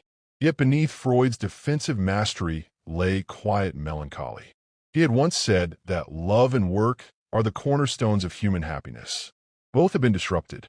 His body, besieged by illness, betrayed him. His chosen son had departed. The order he had built continued to expand, but it no longer nourished the heart that had conceived it. The father had fulfilled his law, but lost his child. For Jung, the aftermath unfolded differently. The collapse of his alliance with Freud hurled him into a profound inner solitude. What had been intellectual collaboration transformed into spiritual crisis. The world saw a man withdrawing from public life. Inwardly, a new world was being born. The paternal structure that had once anchored him gave way, and in that void the depths surged upward. Jung entered the wilderness of his own unconscious, where visions, dreams, and symbols overwhelmed the rational mind. This was the price of independence, the descent that follows the loss of the father. Yet from this darkness emerged the substance of Jung's later work, the Red Book, the language of archetypes, the process of individuation. What had seemed a professional separation revealed itself as initiation. The destruction of outer authority had summoned the voice of the inner teacher. The father outside had become the self within. Freud's final years, the keeper of the fire. In his final decades, Freud remained steadfast in his mission. He refined his theories of civilization and instinct, exploring the death drive, that mysterious force within life that seeks its own end. Here, too, one can read the shadow of his own story. Having brought light to humanity's hidden drives, he now saw the same drives turning against civilization itself. The world moved toward war. The collective unconscious revealed its destructive face. Freud, ever the realist, perceived in aggression and mortality the final proof that man was ruled by instinct. Yet there is a quiet heroism in his stance. He did not romanticize the darkness. He endured it with stoic clarity. His commitment to reason amid despair became itself a spiritual act. Faith without illusion, courage without transcendence. He stood as sentinel at the boundary where knowledge ends and mystery begins, refusing to step beyond. This restraint was his greatness and his tragedy. Freud embodied the discipline of intellect purified by suffering. His silence toward Jung remained unbroken. Yet within that silence lay the trace of unacknowledged kinship. Even as he rejected the mystical, he carried its shadow in his relentless quest for truth. The father, though stern, had served the same God as the son, the God of inner reality. Jung's emergence, the return of the visionary. Jung's years of isolation culminated in renewal. Through the furnace of his visions, the fragments of his psyche coalesced into a new order. He emerged bearing the language of archetypes, symbols that revealed the deep structure of a human soul. The unconscious, once feared as chaos, was now understood as cosmos. Its images, rather than symptoms of repression, became expressions of divine intelligence. The individuation process, born from this crucible, redefined the goal of psychological life. No longer was health the mere absence of conflict.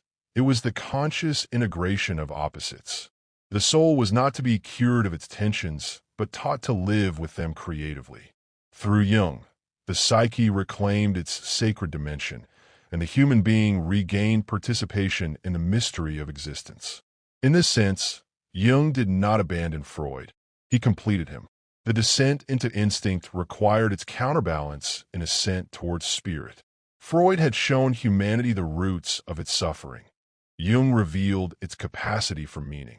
Their opposition, properly understood, was not contradiction but complementarity, two halves of the same mandala of truth. The symbol of the two pillars. In ancient temples, the entrance to the sacred space was marked by two pillars, one black, one white. They represented polarity, the balance of mercy and severity, matter and spirit, form and freedom. To pass between them was to enter the Holy of Holies, the place where opposites unite. Freud and Jung became such pillars in the temple of modern consciousness. Between them stands the doorway to the mystery of the psyche. The seeker must pass between the two, honoring both. To cling to Freud alone is to remain bound to instinct. To cling to Jung alone is to drift into abstraction. Wisdom lies in the middle path, the space between matter and meaning, where the human stands upright between heaven and earth. Their separation was, therefore, not a loss but a design.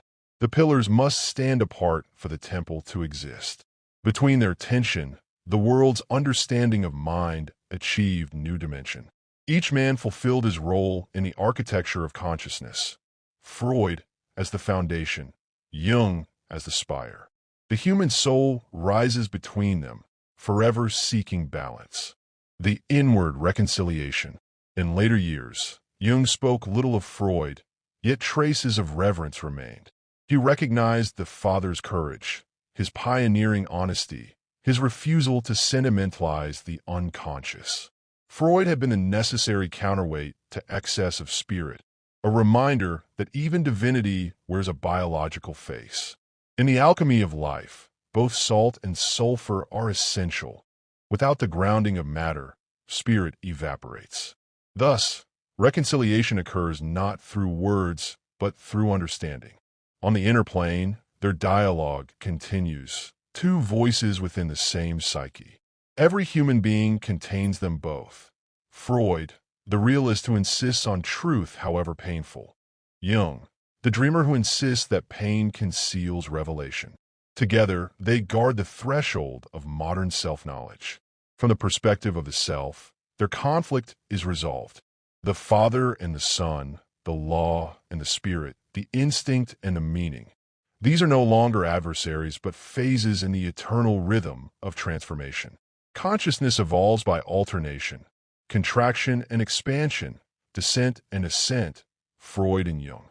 Each is the other's necessary complement. Each completes the other's unfinished thought. The legacy of a divide. When the dust of history settles, the quarrel fades and the vision remains. Freud gave humanity the courage to face its darkness. Jung gave it the courage to believe that light resides within the same depths. Their work, though divergent, forms a single continuum, the descent into the unconscious followed by the ascent toward wholeness. In Freud's rigor, the mind learned humility before the body. In Jung's imagination, the body remembered its divinity. The evolution of psychology mirrors the evolution of man, from denial of instinct to reconciliation with spirit, from repression to meaning, from fragmentation to unity. Thus ends the myth of father and son. Both have returned to the source that sent them, the great unconscious from which all thought arises. Their lives, their conflict, and their reconciliation remain not merely historical events, but living symbols. Through them, the psyche is taught its most enduring lesson, that truth is not reached by victory, but by tension sustained until opposites reveal their hidden oneness. The completion of the cycle, the shadow and the light reconciled. In the grand design of psychic history, no encounter is wasted. The apparent conflict between Freud and Jung was never merely intellectual. It was the psyche's own effort to balance itself. The 20th century, torn between the worship of reason and the yearning for spirit, found its reflection in these two men. Through their lives, the unconscious expressed its need for wholeness, that science must remember soul, and that mysticism must remember matter. Each man embodied one pole of this duality. Freud was the alchemist of shadow, Jung, the interpreter of light. Freud taught that liberation begins with the honest recognition of instinct, that civilization depends upon the discipline of desire. Jung taught that redemption begins when consciousness learns to see instinct as symbol, to honor the darkness not as enemy, but as teacher. In this sense, Freud's discovery of repression and Jung's discovery of archetype are two movements of the same dance. The first reveals what has been buried. The second reveals why it was buried, because it was divine. Freud exposed the hidden human beneath the mask of morality. Jung uncovered the hidden God beneath the mask of humanity. Together, they traced the soul's descent and ascent, its complete circulation through the worlds of flesh and spirit. The alchemical marriage. The final meaning of their opposition can be understood through alchemy, the ancient science of transformation. In the language of the alchemists, solve et coagula, dissolve and coagulate, describes the rhythm of evolution. Something must be broken down before it can be recombined at a higher level. Freud's work was the solve, the dissolution of illusion, the exposure of repression, the reduction of psychic life to its elemental drives. Jung's work was the coagula, the recombination of those elements into a new synthesis of meaning. In Freud's crucible, the raw materials of psyche were separated. In Jung's vessel, they were reunited. The process as a whole is one movement. The alchemical marriage of the Red King and the White Queen, the reconciliation of the body's truth with the soul's vision. Through this union, the modern mind was reborn from its fragmentation. The age of superstition had given way to the age of reason, and through Freud and Jung, reason rediscovered its sacred dimension. The alchemical process is not confined to scholars or doctors. It lives in every person. Each of us contains within our consciousness the same opposing tendencies. The rational skeptic and the mystic dreamer, the scientist who doubts and the soul who believes. The integration of these opposites within the individual is the modern form of initiation. To reconcile Freud and Jung within oneself is to become whole. The psyche's lesson, no truth without its opposite. The story of Freud and Jung reveals a universal law, that every truth must generate its counter-truth to remain alive. When one principle dominates two completely, the psyche compensates by producing its opposite. Excess of light summons shadow. Excess of shadow calls for light.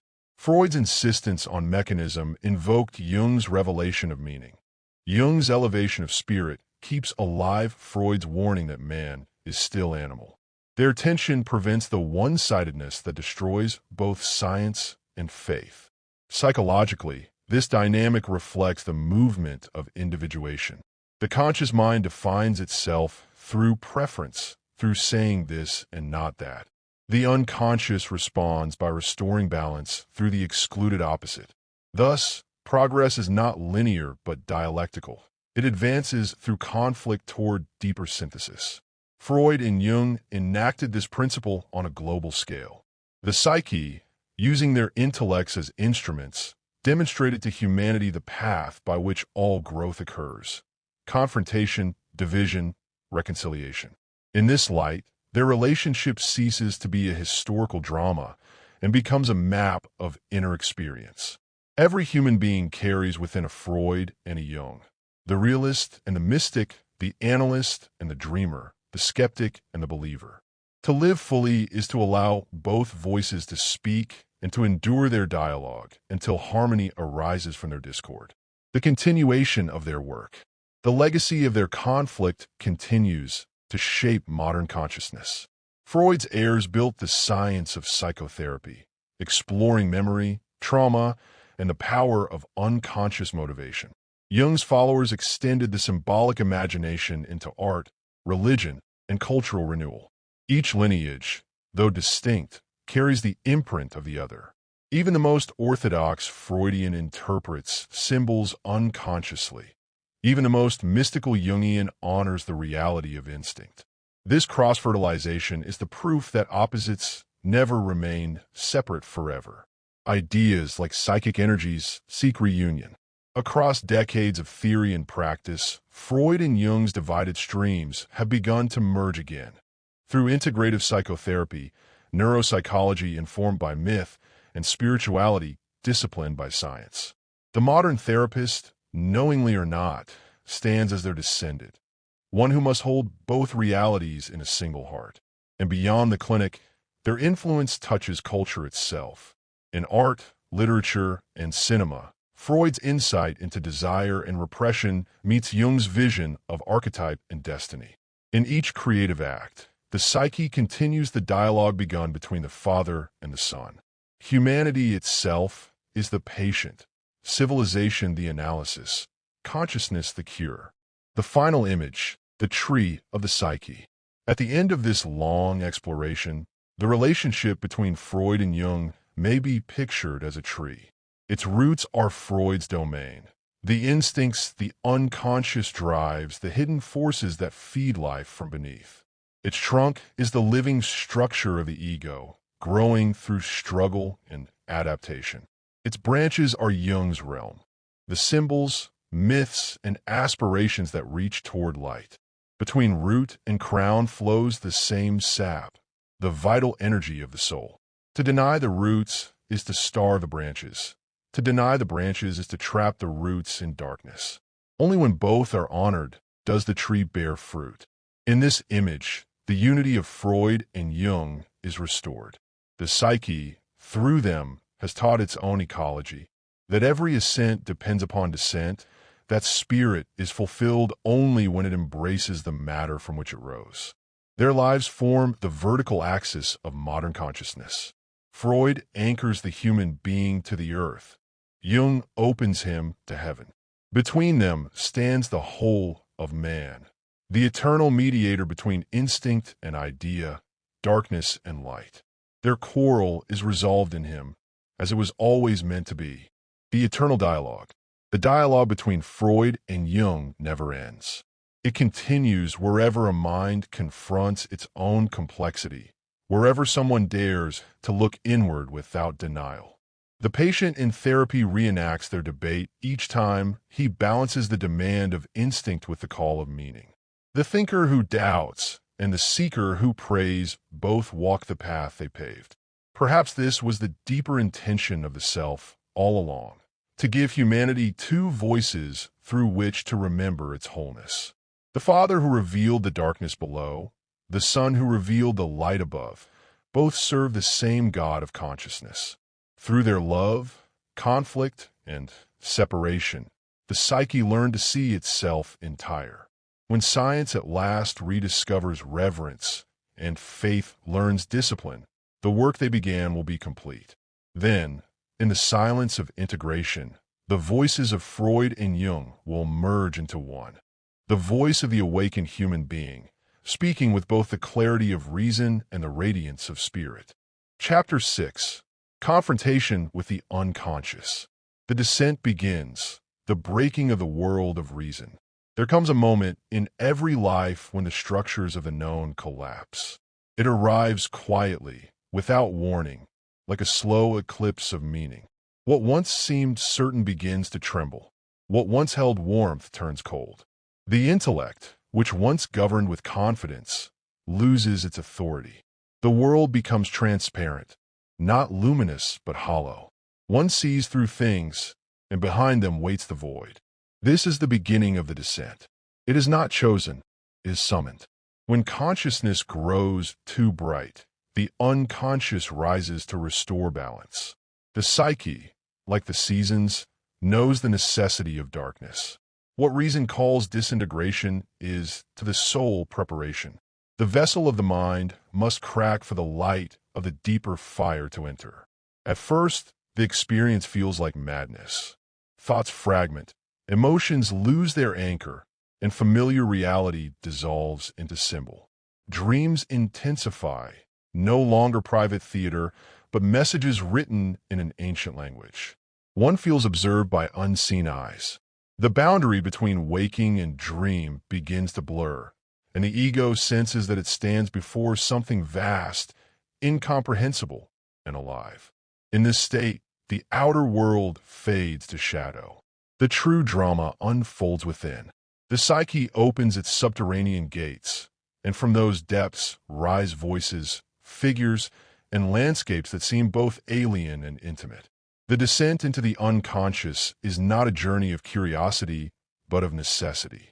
It is the soul's demand that the neglected, the repressed, and the divine be remembered. The collapse of the old God. For years, the intellect had served as priest to the God of reason. Under its reign, order prevailed, and chaos was exiled. But every God grows old, and every system exhausts its power to nourish. The rational God, who once freed humanity from superstition, now became tyrant. He denied the mysteries that gave life its depth. When this God dies, the world trembles. The heavens fall silent. The sacred center within collapses. What follows is not enlightenment, but emptiness, the desert of meaninglessness. Many, fearing this desolation, cling harder to dogma or distraction. But for those chosen by the deeper life, the collapse is grace. It is the necessary sacrifice of the false God to make room for the living one. The descent begins at this threshold, when faith in intellect fails and the cry for soul arises. It is the night when no belief can comfort and no concept can explain. The soul demands direct experience. Words must give way to vision. The summoning dream. The descent often begins with a dream, a symbolic announcement of what is to come.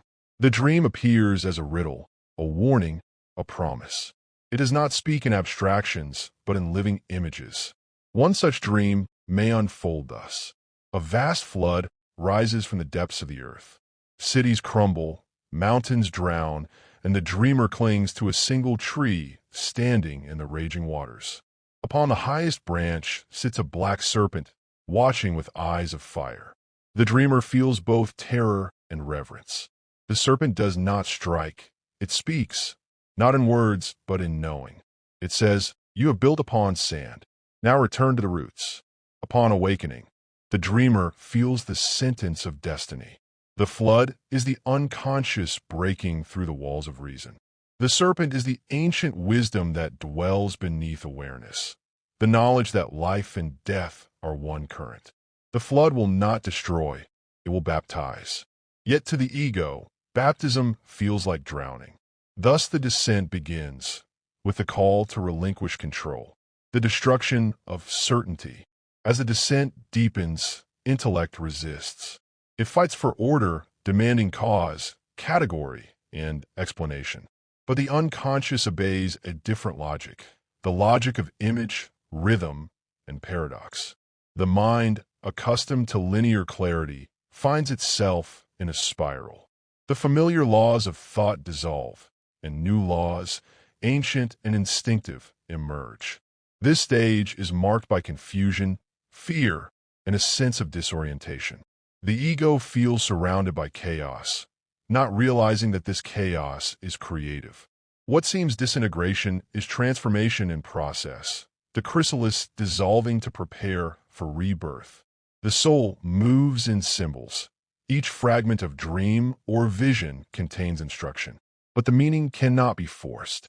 The intellect must learn humility before the irrational, to wait, to listen, to let meaning reveal itself in its own time.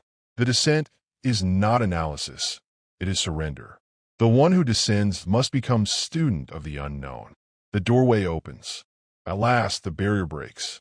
The dream world invades waking life. Strange moods descend like weather. Synchronicities multiply. Intuition becomes the new compass. The ego, frightened yet drawn, steps across the threshold into its own interior. The landscape of the unconscious unfolds not as abstraction, but as living world. Mountains of memory, rivers of desire, deserts of loneliness, and forests of instinct. Within this realm dwell the forgotten gods of the psyche, figures who once ruled ancient myth and now seek rebirth through the modern soul. The descent into the unconscious is not regression, but pilgrimage. It is a return to origins, to the primal temple where psyche and cosmos are one. Every figure encountered here, angel or demon, is a fragment of the self seeking recognition.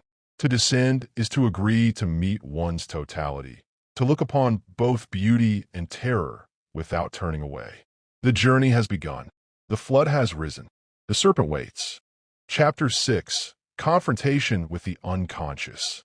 The abyss of images, the flood of the unconscious. When the barriers of reason yield, the inner world reveals its immensity. The descent that began as trembling at the threshold now becomes a torrent. The unconscious pours into consciousness with the power of a spring released from centuries of restraint. The images arrive in legions, radiant, monstrous, divine, and absurd. They are not fantasy, but nature, the raw substance of the psyche before form or interpretation. At first, the flood disorients. One stands amid the ruins of former certainty, while the new reality surges without pattern. Night after night, the dream unfolds as theater. Unfamiliar landscapes, presences speaking in symbols, the endless metamorphosis of faces and forms. The psyche paints its hidden truths on the screen of vision.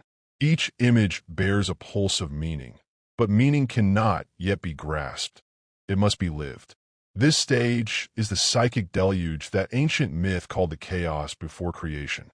The waters are dark because they contain everything. They wash away the boundaries of ego, dissolving the partitions that separated past and future, self and world. The flood is terrifying because it restores totality. The one who endures it becomes witness to the primal imagination of existence, that ceaseless creativity through which the universe dreams itself. The law of image. The flood reveals a law older than logic. That image is the language of the soul. Words are its servants. Thought is its shadow. Every emotion, every impulse, every movement of intuition is first born as image. The psyche does not speak in syllogism, but in vision, a living correspondence of form and feeling. To descend into the unconscious, therefore, is to return to the mother tongue of humanity. In the beginning was not the word, but the picture, the luminous shape in which the invisible took form. This is why art, myth, and religion are indispensable. They preserve the images through which soul and world converse. During the confrontation, these archetypal images emerge with renewed force. One may see gods and monsters, but these are not hallucinations. They are personifications of psychic energy. Each carries a specific vibration, a rhythm of the self seeking recognition. The task is not to banish them, but to enter in a dialogue, to ask, what do you represent? What do you demand of me? The flood subsides only when the images have been seen and honored. Ignored, they grow destructive. Acknowledged, they transform into guides. The unconscious insists on participation. It does not wish to be believed or denied, only understood as living reality. The kingdom of the imaginal. As perception adapts to the new dimension, a subtle shift occurs. The figures of the unconscious begin to reveal intelligence. They speak, question, instruct, sometimes accuse. The dream world shows coherence. Its geography repeats. Its inhabitants recur as if within a vast interior kingdom. This imaginal world, as mystics have called it, lies between matter and spirit. It is the realm of symbol, where thought becomes image and image becomes presence. Here, time flows differently, causality bends. Every encounter is meaningful. The psyche, long confined to the inner chamber, rediscovers its vastness. To explore this world requires a different attitude, neither credulity nor skepticism, but reverent observation. Each vision must be treated as reality of its own order. When approached with respect, the imaginal reveals its hierarchy: guardians, teachers, tricksters, angels of transformation. Each figure is an aspect of the self dramatized for consciousness. Through them, the soul instructs itself. This is not mythology revived, but psychology expanded. The ancients externalized these images as gods. The modern seeker discovers them as inner forces. The gods did not vanish. They retreated into the psyche, waiting to be reawakened through encounter. The return of the gods. One night the dreamer finds himself standing in a vast temple without roof or walls. The sky itself is the ceiling, black with stars. At the center burns a fire, and around it stand figures clothed in ancient robes. Their faces shine with the solemn beauty of divinity, yet their eyes carry sorrow. They speak without words. You have forgotten us. This vision is the collective soul lamenting its exile. The gods, images of the deepest psychic powers, have been banished by centuries of rational worship. They now return through the back door of the mind, carrying both blessing and revenge. When suppressed, they appear as neuroses, obsessions, and crises of meaning. When welcomed, they restore vitality and sacredness to life. To confront the unconscious, therefore, is to re-establish covenant with these ancient powers. The seeker must recognize them not as literal beings, but as expressions of eternal principles: creation, destruction, love, wisdom, and transformation. Their resurgence within the individual signifies the renewal of the world. The test of fear. Yet few can stand before these presences without trembling. Their radiance blinds, their nearness overwhelms. The ego feels itself dissolving in a magnitude of archetypal energy. Panic arises, the ancient terror of losing selfhood. Here lies the critical threshold. To retreat into reason is to re-enter the cage. To surrender blindly is to drown. The way forward is balance. To remain conscious amid the flood. The descent tests the strength of awareness. It demands the ability to observe even terror without escape. The psyche transforms not through control, but through endurance. The one who can witness the storm without fleeing begins to discover the indestructible core of consciousness, the center that watches yet is untouched. In that stillness, fear becomes awe, and awe becomes devotion. The language of synchronicity. As the dialogue with the inner world deepens, the outer world begins to mirror it. Events align with dreams. Chance becomes message. The pattern of synchronicity reveals itself. The mysterious correspondence between inner and outer realities connected by meaning rather than cause. Such coincidences are the psyche's handwriting upon the fabric of time. They announce that the boundary between within and without is porous, that consciousness participates in creation. The universe itself becomes reflective, a living mandala in which the soul recognizes its own image. These moments, fleeting yet unmistakable, strengthen trust in the unfolding process. They remind the traveler that descent is not madness, but initiation, the threshold of vision. At the farthest depth of the flood, when all familiar landmarks are gone, a new clarity appears. The images, once chaotic, begin to organize themselves around a silent center. The dreamer senses that behind the multiplicity of forms stands a single presence, vast, watchful, and serene. The figures of the unconscious revolve around this invisible axis like planets around a sun. The soul recognizes that it is not lost but being reoriented. The purpose of the flood was never destruction but revelation, to expose the mind to the infinity within it. The descent was necessary so that the psyche might perceive its true dimension, that consciousness is not a fragment in the universe, but the universe contemplating itself. The flood recedes, leaving the traveler changed. The world above remains, but now it glows with transparency. Each object, each face, each moment carries the shimmer of the eternal. The descent has unveiled the sacredness hidden in all things. The meeting with the shadow, the dark mirror of the soul. After the flood recedes, silence descends, a silence heavy with presence. From the stillness, a figure begins to form. It stands at the edge of perception, familiar yet unbearable to behold. The air thickens around it. Its eyes gleam with knowledge that cuts like a blade. When it finally steps forward, one recognizes the shape immediately. It is oneself, but reversed, magnified, and stripped of disguise. Thus begins the encounter with the shadow, the dark companion who follows every human being from birth to death. The shadow is the other face of the self. Everything rejected, denied, or repressed, everything unlived or unloved. It carries the impulses consciousness refused, the truths society forbade, and the potentials the ego feared. It is both monster and medicine. Its appearance signals that the psyche demands wholeness. No further progress is possible until light turns to meet its darkness. At first, the sight is unbearable. The instinct is to flee, to call the apparition evil or illusion. Yet avoidance strengthens its power. The shadow feeds on fear and denial. Only acknowledgement weakens it. The one who can stand before this mirror without hatred begins to see that the figure is not enemy, but sibling, exiled energy longing for reconciliation. The mirror of contradiction. The shadow reveals itself through projection.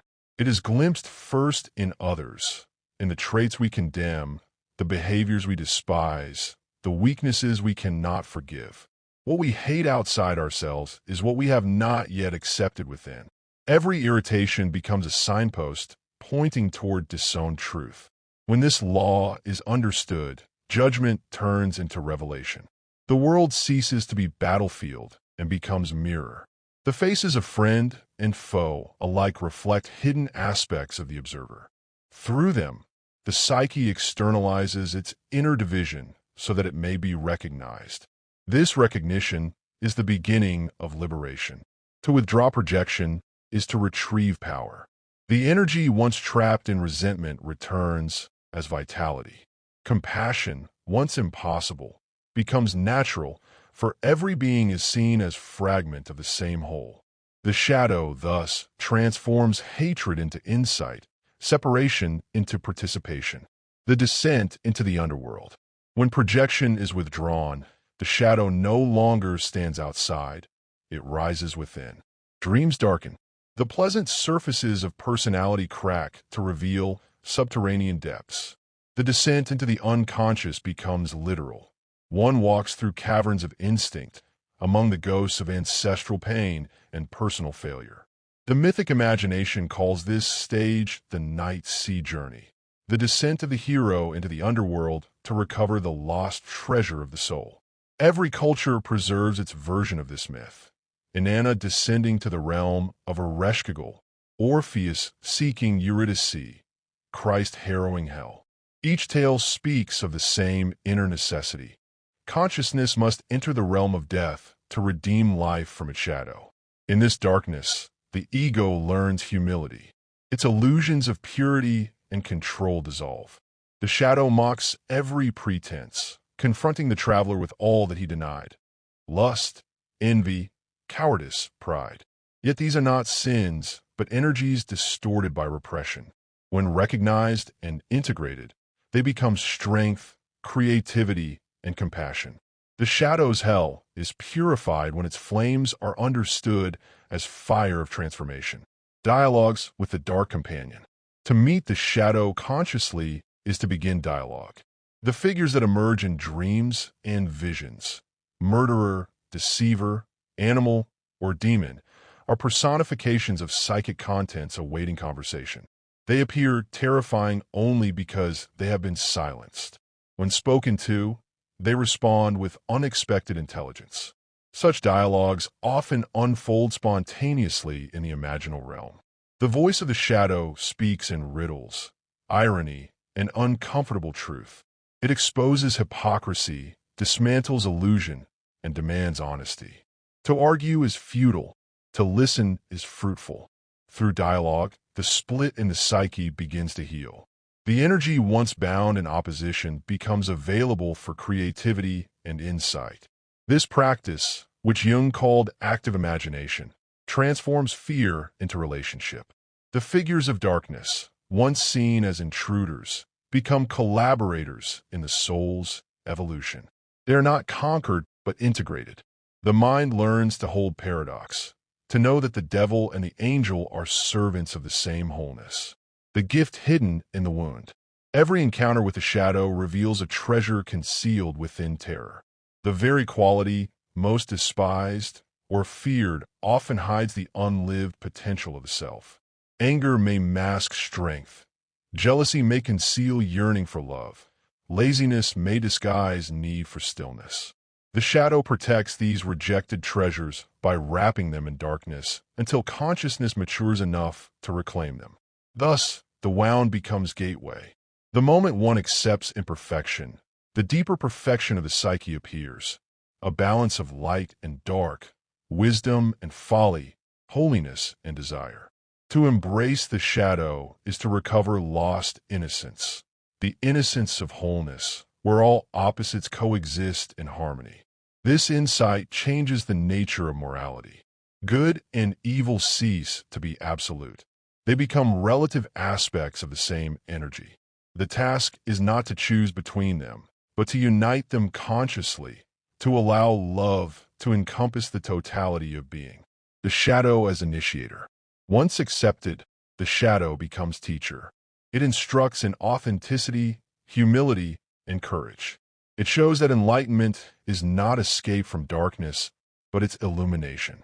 The light that refuses to know shadow remains superficial. The light that embraces it becomes wisdom. The initiate who survives the shadow's embrace emerges transformed. The ego, once brittle, becomes supple. Compassion deepens, judgment fades. The individual recognizes that evil, too, serves the divine plan by provoking awareness. The one who has faced his own darkness no longer fears the world's. He becomes anchor of peace amid chaos, mirror of truth amid deception. At this stage, the unconscious reveals its moral dimension. It seeks not perfection, but balance. The shadow was never enemy. It was guardian of the threshold. To meet it is to pass from moral dualism into psychological wholeness. The descent into darkness ends when the traveler discovers that the light has never left. It was hidden in the heart of the shadow itself. Emergence into twilight. After the storm of confrontation, calm returns. The psyche breathes again. The shadow recedes, not vanquished but integrated. Its voice remains as counsel, a whisper reminding consciousness of its limits and its depth. The traveler steps from darkness into twilight, carrying the memory of what he has seen. The world appears altered. Faces once despised now glow with kinship. Faults once condemned now seem human and necessary. Compassion replaces judgment, and curiosity replaces fear. The descent into the shadow has revealed the unity of opposites. Day and night, joy and sorrow, strength and weakness. Each now reveals the other's face. This twilight is not the return of ignorance, but the beginning of wisdom. The ego, chastened and enlarged, prepares for the next revelation. The encounter with the inner feminine, the anima, who will lead consciousness deeper into the mystery of life. The shadow has cleansed the vessel. Now the soul itself will speak. The anima and the inner feminine, the soul reveals herself. After the confrontation with the shadow, the inner atmosphere changes. The storm subsides. Darkness softens into twilight. From that stillness arises a new presence, delicate, luminous, and profoundly intimate. The masculine consciousness, purified by struggle, senses something approaching from within, the anima, the feminine image of the soul. She does not come with thunder or command, but with silence and fragrance, the scent of forgotten gardens, the echo of ancient music. Her voice is softer than reason, yet more persuasive than any argument. She speaks in intuition, in beauty, in the language of feeling. Where the shadow was stern and demanding, she is magnetic, seductive, and mysterious. The shadow confronts, the anima calls. And in her call, consciousness begins to remember what it had lost, the experience of soul. The anima is not a woman, nor fantasy, nor desire. She is the bridge between consciousness and the unconscious, the mediator who translates the language of the depths into human understanding. She personifies the inner world's intelligence. To meet her is to encounter the living psyche itself, the principle of relatedness, emotion, imagination, and love. Yet she is also perilous. Her power can heal or deceive, depending on the maturity of the one who meets her. The anima can become muse or enchantress, angel or siren. She leads downward into confusion or upward into revelation. The attitude of consciousness determines the path. The feminine face of the divine. For centuries, humanity worshipped the masculine image of God, the creator, lawgiver, and father. But in the depths of the psyche, the feminine aspect never ceased to live. She is the matrix of being, the womb of transformation, the silent knowing that precedes thought. The meeting with the anima restores this lost balance. She is the vessel of feeling, the mirror in which consciousness perceives its reflection not through intellect, but through empathy. When the anima awakens, the world is transfigured. Objects regain soul. Nature becomes a living presence. Time acquires rhythm and depth. The masculine mind, accustomed to analysis, now learns participation. The heart becomes the new organ of perception. This is why ancient traditions personified wisdom as feminine. Sophia, Shekinah, Shakti. The feminine principle gathers rather than divides, weaves rather than dissects. It heals the wounds created by one-sided reason. The anima's presence teaches that truth is not captured by conquest, but revealed through relationship. The vision of the soul woman. One night, the dreamer finds himself in a landscape of silver mist. A river flows without sound, reflecting a pale moon. On the opposite bank stands a woman clothed in light. Her face is both known and unknown. Her gaze pierces the heart with unbearable tenderness. She beckons, and the dreamer steps into the water. Each step feels like surrender. The river is emotion, and to cross it is to relinquish control. When he reaches her side, she does not speak. She simply places her hand on his chest, and in that touch he feels the pulse of every living thing, tree, bird, child, and star, beating as one. Then she whispers, "You sought meaning in words. You will find it now in being." Upon awakening, the dreamer weeps, not from sorrow but recognition. The vision is clear. The soul is not an idea to be understood, but a relationship to be lived. The feminine principle is communion, the joining of consciousness with life. Eros as the bridge. The anima awakens through eros, the principle of connection. Eros is not merely sexual. It is the energy of relatedness that binds all opposites together. It unites mind and body, self and other, spirit and matter. Through eros, the isolated ego learns participation in the great web of existence. In modern life, eros has been distorted into desire for possession.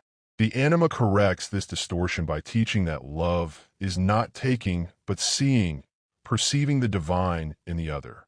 She opens the heart to compassion, to reverence, to the realization that every encounter is sacred. When eros is purified of craving, it becomes the creative force of the self itself. Thus, the meeting with the anima transforms sexuality into sacrament, relationship into revelation. Love ceases to be longing for completion and becomes recognition of the completeness already present in both. Through her, the soul remembers that unity does not abolish difference, but celebrates it. The temptation of the anima. Yet the anima's power can also ensnare. If consciousness mistakes her image for literal reality, she becomes enchantress, drawing the ego into inflation or obsession. The man who worships her uncritically loses discernment. He projects her onto mortal women and confuses inner guidance with outer passion. The anima, unintegrated, turns divine longing into addiction. The danger is subtle, the intoxication of revelation. The visions she brings are luminous, the insights intoxicating. One feels chosen, inspired, touched by destiny. But if humility is lost, the ego begins to identify with the divine message rather than serve it.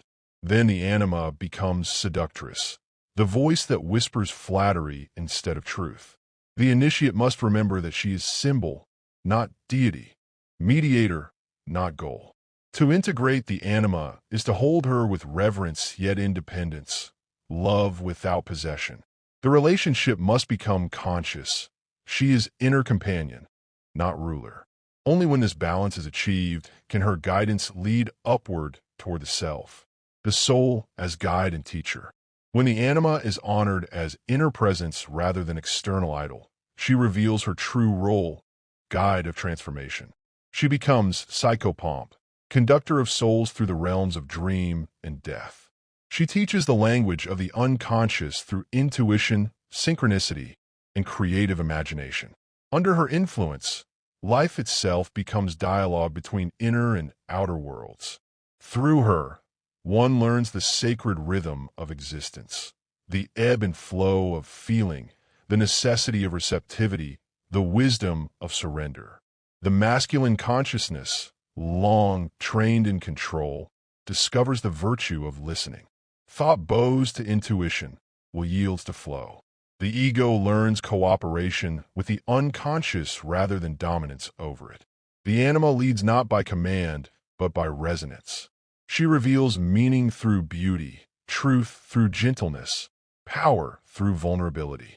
In her gaze, opposites reconcile. The seeker who follows her learns that wisdom wears the face of love. The marriage within. The culmination of this stage is the inner marriage, the union of masculine and feminine principles within the psyche. This sacred conjunction, symbolized in alchemy as Koni-Unksho, marks the birth of a new wholeness. The ego, once divided between logic and emotion, strength and sensitivity, now discovers equilibrium. The soul no longer speaks in opposition, but harmony. This union does not abolish gender. It transcends it. It reveals that every human being contains both creative powers, the penetrating clarity of consciousness and the receptive depth of soul. Their union births the divine child within, the self, the living image of wholeness. The meeting with the anima thus prepares the way for the next revelation. The heart, awakened by love, now becomes the vessel through which the self will speak. The descent into darkness has ended. The ascent toward inner divinity begins. The red desert, the death of the ego. When love awakens and the anima leads the way, the journey does not end in harmony. For love, once made conscious, becomes a fire that burns away illusion. The purified heart must pass through one final trial, the annihilation of selfhood. This trial takes place in what the mystics call the desert of the soul, a place of unbearable emptiness and radiant clarity. The red desert is not geographical. It is a psychic condition, an interior wasteland where every attachment is stripped away. The landscape glows with strange light, as if the sun were bleeding into the earth. Here, all familiar gods are gone. Even the comforting presence of the anima withdraws. The traveler stands alone before the silence of the self. This is the death of the ego. It cannot be escaped or softened. It must be endured. The ego, which once believed itself the center of life, now sees its fragility. It feels itself dissolving into something vast and impersonal. Every idea, every identity, every possession turns to dust. The inner voice says, "You are nothing." Yet this nothingness is not despair. It is purification. The ego dies not through destruction, but through surrender. It releases its claim to control, to knowledge, to separateness. What remains is simple awareness, naked and luminous, like a flame burning without fuel. The desert as furnace. The red desert is the alchemical furnace where the raw metal of consciousness is refined into gold. In its heat, all opposites are fused: joy and sorrow, love and fear, spirit and flesh. The ego, caught between them, melts into transparency. Through this burning, the psyche achieves its natural unity. The desert's desolation is deceptive. Beneath its apparent emptiness lies boundless vitality. In silence, the seeds of new being gestate. The soul, no longer sustained by external meaning, begins to draw nourishment from within. It discovers that the void is not absence, but presence in its purest form. The initiate who endures the furnace without fleeing experiences a paradoxical peace. Time ceases, thought falls silent. In the stillness, one senses an invisible heartbeat, the pulse of life itself. The realization dawns that the self has never been absent. Only the noise of ego concealed it. Visions in the red light. At the height of the desert ordeal, visions arise, images of fire, of serpents devouring their tails, of suns consuming themselves. The air trembles with color. The horizon blazes crimson. The dreamer sees a tree made of light growing from ashes, its branches filled with eyes that gaze without judgment. A voice speaks, neither male nor female. You have died into truth. The vision reveals the secret meaning of death, that it is transformation, not annihilation. The ego's extinction opens space for the eternal. What perishes is not life, but the illusion of separateness. Through the death of form, the essence awakens. The one who thought he lived discovers that life itself lives through him. The red desert, with its terror and beauty, teaches that all opposites are phases of a single movement. The rhythm of creation dissolving into itself. Every ending is beginning, every destruction a birth. The color red is not only blood but dawn. The temptation of despair. Few endure the desert without temptation. When all meaning dissolves, the psyche cries for distraction, for proof of purpose. This is the moment of greatest danger. The ego, desperate to escape dissolution, may cling to any image of salvation. It may inflate into false holiness or collapse into nihilism. The only way through is neither belief nor denial but surrender. The desert demands trust in what cannot yet be seen. To remain in the emptiness without demanding comfort is the act of ultimate faith. The soul itself is watching. It measures endurance by the heart's capacity for silence. Those who endure discover a strange reversal. The emptiness begins to feel full. The absence becomes presence. The very silence that once terrified now radiates peace. The desert reveals its true nature. It is not punishment but preparation, the womb of rebirth. The surrender to the self. At the center of the red desert stands an invisible altar. Upon it lies everything the ego has ever claimed, its name, its story, its desires. The traveler kneels, not in defeat but in recognition. He offers all he has and all he is to the unknown. The act is simple, to say yes without understanding to the totality of life. In that moment, something shifts. The ego, which thought it must hold the world together, discovers that the world holds it. The self-surrender reveals the hidden order, that consciousness is not separate from the cosmos, but expression of it. The I dissolves into the ocean of being, and yet paradoxically remains, now transparent, now free. This is the mystery of individuation. The ego dies to become servant of the self. It does not vanish. It finds its true proportion. The center of gravity shifts from personal ambition to impersonal participation.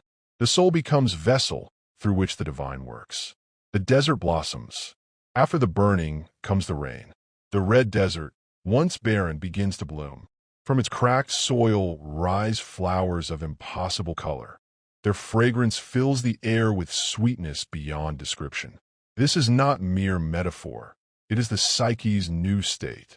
Out of desolation emerges fertility. Out of death, life renewed. The desert has revealed its secret. But the emptiness of ego is the fullness of the self. Every loss, every humiliation, every surrender was part of the alchemy. The soul, purified of pretense, now shines with quiet joy.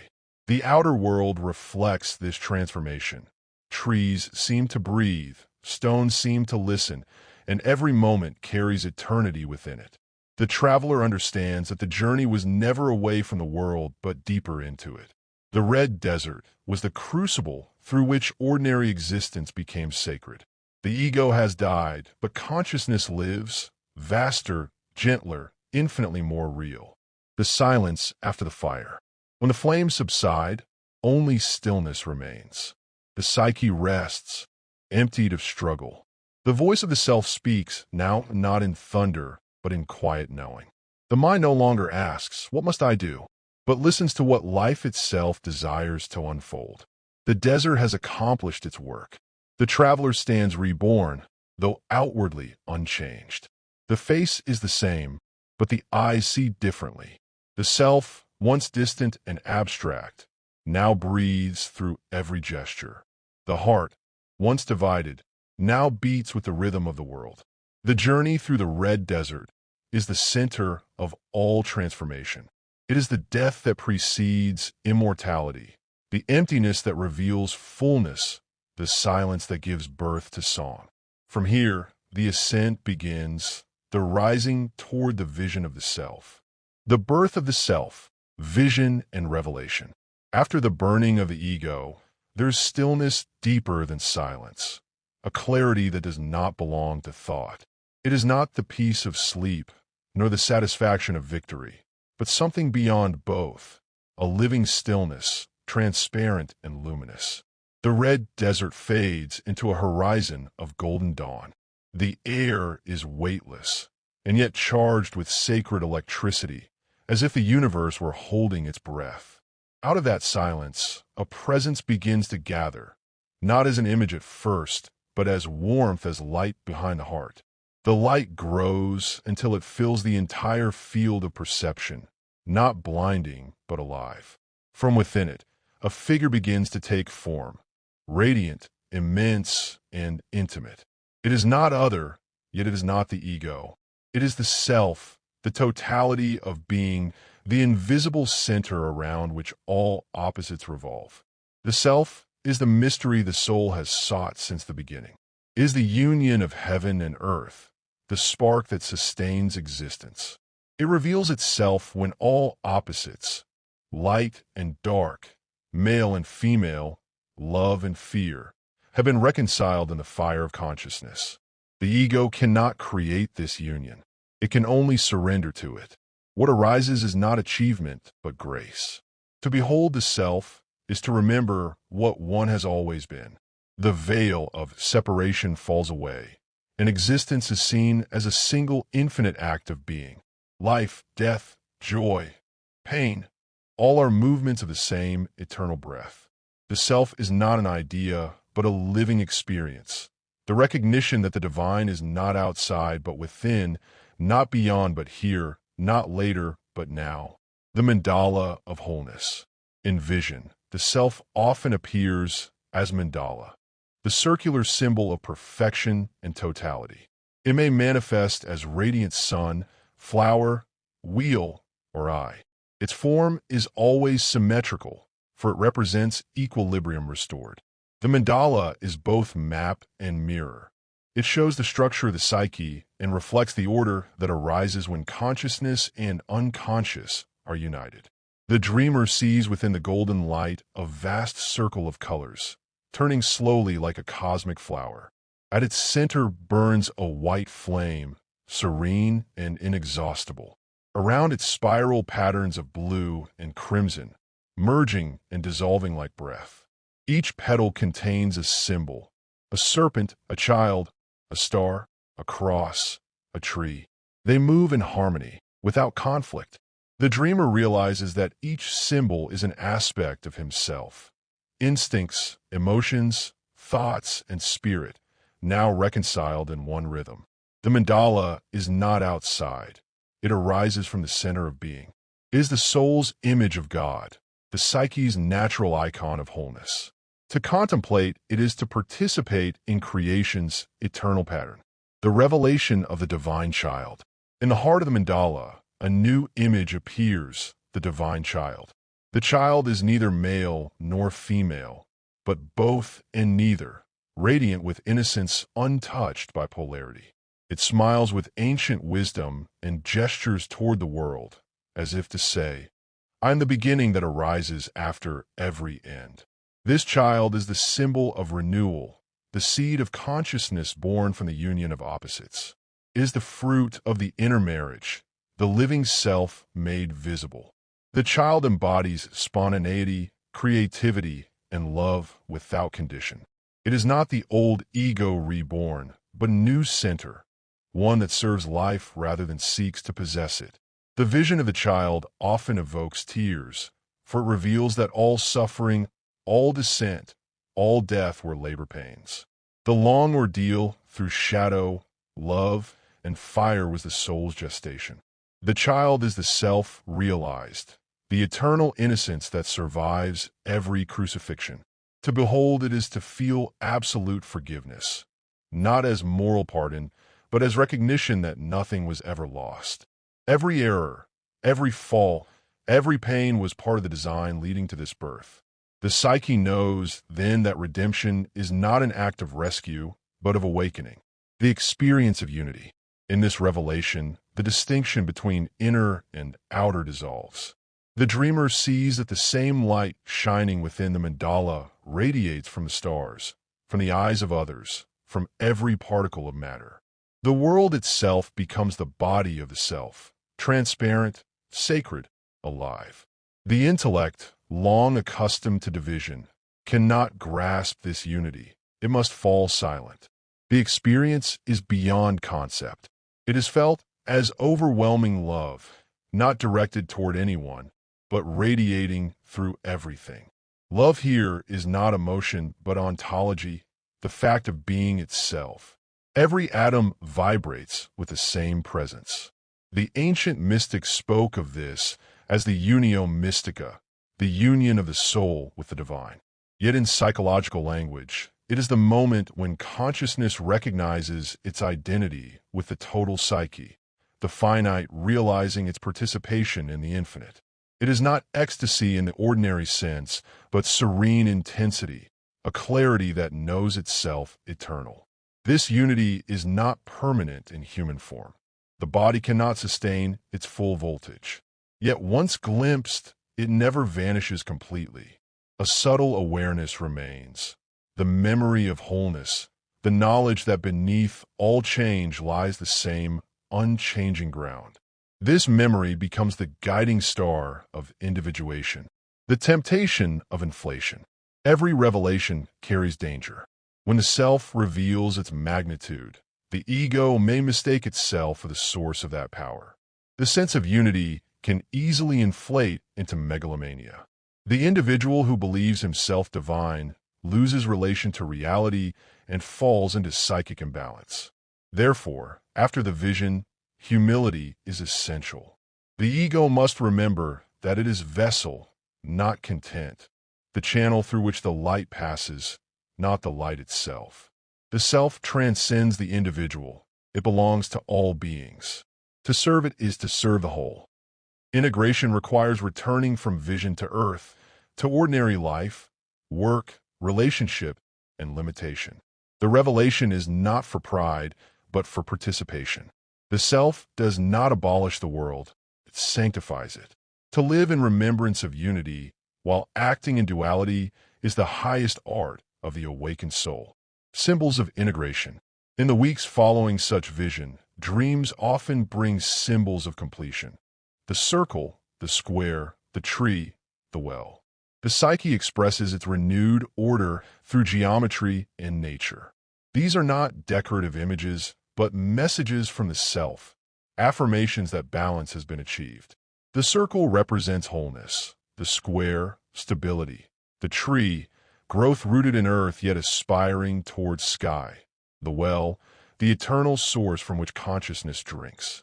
These symbols remind the individual that revelation must take form, that the inner vision must manifest through grounded living. Thus, the mystic must return to the marketplace. The dreamer must build, teach, love, and serve. The self's work is not retreat, but incarnation. The divine child must learn to walk in the world of time. The self as living presence. When integration deepens, the self no longer appears only in vision. It becomes the quiet center of daily life. Decisions flow from inner harmony rather than conflict. The boundary between sacred and ordinary dissolves. Eating, walking, speaking, all become expressions of the same silent radiance. This does not mean perpetual bliss. Sorrow and struggle remain, but they are embraced rather than resisted. The self does not protect from pain. It transforms pain into meaning. It does not abolish death. It reveals life within death. It does not promise escape. It offers participation. The self is the awareness that everything is included. Nothing is wasted, nothing rejected. Even imperfection becomes part of perfection. The realization of the self is therefore not the end of conflict, but the awakening of a larger context in which conflict itself serves wholeness. The golden return. As the vision fades, the light condenses into a single golden point at the heart. The traveler opens his eyes and finds himself once again in the world, the same world, yet transfigured. Trees shimmer with quiet intelligence. Faces radiate subtle compassion. The divine no longer hides in heaven. It breathes in the dust beneath the feet. This is the true birth of the self. Not an escape from humanity, but its fulfillment. The spirit has descended into flesh, and flesh has become luminous. The individual lives now as bridge between realms, as conscious participant in the unfolding of creation. The long descent into the unconscious finds its purpose here. The self that reveals itself in vision is not separate from the world soul. To awaken to it is to awaken for all. The light seen inwardly must be lived outwardly, in compassion, in work, in the simple radiance of being. Dialogue with the soul, the union of opposites. After the revelation of the self, the inner world does not fall silent. It deepens. The light that once appeared as overwhelming vision now speaks with the intimacy of a voice within the heart. This voice is the soul, not a metaphor, not imagination, but the inner counterpart of consciousness, eternal and wise. The dialogue that begins here is not between two persons, but between two principles, the finite and the infinite, time and eternity, question and answer. At first, the voice seems faint, almost indistinguishable from thought. Yet it carries a tone unlike anything the ego can produce, calm, unhurried, without judgment. It does not argue, it reveals. Its speech unfolds like wind through the branches, both gentle and absolute. The conscious mind, still tender from the desert and the revelation, listens with reverence. Through this conversation, the psyche learns to live in partnership with itself. The soul teaches that the self is not an endpoint, but a relationship. To know the self is not to possess knowledge, but to participate in an ongoing creation. Consciousness and unconscious are lovers in eternal dialogue. Each depends upon the other. Spirit requires matter to manifest. Matter requires spirit to have meaning. When they embrace, life blossoms as meaning incarnate. The voice of the soul speaks in a rhythm older than language. Her words rise not from intellect, but from depth, and when they touch the ear of the heart, they carry a truth that bypasses analysis. She says, "You have descended into darkness and risen into light. Now you must learn to walk between them. You cannot dwell forever in vision. You must live the vision in the world. I am not your comfort, but your compass. Follow me not upward or downward, but inward, to the point where all directions meet." Consciousness replies, "I am afraid to forget you when I return to the noise of life."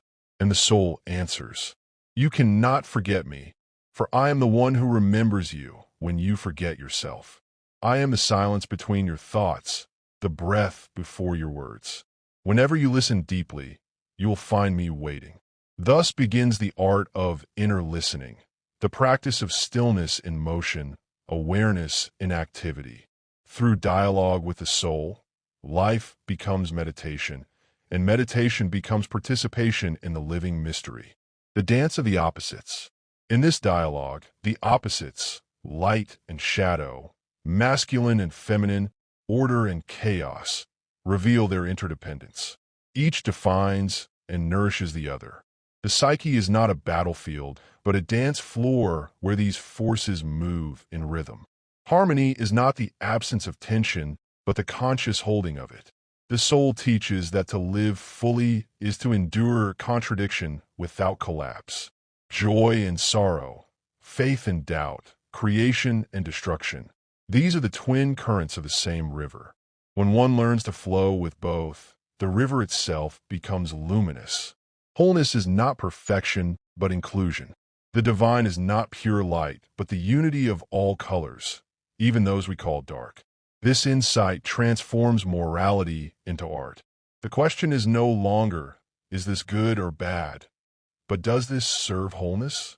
The artist of the soul learns to shape experience as the sculptor shapes clay, pressing shadow and light together to reveal form. What emerges is authenticity, the human being as living mandala of opposites reconciled, the marriage of heaven and earth. The self, once seen as transcendent, now reveals itself as immanent. Spirit descends into matter, and matter rises to meet it. The dialogue with the soul enacts this alchemy. The masculine principle of consciousness learns receptivity. The feminine principle of soul learns articulation. Their union births a new mode of being, not striving toward heaven, but embodying heaven on earth. This is the hieros gamos, the sacred marriage known to all mystery traditions. In psychological language, it is the integration of opposites into living unity. It does not abolish polarity, but transforms it into creative tension. The inner marriage is consummated not in ecstasy, but in daily life, in acts of compassion, creativity, and awareness. Every gesture becomes an expression of the eternal dialogue between the finite and the infinite. When this union stabilizes, the individual becomes transparent to the divine. The light of the self shines through personality as color through glass. The ordinary is transfigured. Eating becomes communion, speaking becomes prayer, work becomes worship. The world no longer conceals the sacred. It reveals it. The shadow returns transformed. In the light of the self, the shadow returns, no longer as adversary, but as ally. The energies once feared now appear as creative forces serving transformation. Anger becomes courage. Fear becomes wisdom. Desire becomes devotion. The integration of opposites extends even to the darkest instincts. The soul whispers, "Do not seek to destroy what is low. Lift it to its rightful place." Every power of life is sacred when given form by love. Thus the dialogue with the soul reconciles not only light and shadow, but sacred and profane. The divine no longer excludes the human. It fulfills it. The temple is no longer built of stone, but of flesh and breath. To live consciously is to be priest of one's own existence. The law of reciprocity. Through continuous dialogue, a new rhythm establishes itself. Consciousness acts, the soul responds. The individual speaks. Life answers through event and symbol. Synchronicities multiply, confirming the living connection between inner and outer. Reality itself becomes communicative. The law that governs this dialogue is reciprocity. Whatever the ego offers sincerely to the depths is returned transformed. An honest question evokes revelation. An honest sorrow evokes consolation. The unconscious is not chaotic, but responsive. It mirrors the attitude of the conscious mind. When approached with humility, it reveals wisdom. When approached with pride, it reflects confusion. Thus, ethics becomes dialogue with reality itself. Every choice, every thought, every emotion is answered by the world. Life becomes a conversation with the self expressed through circumstance. The wise learn to listen not only to dreams, but to accidents, coincidences, and the subtle movements of fate. The alchemy of word and silence. In the final phase of this dialogue, language itself transforms. The words of the soul are few, yet each contains volumes. They are seeds of silence. The conscious mind, trained in speech, learns now to value the spaces between words. True understanding arises not from accumulation of thought, but from surrender to meaning that cannot be said. When word and silence unite, knowledge becomes wisdom. The intellect serves the intuition as form serves spirit. This is the alchemy of dialogue, the fusion of sound and stillness, question and listening, human and divine. The conversation between ego and soul never ends, for it is the pulse of life itself. The human as bridge. At this stage, the individual realizes his true vocation, to be bridge between opposites. Spirit flows into matter through consciousness. Matter returns to spirit through awareness. The human being stands at this crossing, completing the circle of creation. The soul affirms, "You are the meeting place of heaven and earth. Through you the unseen becomes seen. The eternal enters time. Do not seek to escape this task, fulfill it. Live as threshold, and the worlds will unite in you." To live as bridge is to embody paradox, to be finite yet infinite, vulnerable yet eternal. It requires continual dialogue with the soul, continual remembrance of the wholeness beyond polarity. This is the practice of individuation as ongoing devotion, not a state achieved, but a relationship sustained. The peace of integration. When the dialogue matures, a quiet peace settles in the depths. It is not static, but rhythmic, like the breathing of the universe. The opposites continue their dance, but now in harmony. The ego has learned to trust the soul, and the soul delights in manifesting through the ego. Together they form a single movement of awareness, a living mandala whose center is everywhere and circumference nowhere. This peace is not withdrawal from life, but complete participation. It is the serenity of one who knows that everything belongs. Joy and sorrow, gain and loss, even death, all are understood as gestures of the same hand. The dialogue with the soul has taught the supreme lesson, that to live is to love what is. The union of opposites is complete when even division is embraced. The soul that can say yes to all things has achieved freedom. This freedom prepares the traveler for the final stage of the journey, the return to the world, where vision must become embodiment and wholeness must find expression in human form. Return to the world, the integration of vision. Every revelation, no matter how vast, must eventually descend into life. The psyche's journey is not a flight from the world, but a movement through it, from unconsciousness to consciousness, from fragmentation to wholeness, from isolation to participation. The one who has seen the self must return, for revelation without embodiment is incomplete. This return is not a fall from grace. It is grace made visible. The divine must find form in time, just as lightning must touch the earth to complete its circuit. The challenge is no longer descent or ascent, but integration, the art of living the eternal within the transient, of breathing the infinite within the finite. The soul that has seen eternity must now remember how to live among the ordinary. The dreamer must pay bills, eat bread, speak with neighbors, endure misunderstandings. Yet beneath these common acts flows the silent current of the self. The outer life becomes reflection of the inner, and the mundane becomes sacrament. Every gesture carries the weight of the invisible, the burden of return. The return is never easy. The world, untouched by vision, often seems blind and deaf. The one who has glimpsed unity may feel like exile among the distracted. Speech feels inadequate. Memory fades. The light seems distant. This is the humility of incarnation. The mystic within must learn patience with the human. The task is to hold the memory of wholeness without demanding that others share it. Wisdom does not proselytize. It radiates quietly. The presence of one who has integrated vision transforms more by being than by teaching. The world, too, resists transformation. It draws the awakened one back into its rhythm of urgency and forgetfulness. The temptation arises to withdraw into solitude, to preserve purity of vision by avoiding the noise. But the true test of individuation lies not in isolation, but in participation. The divine realized inwardly must be lived outwardly, even amid confusion. To remain among humanity, to bear its contradictions without contempt, to serve the eternal through the temporary. This is the final initiation. The self does not flee the marketplace. It walks through it in silence, seeing each face as its own reflection. The practice of living wholeness. Integration begins in the smallest acts. Each day becomes opportunity to translate inner harmony into outer relationship. Work becomes devotion when performed with awareness.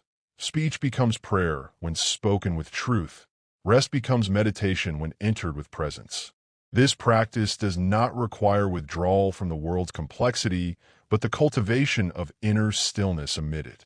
One learns to carry the desert's silence within the city's noise, to see the light of the mandala in the dust of daily tasks. The goal is not perfection, but authenticity, to let action arise from the center rather than from habit. Every encounter becomes mirror. The colleague, the friend, the stranger, each represents an aspect of the self awaiting recognition. When met without judgment, life itself becomes analysis, therapy, and ritual.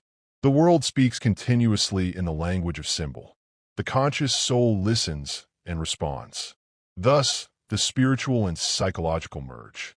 There is no longer division between meditation and movement, between soul and circumstance. Every moment participates in the dialogue between visible and invisible. The renewal of relationship. After the inner marriage, outer relationships change. The individual no longer seeks completion through another, but meets others as whole beings. Love becomes communion rather than dependency, service rather than possession. The heart, freed from need, can finally give without fear. This new capacity for relationship is not detachment, but deeper intimacy. The awakened one sees through the masks of personality to the same light shining in all. Even conflict is recognized as meeting of opposites seeking union. Compassion replaces judgment, and forgiveness flows effortlessly. The integration of vision restores humanity to the sacred web of connection. Family, friendship, and community become expressions of the inner mandala. Through relationship, the divine multiplies itself. Through service, the self incarnates in the world. The circle that began in solitude completes itself in participation. The soul that descended into the unconscious returns to find the divine not hidden, but woven into every interaction. The alchemy of action. As the vision integrates, action becomes natural extension of being. The awakened one does not ask, "What must I do?" but listens for what life itself asks to be done. The will, once driven by desire or fear, now aligns with the unfolding rhythm of the self. Action arises spontaneously, like fruit ripening on a tree. This is the alchemy of consciousness in motion. Work performed from wholeness carries transformative power, for it is free of division. Whether teaching, creating, healing, or simply living, each act becomes seed of awakening in the collective psyche. The self, having individuated in one, seeks to awaken in all. The true service of the awakened soul is not to escape the world, but to redeem it, to restore its forgotten sacredness through mindful participation. Each moment becomes opportunity to reveal the divine pattern hidden in the ordinary. The inner and outer worlds, once opposed, now reflect one another as mirror and image. The cyclic nature of transformation. Integration is not final. The psyche moves in spirals, not lines. Periods of clarity alternate with descent. Illumination alternates with obscurity. The journey continues at subtler levels. Each return to darkness is invitation to deeper understanding. Each new insight a call to greater humility. The one who has awakened knows that the self reveals itself through perpetual renewal. Individuation is not a state achieved, but a rhythm lived. The soul breathes through cycles of contraction and expansion, death and rebirth. To flow with this rhythm without resistance is freedom. Thus, the confrontation with the unconscious never truly ends. It becomes lifelong dialogue between consciousness and mystery. The depths that once terrified now serve as wellspring of creativity and wisdom. The psyche becomes temple and universe in one, forever open to revelation. The soul's final counsel. In quiet meditation, the voice of the soul speaks once more. You have seen the darkness and the light, the death and the birth, the descent and the return. Know now that these are not opposites, but motions of one life. Do not seek to hold the light, for it changes form. Do not fear the dark, for it is womb of new dawn. Live each moment as the meeting of both. Remember, I am not elsewhere. When you work, I move your hands. When you love, I breathe your breath. When you rest, I dream through you. The world and I are one body. To serve it is to serve me. And consciousness answers, not in words, but in quiet assent. The journey has come full circle. The descent into the unconscious, the encounter with the shadow, the marriage with the anima, the death of the ego, the birth of the self, all have culminated in this realization that the divine and the human are one continuous life. The world transfigured. The traveler walks again through streets, forests, and rooms once familiar. The same sunlight falls, the same sounds fill the air, but now every detail vibrates with hidden order. The ordinary has become miraculous. The world is no longer object, but companion, a living presence with which the soul converses. Work, once burden, becomes ritual. Suffering, once meaningless, becomes passage. Even death, once enemy, becomes transition within the eternal dance. To live thus is to be free while still embodied, to act without attachment, to love without fear of loss. The divine child, born within, smiles through the eyes of the adult, reminding that eternity hides in every breath. The confrontation with the unconscious was never about escape from reality. It was the soul's method of teaching how to see reality. The world, stripped of illusion, reveals itself as radiant pattern of psyche and cosmos intertwined. In every direction lies the face of God, the mandala completed, and so the circle closes. The descent that began in confusion ends in clarity. The ego, once shattered, now serves the self. The self, once distant, now lives in every gesture. The opposites have found their rhythm, and consciousness moves with them as dancer with dance. Yet the circle does not imprison, it expands endlessly. Each completion is beginning of a new cycle. The mandala turns forever, each revolution revealing deeper harmony. The traveler no longer seeks destination, for he has become the path itself. This is the final fruit of the confrontation with the unconscious, the transformation of life into sacred dialogue, of existence into expression of wholeness. The psyche, having known its depths, now blesses the world through its presence.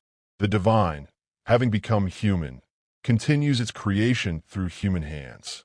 And the soul whispers, as the vision dissolves into the quiet of dawn, "You have found me, not apart from the world, but within it. Therefore walk gently. The ground beneath your feet is holy." Chapter 7. The Work. Masks and Mirrors. The birth of the persona. Every human being begins life as pure potential, a consciousness without shape, an ocean without shore. But the world into which we are born demands form. The child must learn language, name, and manner. It must become someone recognizable. Thus begins the making of the persona, the mask worn to meet the collective. The persona is not false, it is necessary. Without it, the soul would remain untranslatable. It is the clothing of consciousness, the bridge between inner world and outer life. Through we speak, work, and relate. The persona is the diplomat of the psyche, negotiating between the wild energies of the unconscious and the customs of society. But every mask, once worn too long, begins to adhere to the skin. What began as expression becomes disguise. What once protected becomes prison. When we mistake the mask for the face, we forget who wears it. The more successful the persona, the greater its danger. The child and the first mask. Consider the child standing before the mirror for the first time. It sees a face, moves a hand, and the reflection follows.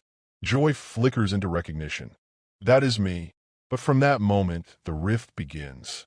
The image becomes self.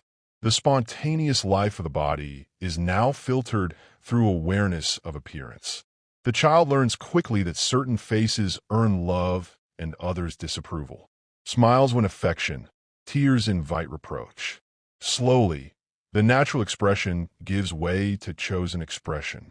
The authentic impulse bends to fit the expectations of others. This bending is the birth of persona. The mother praises obedience. The father admires strength. The teacher rewards cleverness. The soul, fluid and many-colored, begins to solidify into these few approved forms. Thus, the mask grows layer upon layer, politeness, competence, virtue, success, until one day the wearer forgets it was ever a mask. The actor in the great theater. Life becomes theater. Each plays a role written by family, culture, and circumstance. The student becomes scholar, the artist becomes performer, the worker becomes servant of progress. Each mask fits so well that its wearer may come to love it more than his soul. Society, too, depends on masks. It rewards those who maintain them gracefully. But behind every persona stands the unacknowledged self, watching in silence. It whispers through boredom, anxiety, and the sudden emptiness that descends when applause fades. These are the first cracks in the mirror. The role no longer fits the person. The image no longer reflects the depth. The crisis arrives when the persona collapses through loss, illness, failure, or inner exhaustion. The mask shatters, revealing the face beneath, bewildered, unprotected, and true. What we call midlife crisis or spiritual awakening is often nothing more than the soul's rebellion against the tyranny of persona. The story of the scholar. There was once a scholar who spent his life mastering the language of gods. He lectured with authority, quoted sages, and wore the mask of wisdom. Students revered him, colleagues envied him. Yet at night, when the books were closed, an unaccountable sorrow filled his heart. He dreamed of a child standing barefoot in a storm, calling his name. One night the dream pressed too hard to ignore. He left his study and walked into the rain. The storm drenched him. His robes clung to his body. His papers disintegrated in his hands.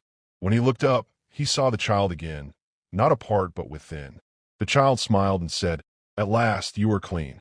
The scholar wept, not from shame, but from relief. He understood that his knowledge had been armor, his learning a mask. The soul did not ask him to renounce wisdom, but to inhabit it, to speak from the heart, not the library. When he returned to his students, they noticed the difference but could not name it. The scholar had not changed his words. Only his presence had become real. The double life. The persona allows us to function in society, but divides us within. One part of the self lives for the world's approval. The other lives in secret. This hidden life may surface in dreams, fantasies, or sudden impulses that shock the conscious mind. It is the shadow waiting behind the mask. When we repress our authentic impulses too long, they seek expression through the unconscious. The polite man erupts in rage. The devoted woman dreams of freedom. The virtuous leader hides corruption. The more rigid the persona, the more violent the shadow's rebellion. Every act of hypocrisy is the soul's protest against imprisonment. Thus, the first task of the work is honesty, to acknowledge that the face shown to the world is not the whole. To remove the mask completely would be folly, but to know it as mask is wisdom. The persona must become transparent, a flexible instrument rather than a hardened shell. The art of conscious mask-wearing. The mature soul does not discard the persona. It masters it. The mask becomes conscious, chosen rather than imposed. One can wear many faces, teacher, friend, lover, parent, without losing the center behind them. Like an actor who knows he plays a role, the conscious individual participates in the world without being devoured by it. This art requires continual reflection. The mirror of self-observation must remain clean, polished by solitude and sincerity. When one feels drained, irritable, or false, it is a sign that the mask has grown too heavy. Silence, nature, or creative work restores contact with the inner face. The reward of conscious persona is freedom. One moves easily among people, yet belongs to oneself. The mask becomes window, not wall, a medium through which the soul expresses rather than conceals itself. Such a person radiates authenticity without exhibition, humility without submission. The persona as sacred instrument. When purified of deceit, the persona becomes sacred. It serves as vessel for the divine individuality that seeks expression in time. The face we show to the world becomes icon rather than disguise. Each person, living truly, becomes reflection of archetypal truth. The artist as image of creativity, the healer as image of compassion, the thinker as image of wisdom. The mask, consciously worn, allows the invisible to manifest. Thus, even society's stage can become temple when inhabited with awareness. The outer world, once enemy of the soul, becomes its field of revelation. To know the persona is to know its purpose, to translate spirit into human language. When it performs this task without usurpation, it becomes luminous. Through the conscious mask, eternity smiles into time. The shadows return, the work of integration. No transformation begins in light alone. Every ascent begins in descent. Every illumination requires the darkness it illuminates. Once the persona has been seen for what it is, a mask, a necessary but partial truth, the second stage of the work begins, the encounter with the shadow. If the persona is the mask we wear before the world, the shadow is the face we hide from it. It contains everything we deny in ourselves. The impulses judged unworthy, the emotions deemed dangerous, the longings forbidden by conscience or fear. Yet these exiled parts remain alive, waiting at the edges of consciousness. They do not disappear. They act from behind the curtain, shaping destiny in silence. The shadow is not evil, it is potential. Within its darkness lie undeveloped energies, gifts, and instincts, raw and untamed. Integration does not mean indulging the shadow, but knowing it, hearing it, and giving its energy a place in the wholeness of the soul. The hidden guest. In every life, there comes a moment when a shadow knocks. Sometimes softly, as unease or fatigue. Sometimes violently, as crisis or breakdown. It may arrive as a dream of pursuit, a dark figure following through empty streets, or as a person in waking life whose traits provoke strong judgment. The knock means the unconscious has something to say. One woman, known for grace and charity, began to dream nightly of a stranger at her door, disheveled, angry, shouting for entry. She refused him again and again, until one night she opened the door in fury. The man stepped inside and wept. She recognized his face. It was her own, distorted by years of suppression. When she woke, she wept too. The dream had shown her what kindness had hidden, her unexpressed rage, her forgotten strength. From that day forward, her compassion gained backbone, her gentleness gained power. The shadow often enters through paradox. It takes the qualities we most despise and asks, what truth am I protecting beneath this disguise? The miser may hide fear of abandonment. The tyrant may conceal deep vulnerability. The shadow, when approached with courage, becomes mirror of authenticity, the mirror of projection. The shadow rarely introduces itself directly. It appears projected, cast outward onto others, reflected through conflict, jealousy, or contempt. We meet it in the people we cannot stand, in the groups we condemn, in the traits we most criticize. The degree of emotion reveals the depth of projection. A man who despises arrogance in others may secretly fear his own desire for recognition. A woman who mocks weakness may be fleeing from her need for tenderness. Each judgment, when traced inward, becomes door to self-knowledge. The work demands this humility, to turn accusation into introspection, to see in the enemy the disowned brother or sister of one's own soul. This reversal does not excuse wrongdoing. It illuminates participation. By withdrawing projections, we reclaim energy once wasted on conflict. The world becomes less battlefield, more mirror. Relationships, once arenas of blame, become classrooms of consciousness. Every encounter becomes opportunity for reclamation. The rejected gold. Within the shadow lies not only darkness but gold, the unlived life, the disowned brilliance. We repress not only what is shameful, but also what is great. Many people fear their potential more than their weakness. To express one's gifts would expose one to envy, rejection, or failure. So talent, intuition, and power retreat into shadow, joining the instincts they once feared. A man who hides his creativity behind cynicism, a woman who buries her leadership under compliance, both carry buried treasure.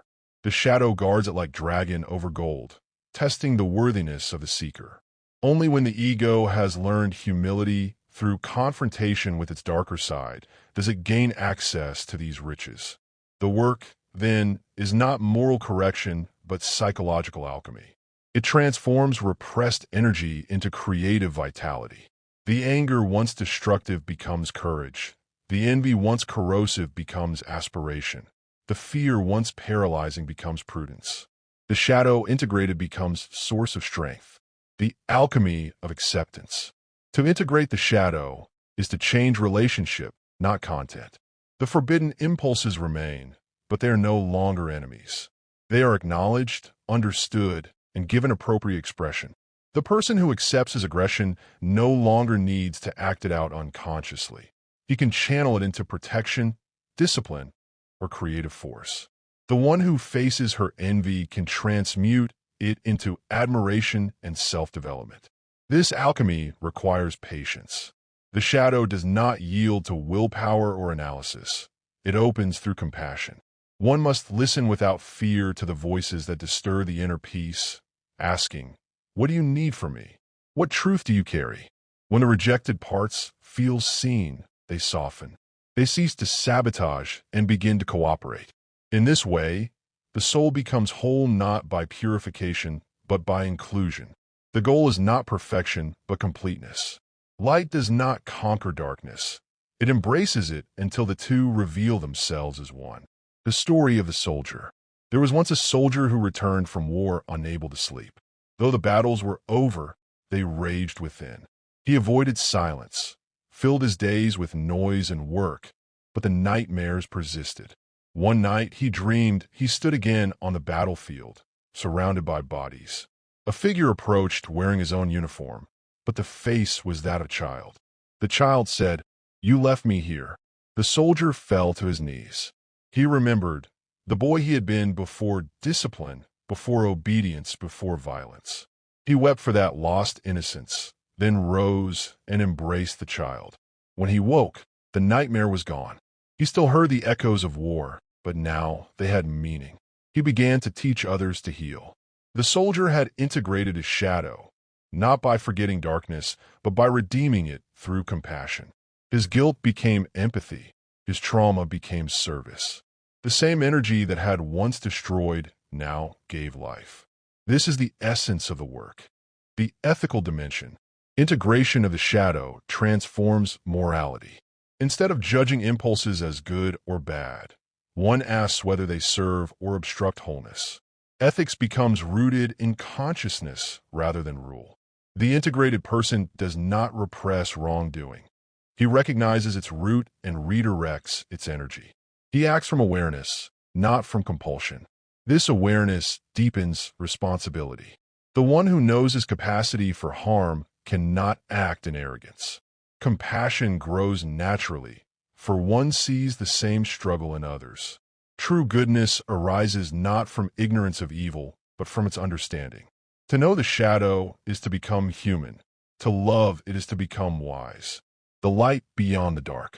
When the shadow has been acknowledged, something extraordinary happens.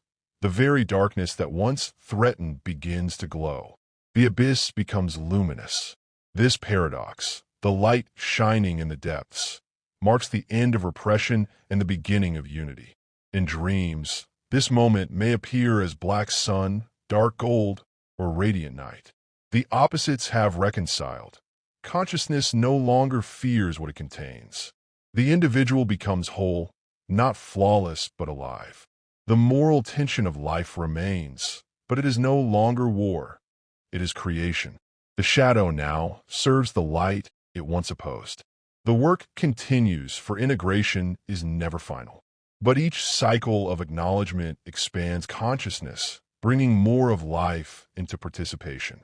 The ego, once servant of appearances, becomes servant of truth. The personality, once fragmented, becomes instrument of the self. The anima and animus, the bridge of love and meaning. After the shadow is faced and integrated, consciousness begins to sense a new polarity rising from within. No longer between good and evil, but between logos and eros, mind and soul, masculine and feminine. This polarity is not conflict but invitation, the longing of consciousness for its counterpart in the depths. Thus appears the anima in the man and the animus in the woman. Inner figures who bridge the conscious and the unconscious, translating one world into the language of the other. They are the soul's twin messengers, the eternal mediators of love and meaning. To meet them is to discover that the psyche itself is a marriage of opposites. They are not fantasies, but living presences, the archetypes of relatedness and creativity. Where the shadow confronts with truth, the anima and animus entice with beauty. They appear in dreams, art, relationships, or sudden moments of intuition. They awaken passion not merely for another person, but for life itself. Their purpose is to connect, to make the unconscious conscious through the alchemy of love. The anima, the soul within a man. In a man's psyche, the anima is the personification of all that he has neglected in his emotional and imaginative life. The feeling, tenderness, and depth he has projected outward onto women, art, and the world. When unconscious, she enchants and enslaves. When recognized, she guides and redeems. At first she may appear as muse or lover, inspiring vision and longing. She colors the world with mystery, awakening creativity and empathy. But if the man remains unconscious of her inner nature, he mistakes projection for reality. He falls in love not with the woman before him, but with the reflection of his own soul shimmering upon her. He demands from her what can only be found within: eternal understanding, perfect devotion, the divine feminine. Inevitably, disillusionment follows. The woman, unable to embody the archetype, withdraws, and the man feels betrayed. In truth, it is his own soul withdrawing, demanding recognition as inner reality. When he turns inward to meet her consciously, she transforms from enchantress to guide. She becomes psychopomp, conductor of the soul toward wholeness. The man who integrates his anima does not lose passion. He refines it. His love becomes no longer possession but participation, no longer demand but offering. He relates to the outer feminine as to an equal, for he has reconciled the inner one. His imagination becomes fertile, his words gain heart. He ceases to seek salvation in another and begins to create it within. The animus, the spirit within the woman. In a woman's psyche, the animus represents the inner masculine principle: strength, clarity, thought, and spirit. When unconscious, he appears as critic or tyrant. The internal voice that demands perfection, imposes ideals, or fills the mind with judgment. When recognized and integrated, he becomes courage, discernment, and creative power.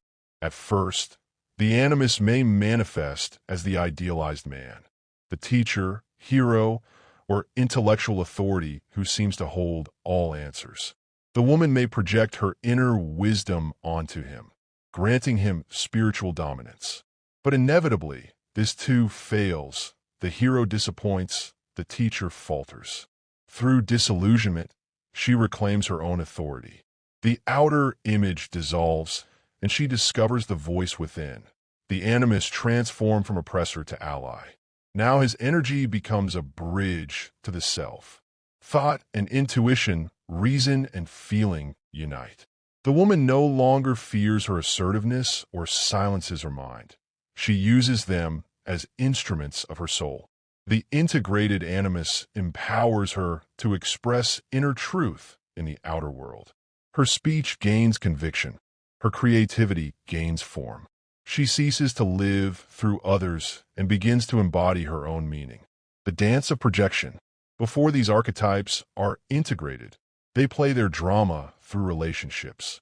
Lovers often meet as projections of one another's inner figures. The man sees in the woman his anima, the image of soul and salvation.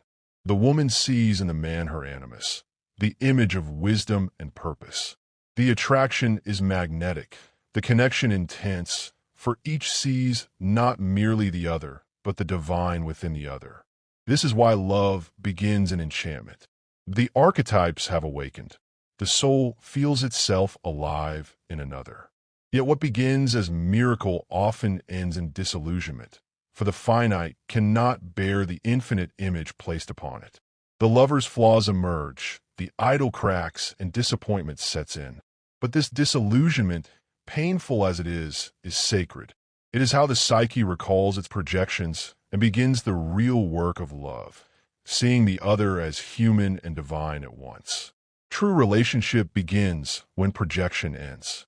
The man who has met his anima within can love a woman as she is.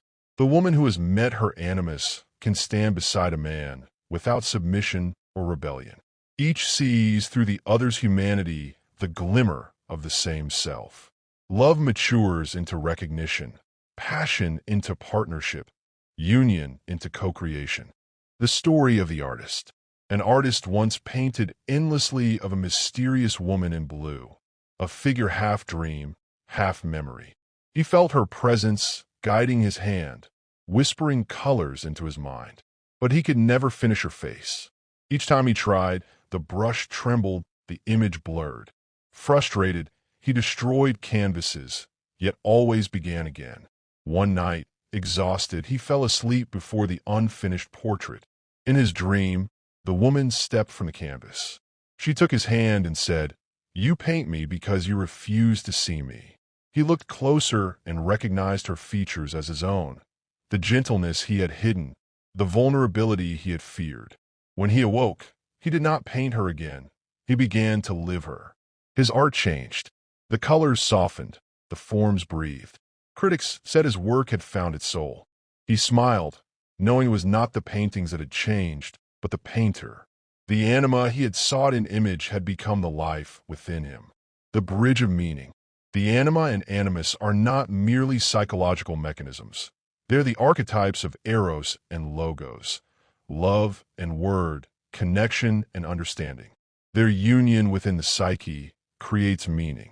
Without eros, thought becomes sterile. Without logos, feeling becomes chaos. Together, they weave the tapestry of consciousness. This intermarriage gives birth to creativity. The writer's inspiration, the scientist's intuition, the healer's empathy, all arise from the union of these principles. Every genuine act of creation is a dialogue between the anima's feeling and the animus's form, between heart and mind, matter and idea. The integration of these forces transforms not only the individual, but the culture. When societies repress the feminine, imagination withers. When they repress the masculine, purpose dissolves. The balance of both is civilization's health. Thus, the work of integrating anima and animus in each soul becomes the work of restoring harmony in the world. The language of inner union. When these inner opposites finally meet, the psyche speaks a new language, one of paradox resolved through poetry. Dreams grow rich in color. Intuition becomes articulate. Thought gains tenderness. The soul no longer divides the world into male and female, rational and emotional. It perceives complementarity where once it saw conflict. The anima and animus, reconciled, form the bridge to the self. Their love is not romance, but revelation. The realization that consciousness and life are lovers forever seeking union. Through their marriage, the psyche fulfills its deepest longing to know itself as whole. The language of the archetypes, myths that shape the soul. Once the anima and animus have joined hands, and the psyche learns the harmony of its inner polarities, consciousness begins to hear another voice, one not personal but universal. This is the voice of the archetypes.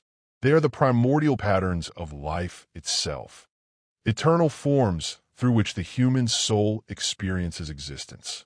Every story, every emotion, every dream is their expression. The archetypes are not inventions of the mind. They're the mind's inheritance.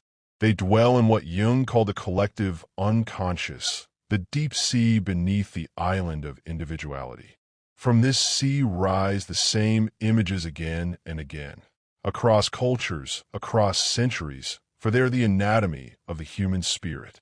The hero, the mother, the sage, the trickster, the shadow, the child. These are not characters, but energies shaping how we live and perceive. The task of the work is to learn their language, to recognize myth in experience, symbol in event, eternity in time. Only then can one see that life is not random, but a living drama directed by the self through archetypal forms. The archetypes as living presences. The archetypes are living forces. They express themselves through dream, imagination, and event. When ignored, they act blindly, manifesting as fate or compulsion.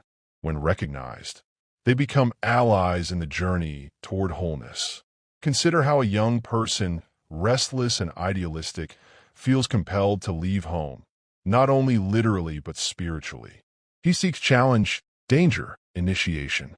He may call it adventure, rebellion, or purpose, but beneath every name beats the same heart, the hero archetype awakening.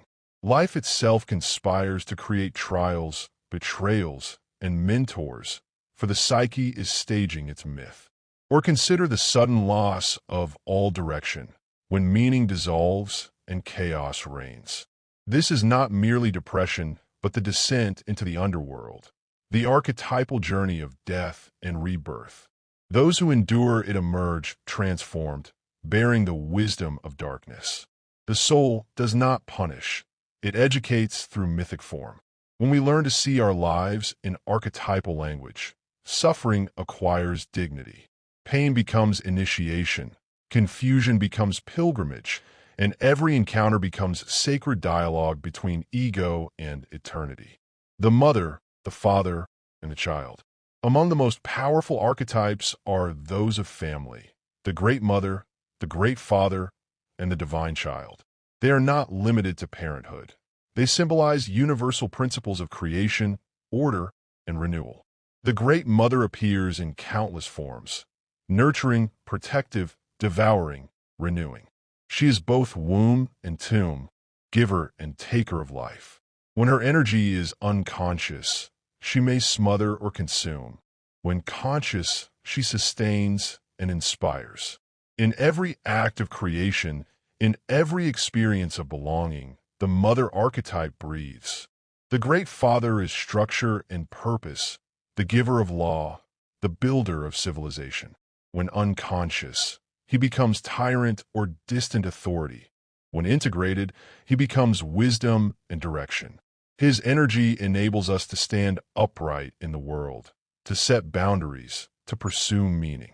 The mature soul balances both the nurturing of the mother and the discipline of the father within. From their union arises the divine child, symbol of renewal, spontaneity, and future potential. It is the part of the psyche that never grows old, the innocence reborn after every transformation. In myth, it is Horus rising after Osiris, Christ after crucifixion, the phoenix reborn from ashes. Within each person, the divine child is the light of the self, promising that no ending is final. The trickster and the shadow of the gods. Every pantheon, every psyche contains a trickster, the bringer of disruption and humor, the archetype that overturns stagnation. He is Loki, Hermes, Coyote, the fool. His role is sacred mischief, to expose hypocrisy, to loosen rigid structures, to teach wisdom through laughter and error. The trickster often appears when the ego becomes too serious, too righteous, too identified with a mask of virtue. He introduces chaos to restore balance. He reminds the soul that the divine includes imperfection. When one slips, forgets, or fails spectacularly, it is often the trickster at work, forcing humility. But the trickster's gift is profound. He releases energy trapped by moral rigidity. He allows play, spontaneity, and creativity to re-enter life. Without him, consciousness becomes sterile. The mature individual does not banish the fool, but befriends him. In the dance between order and spontaneity, meaning finds breath. The hero and the great work. Every life enacts the hero's journey in some form. We are born into limitation, called by longing, tested by trials, wounded and transformed. The outer adventures, careers, relationships, crises, are mirrors of the inner journey toward the self. The hero must leave home, the comfort of collective belief, to discover truth through direct experience. He faces monsters, which are inner fears. He loses mentors, which are illusions of external guidance. At the moment of greatest despair, he finds the treasure within, the realization that what he sought outside dwelled in his own soul. He returns, not as conqueror, but as servant of wisdom. This myth repeats endlessly because it is the pattern of individuation. Each of us must ascend into our own underworld, integrate shadow, reconcile opposites, and return with the gift of awareness. The hero's true victory is humility, to know the self not as possession, but as participation in the eternal work of consciousness. The archetype of the self. At the center of the mythic system stands the archetype of the self, the axis around which all other symbols turn. The self is not an image, but the source of all images. It manifests in dreams as mandala, divine figure, radiant light, or inner guide. It is the organizing principle of the psyche, the God within. The self draws all opposites toward reconciliation. Through each archetype, the mother's love, the father's law, the trickster's laughter, the hero's courage, the self speaks its many languages. Its aim is wholeness, not perfection, but conscious participation in the totality of being. To experience the self is to feel simultaneously vast and intimate, mortal and eternal. It cannot be possessed or described. It can only be lived. Every archetype is a doorway, and every dream is an invitation to cross the threshold. The more consciously one engages with these patterns, the more transparent the ego becomes to the light of the self. The story of the weaver. There was once a woman who dreamed she sat at a great loom. Before her stretched countless threads of color, gold, crimson, black, white, silver, tangled beyond repair. She wept, believing she must separate them. Then a voice said, "Do not divide, weave." So she began, uncertain, following instinct rather than plan. As she worked, the threads formed a pattern of astonishing beauty. She realized that the dark threads gave depth to the light. The knots gave strength to the fabric. When she stepped back, she saw she had woven her own life. This is the language of the archetypes. Every joy and sorrow, every virtue and flaw, woven together by unseen design. The ego cannot understand the pattern. The self weaves through it. The work is to cooperate, to feel the thread in one's hands and trust its necessity, living the myth consciously. When we awaken to the archetypal dimension, we cease to live unconsciously as characters in forgotten stories. We become co-authors with life itself. Instead of being possessed by an archetype, we dialogue with it. We recognize when the hero has overstayed his welcome, when the trickster is playing his game, when the mother must yield to the crone. Conscious mythology restores meaning to existence. The smallest event becomes part of the cosmic narrative. We no longer ask, why is this happening to me? But what story is life telling through me? This shift transforms suffering into significance, chaos into creation. The language of the archetypes is the soul's scripture. To read, it is to remember that the gods we once worshipped were never gone. They live within, shaping each moment into myth. The more we recognize them, the more sacred life becomes. The great work, individuation as living alchemy. The journey through the mask of persona, the darkness of shadow, the mystery of anima and animus, and the grandeur of archetypes culminates in one final synthesis. The great work, the conscious participation in the transformation of the soul. This work, known to the alchemists as the magnum opus, is not metaphor, but living process. The slow, luminous labor by which the human personality becomes transparent to the divine essence within it. To the world, it may seem as though nothing has changed. The alchemist still walks, eats, works, and sleeps. Yet inwardly, everything burns with a different fire. For the true laboratory is not built of stone and smoke, but of experience, emotion, and reflection. Life itself is the crucible, and the self the hidden gold. The alchemical fire. The ancient alchemists spoke of 3 stages: nigredo, the blackening; albedo, the whitening; and rubedo, the reddening, death, purification, and rebirth. These are not chemical operations, but psychic ones. Jung saw in them the mirror of individuation, the slow evolution from unconsciousness to wholeness.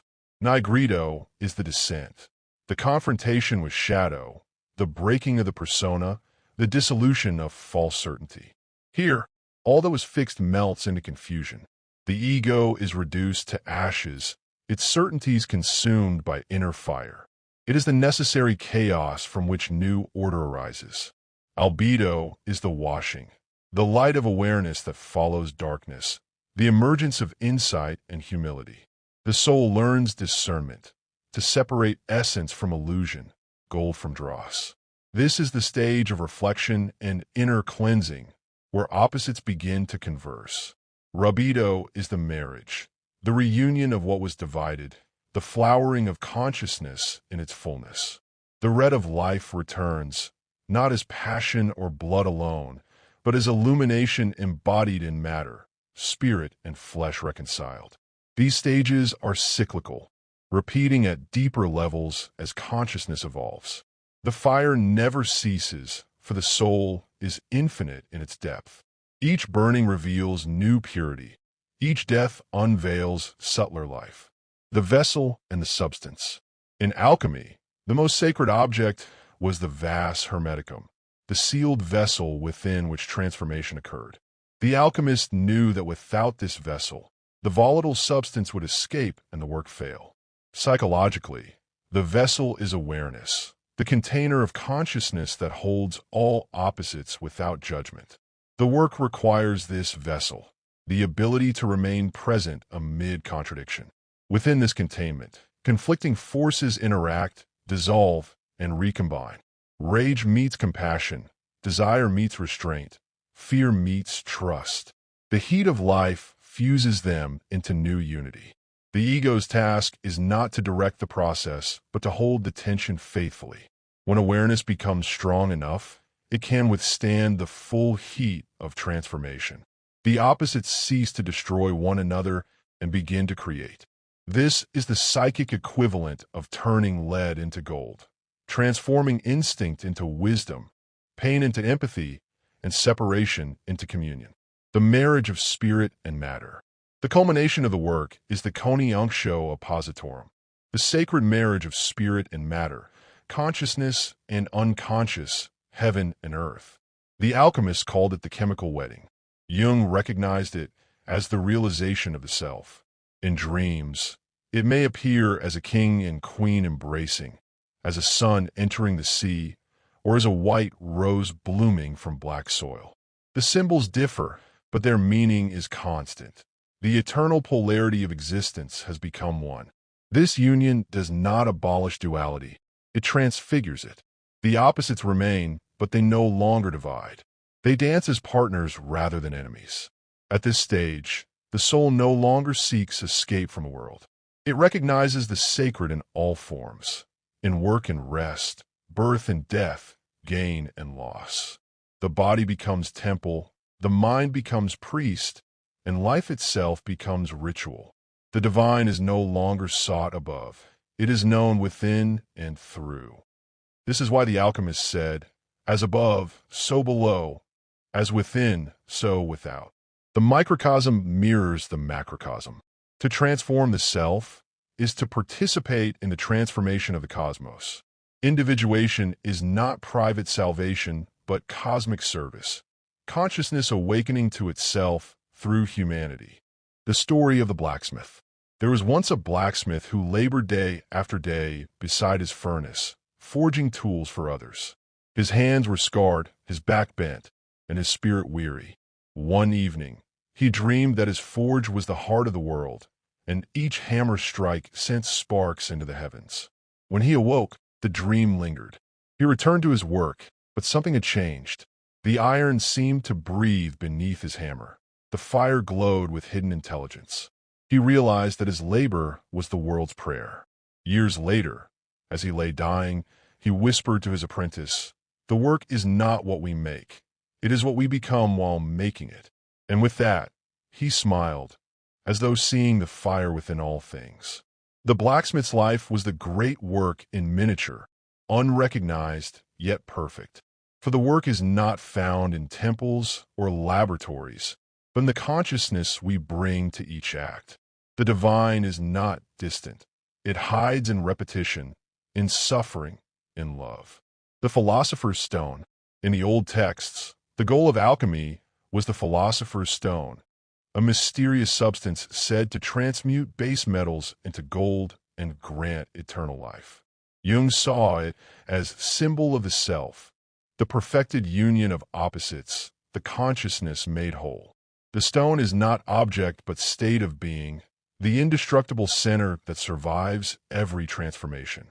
It is found when all divisions collapse, when love includes hatred, wisdom includes folly, and life includes death. The one who attains the stone does not become immortal in body, but conscious of the immortal essence within. Death loses its sting because the self transcends it. As the alchemist wrote, "Our stone is no stone. The stone is simplicity itself. The ordinary moment lived completely. To the unawakened, it seems worthless. To the wise, it is treasure beyond measure." The stone shines not in laboratories, but in hearts that have learned to contain fire without fear. The work in the world. The final stage of the great work is service, the return of the transformed individual to the collective. Having reconciled inner opposites, the soul now seeks to embody that harmony in society. The artist expresses it through creation, the teacher through insight, the healer through compassion, the parent through presence. The work continues in each act that unites rather than divides, that turns conflict into understanding, despair into faith. Each person who awakens becomes catalyst for others, for consciousness is contagious. The gold refined within radiates outward, warming even those who do not know its source. Thus, individuation fulfills its highest meaning. It is not withdrawal from the world, but participation in its redemption. The self seeks not isolation, but manifestation, the divine becoming visible in human form. To live consciously is to carry the philosopher's stone in one's heart, to turn every encounter into opportunity for transformation. The lapis speaks. In the dream of every alchemist, there comes a moment when the stone itself speaks. It says, "I am born of your suffering and your love. I am what remains when all that is false is burned away. I am the marriage of heaven and earth within your heart. You sought me in gold, in gods, in others, but I was the light in your own furnace. Now carry me into the world. Build, speak, love, and suffer in awareness. Every act will be my transmutation. Every breath will extend creation. The work is never done because it is life itself. When the dreamer awakens, he finds no stone in his hand, only peace in his chest, a warmth that does not fade. The alchemical fire continues to burn, quietly, invisibly, transforming experience into meaning. The circle completed. The work begins with the mask and ends with the essence. It begins with separation and ends with unity. Yet even as the circle closes, it expands, for consciousness is infinite, and each realization opens a new horizon. The end of one work is the beginning of another, deeper and subtler. This is the paradox of individuation. The goal is wholeness, but wholeness is never static. It lives through transformation. The ego, once terrified of dissolution, learns to trust the rhythm of death and rebirth. The soul, once hidden, becomes transparent to the divine. The human being, once divided, becomes the bridge between worlds. The great work is not an achievement, but a way of living, a devotion to the eternal process of becoming conscious. In its light, even suffering becomes sacred, for every flame refines, every darkness conceals gold. And the voice of the self whispers through all time. The work was never mine alone. Through you, I awaken to myself. Chapter 8. The Tower. The House of Solitude, the Call to Build. When the work of the soul deepens, the outer world begins to echo its inner structure.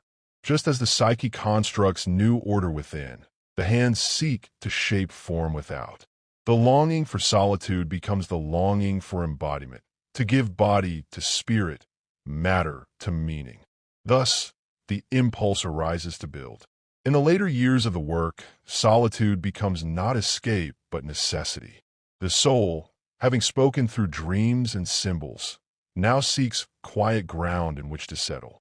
The noise of the collective, once stimulating, becomes foreign. Words, once teachers, grow thin.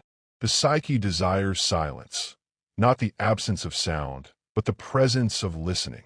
In this sacred stillness, the vision of a place begins to form, a dwelling not designed for comfort, but for reflection, not ornamented by intellect, but shaped by instinct. It is the image of the tower, the summons of solitude. Solitude calls not as isolation, but as return. The soul does not withdraw from humanity in resentment, but in reverence. It seeks to hear again the voice that spoke before society, before thought, the whisper of the depths. The modern mind, flooded by noise, has forgotten the sanctity of silence. Solitude restores it. In solitude, the psyche ceases to perform. The persona falls away. The masks lose their purpose. One becomes anonymous again, nameless, as in childhood. The boundaries between I and world dissolve, and the individual rediscovers participation in the living order of nature. Stones, water, and wind resume their dialogue. The soul listens and learns its true scale, not center of the world, but part of it. To seek solitude is therefore an act of faith. It means trusting that meaning will arise not from doing, but from being. The ego, trained in movement, resists. It asks, why not be forgotten? The soul answers, only the false self will fade. The true one will appear. The first stone. Every act of creation begins with gesture. One bends, picks up a stone, and places it upon the earth. In that gesture, thought becomes prayer. The stone is heavy, cold, indifferent, yet in the hand of awareness, it becomes sacred. It represents endurance, the permanence of what is real. When raised upon another, it forms boundary, shape, dwelling. When consecrated by intention, it becomes temple. The impulse to build the tower arises from the same archetypal root as the impulse to build a psyche. Both are structures of containment. The walls of stone mirror the boundaries of consciousness. The rooms mirror the chambers of the soul. Each floor represents a level of being. The base, where instinct meets matter. The middle, where life unfolds. And the upper chamber, where spirit contemplates itself. To lay the first stone is to affirm one's place between heaven and earth, to say, I belong here in time, within this body, within this mystery. It is the acceptance of incarnation as sacred work. The tower as reflection of the self. The tower is not house, but symbol. It stands between realms, rooted in soil, reaching toward sky. Its circular base echoes the mandala, symbol of wholeness. Its upward thrust signifies aspiration, evolution, the movement of consciousness. To dwell within it is to live inside one's own psyche made visible. Every structure carries meaning. The tower's simplicity is its teaching. No electricity, no ornamentation, only stone, fire, and water. It returns life to its essential rhythms, day and night, light and dark, labor and rest. In its stillness, the psyche finds its natural tempo. There, one remembers that the self does not evolve through speed, but through depth. The act of building by hand is itself ritual. The roughness of stone against skin, the rhythm of hammer and chisel, the slow rising of wall after wall. These gestures restore contact with the archetypal ground of being. The modern world, lost in abstraction, forgets the wisdom of the hands. But the soul remembers. To shape matter is to shape meaning. The rejection of modernity. To build the tower is to defy the spirit of the times. That restless intellect which worships progress but forgets presence.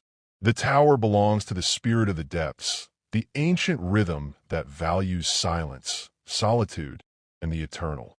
It is a rebellion not of anger, but of remembrance. Modernity asks for speed, visibility, and influence.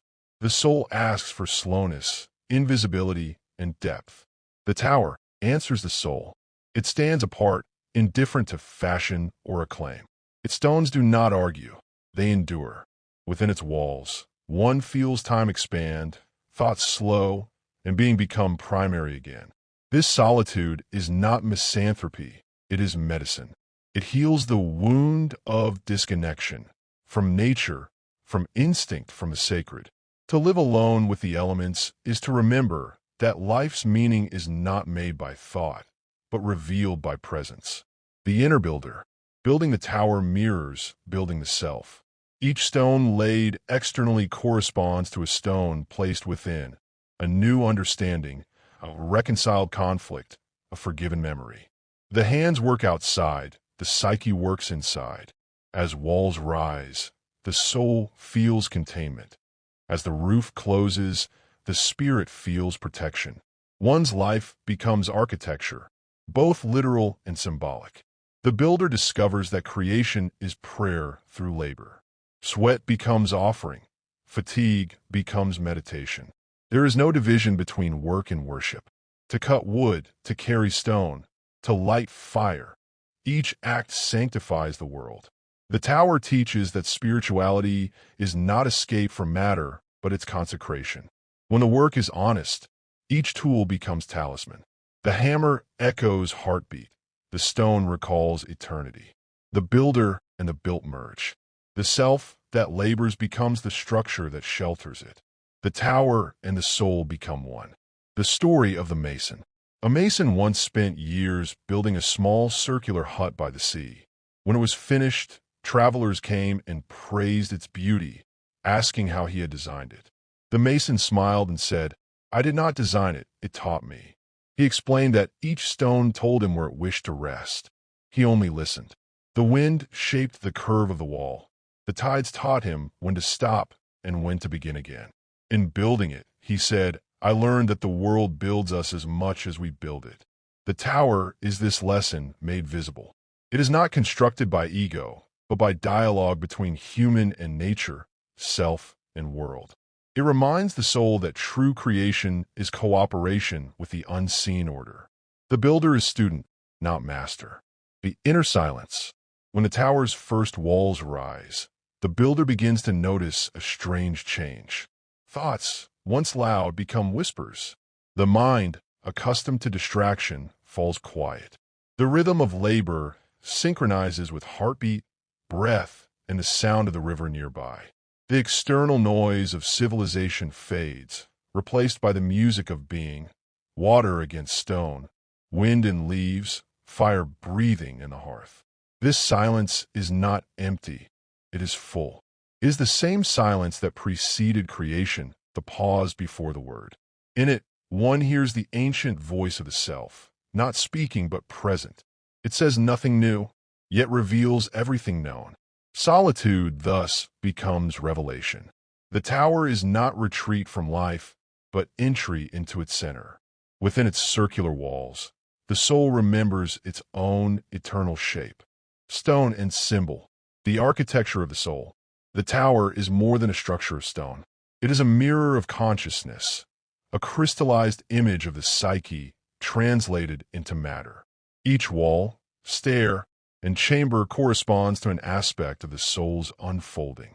In its rising form, the invisible becomes visible. The work of inner transformation manifests in tangible geometry. To the unseeing eye, it is only a tower by a lake built by a man in solitude. But to the awakened one, it is a living symbol, a temenos, a sacred enclosure where the eternal and temporal meet. Its round base mirrors the mandala. Its narrow windows resemble the eyes of contemplation, and its upper chamber stands as the seat of vision. The tower is the psyche-made stone, the dream-made dwelling, the circle and the square. In every age, sacred builders have known that geometry is the language of spirit. The circle represents eternity, the realm without beginning or end, the symbol of the self. The square represents the world, solid, bounded, defined by four directions. The tower unites these forms. A circular base resting upon the square foundation of the earth, crowned by the upward movement of spirit. In Jung's own hand, each stone laid in the tower was placed with the same reverence that a monk gives to a syllable of scripture. The act of construction was meditation in form. The circle gathered the energy of wholeness. The square stabilized it in matter. The ascending spiral of the staircase became the image of individuation. Consciousness rising through cycles of repetition, each turn higher than the last. The psyche, too, is built this way. Its foundation is instinct. Its walls are formed of experience. Its openings are insight, and its crown is awareness. The more harmoniously these are aligned, the more radiant the inner light becomes. The outer architecture of the tower merely echoed what the soul had already built within. The tower as hermetic vessel. In alchemical tradition, transformation occurs within a sealed vessel, the vas hermeticum. The tower is that vessel on a human scale. Within its circular walls, time thickens. Silence presses close like a second skin. The mind, deprived of distraction, turns inward upon itself. What was scattered begins to cohere. What was divided begins to converse. The solitude of the tower is the heat that activates this alchemy. It brings the opposites into contact. Light and shadow, reason and instinct, masculine and feminine, consciousness and unconscious. Their interaction generates the fire of transmutation, the psychic energy that refines personality into essence. As in the alchemist's laboratory, there are dangers. Too much isolation can calcify the heart. Too much introspection can breed illusion. The work requires balance, containment without stagnation, silence without withdrawal. The builder must open the windows of his tower, just enough to let light and air flow through. Solitude must remain porous to the living world. The mason's dialogue with the stone. Each stone, touched and lifted, carries its own weight of meaning. Some fit easily, others resist, demanding adjustment. The builder learns patience, humility, and listening. The hand becomes servant to the stone's nature. The intellect yields to the wisdom of touch. This dialogue between human and material awakens an ancient memory, that spirit and matter are not opposites but partners. The body itself is such a structure, dense, grounded, yet animated by breath. The same energy that shapes the mind shapes the mountain. Both are expressions of one reality. Through this realization, labor becomes sacrament. The builder ceases to impose will upon the world. Instead, he collaborates with it. He begins to feel that the stones remember, that they have waited centuries to be lifted into meaning. Each placement becomes an act of reconciliation between humanity and earth. The symbolism of height. To build upward is to strive toward clarity. In myth, mountains and towers represent the meeting point between earth and heaven, body and spirit. But height is dangerous when pursued for pride. The Tower of Babel fell because it sought ascent without reverence. The true tower rises not from ambition but devotion, not to dominate heaven but to welcome it. As the tower grows, so does perspective. From its upper chamber, one sees the landscape anew, the lake as mirror, the forest as breathing body, the sky as living presence. The height reveals the unity of all things. Yet it also teaches humility. The higher one climbs, the smaller the self appears. This paradox is the essence of the work. To rise in consciousness is not to inflate the ego, but to dissolve it into greater vision. The tower's height thus becomes interior, a vertical expansion of awareness, a realization of depth rather than dominance. The circular room. At the summit of the tower is a small circular room, bare except for a stone table and a single window facing east. It is a space of contemplation, designed for silence rather than speech. At dawn, light enters the window and strikes the center of the floor, a daily symbol of revelation. Here the psyche sits in its own stillness.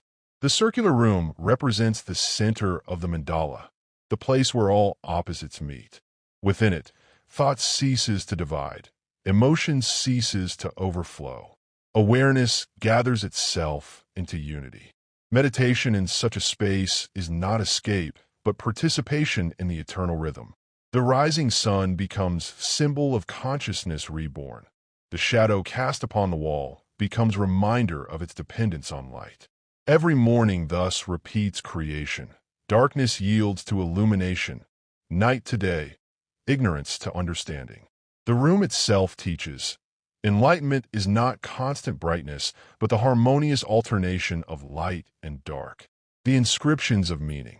Upon the stones of the tower, Jung carved symbols and Latin phrases, not as decoration, but as invocation. Each inscription was a dialogue between intellect and intuition, word and silence.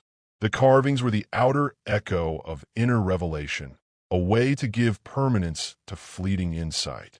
One stone bore the phrase, vocatus ac non vocatus, Deus aderit, called or not called, God will be present. It is the tower's central teaching. The divine does not depend on our invitation. Awareness merely reveals what has always been. Another inscription read, Philomonis sacrum, Fausti poenitentia, a sanctuary of Philemon, Faust's repentance. It honors both wisdom and folly, acknowledging that the road to insight passes through error. The tower, like the soul, is consecrated not by perfection, but by sincerity. Through such symbols, the structure becomes scripture in stone, a testament to the reconciliation of opposites, intellect and instinct, spirit and matter. The inner architecture. To build the tower externally is to understand one's inner architecture. Every person lives within a psychic edifice of beliefs, habits, and memories. Some walls are too thick. Some rooms remain unopened. The work of consciousness is the renovation of this invisible house. When we rearrange a physical space, we sense the shift inwardly, the release of blocked energy, the renewal of attention. Likewise, when we reorder the psyche, the outer world responds. The builder of the tower learns this correspondence. The alignment of stone and symbol mirrors the alignment of thought and soul. Gradually, one realizes that the true tower is not confined to place. It stands wherever awareness builds itself. Each moment of presence becomes a stone in its foundation. Each act of understanding raises its walls higher. The tower thus transcends materiality, becoming a living metaphor for consciousness itself. The stone speaks. At times, during the quietest hours of evening, it seems as if the stones themselves whisper. Their murmurs are not heard with the ear, but felt with the heart. They speak of endurance, patience, and time beyond time. They remind that the work belongs not to the builder, but to the earth. The human hand only assists in what nature began eons before. In these moments, solitude shifts from loneliness to communion. The soul realizes it has never been alone. It has been accompanied by everything, by the breath of wind, by the weight of stone, by the pulse of stars. The tower stands as witness to this belonging. Its silence is not absence, but presence intensified. The circle of return. As the tower nears completion, its builder perceives that it mirrors the cycle of individuation itself. The foundation corresponds to the descent into the unconscious, the walls to the work of integration, the upper room to illumination. The building process retraces the same path inward. When the final stone is placed, the work does not end. The tower continues to build the builder. Each time he enters, it speaks anew. The structure becomes a dialogue partner, a silent teacher repeating one eternal lesson. Wholeness is built stone by stone, act by act, awareness by awareness. The tower complete, the silence beyond thought. When the last stone is placed and the dust of labor settles, the tower no longer belongs to its builder. It belongs to silence. Its completion marks not the end of construction, but the beginning of contemplation. The work of hands yields to the work of being. The soul, having expressed itself through form, now seeks communion with what lies beyond form. To dwell in the tower after its completion is to live within distilled time. The rhythms of the world outside, the clock, the market, the crowd, fade like distant echoes. Here, time is measured by the movement of light across stone, the flight of birds, the breathing of the lake. In such slowness, the soul begins to hear again the subtle pulse of eternity. The tower teaches that creation's final purpose is silence. Not the silence of absence, but the silence that follows a symphony when the listener still hears the music within. The building, now complete, hums with invisible resonance, as though the stones remember the rhythm of every hand that shaped them, every thought that consecrated them. It is no longer architecture, it is presence. The descent into stillness. Completion brings a descent, not downward into darkness, but inward into depth. The soul no longer strives to build or to know. It rests in awareness itself. After years of labor, a profound humility sets in. The builder realizes that he did not make the tower made him. The structure of stone mirrors the structure of psyche, and through that reflection, the ego learns its true proportion. In the quiet of the completed tower, one perceives that knowledge, effort, and even insight have their limits. Beyond them lies a dimension where truth no longer needs to be spoken. Words dissolve into presence. Thought ripens into being. What remains is a vast, calm clarity, an awareness without center or edge. Here, the spirit of the depths returns, not as vision or voice, but as stillness itself. It needs no name, no explanation. It is what was sought from the beginning, hidden in plain sight, the unbroken continuity of existence. The soul ceases its search and simply is. The tower is axis mundi. In ancient cosmologies, the world tree or sacred mountain stood as axis mundi, the bridge between heaven and earth. The tower fulfills the same role. It connects the vertical and the horizontal, the eternal and the temporal, the unseen and the seen. Standing within it, one feels both rooted and ascending, bound to the earth yet open to the infinite sky. The vertical axis is the path of spirit. The horizontal is the path of humanity. Individuation unites them. The tower's completion signifies this union. Consciousness now reaches freely in both directions, grounded in matter and illuminated by spirit. To climb to the upper chamber is to ascend toward light. To return to the base is to honor the shadow. Every step becomes a prayer of balance. The tower reminds that wholeness does not abolish opposites, but holds them in eternal dialogue. It is the still point around which all motion turns, the living mandala of existence. The presence of Philemon. In the solitude of the tower, the archetype of the wise guide, Philemon, often returns not as apparition, but as atmosphere. His presence is felt in the depth of silence, in the sudden insight that arrives unbidden, in the subtle joy that requires no cause. He is the voice of timeless wisdom within the soul, the guardian of its deepest truths. Philemon teaches through paradox that solitude is relationship, that silence is communication, that the inward journey is the most faithful service to life. His counsel is not instruction, but reminder that the self needs no improvement, only awareness. The one who has learned from Philemon no longer fears contradiction or solitude. He knows that every polarity, life and death, joy and sorrow, creation and decay, is a movement of the same eternal energy. The tower becomes his monastery and his mirror, reflecting the stillness of being that underlies all change. The vision of the lake. At dawn, light touches the lake and turns it to silver. The tower's reflection stretches across the water, trembling with the breeze. Watching it, one realizes that the tower itself is only a reflection, a manifestation of something deeper, invisible yet real. The still water reveals what the mind forgets, that the material world is the surface of the eternal, shimmering with its unseen depths.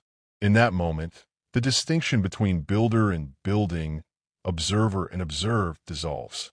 The soul sees that it has always been both stone and reflection, both substance and image.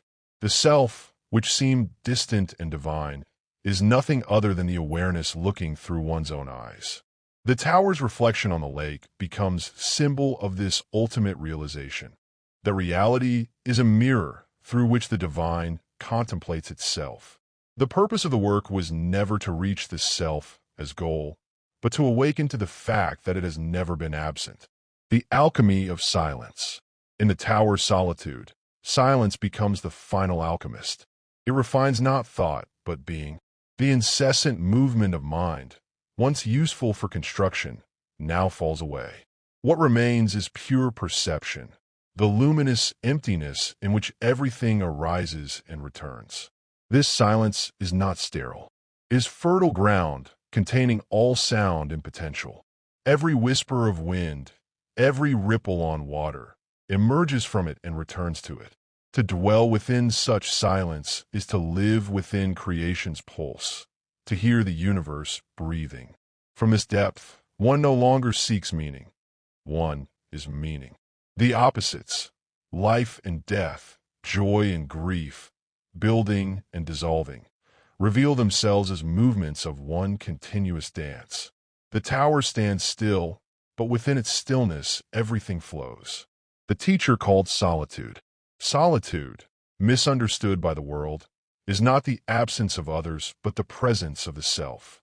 It teaches not withdrawal, but connection to the roots of being that nourish all life. In the tower's stillness, one feels relationship with everything. The water reflecting light, the trees shifting in wind, the stars circling overhead. The boundaries of the individual soften. Compassion expands to include all forms of existence. Solitude reveals the divine not as distant ruler, but as immanent presence, the quiet intelligence within every cell, every breath. The one who has learned its lesson carries solitude into the marketplace, the family, the city. The tower, once a physical retreat, becomes internal. Its walls are made of awareness. Its chamber is the heart. The dissolution of form. As years pass, the tower begins to age. Moss gathers on stone. Ivy climbs the walls. Rain smooths the carvings. Yet the builder does not mourn its decay. He understands that all form must return to the elements, that impermanence is the seal of the eternal. What was built from earth must rejoin the earth. What was shaped by hand must yield to time. The tower's slow dissolution becomes its final teaching. Permanence lies not in stone, but in spirit. The true structure it mirrored, the awakened consciousness, does not erode. Its foundation is not in matter, but in meaning. As the tower weathers, the soul smiles, knowing the real edifice stands unshaken. Thus, the work turns full circle, from creation to contemplation, from manifestation to dissolution, from sound to silence. The tower returns to the soil, and the builder returns to the infinite, the silence beyond thought. When thought ceases, awareness remains, vast, simple, self-luminous. This is the ultimate tower, the unconstructed dwelling of the spirit. No walls contain it, no boundaries define it. It is the still center of being, the unmoving axis around which all worlds revolve. In this silence, the builder's name, the stones, even the tower itself vanish. Only the presence remains, boundless, timeless, complete. The work that began in labor ends in peace. The builder and the built are one. The self beholds itself in perfect stillness and whispers through all creation. I am the tower and the silence within it. I am the builder and the stone. I am the dreamer and the dream. The voice fades, yet it continues everywhere, in the murmur of water, in the hush of wind, in the breath of those who seek to remember. The tower stands not merely on the shore of a lake, but in the heart of every soul that dares to build truth from solitude. And when night falls and the last light fades from the sky, the tower disappears into darkness, not destroyed, but absorbed into the vast silence from which it was born. Chapter 9, Travels. The journey outward, the world as mirror of the psyche. After the long labor of the tower, solitude ripened into stillness. Yet from that stillness, another impulse emerged, not to withdraw further, but to move outward to see the self reflected in the vastness of the world. For the soul that has seen its inner continents longs to behold their counterparts in nature.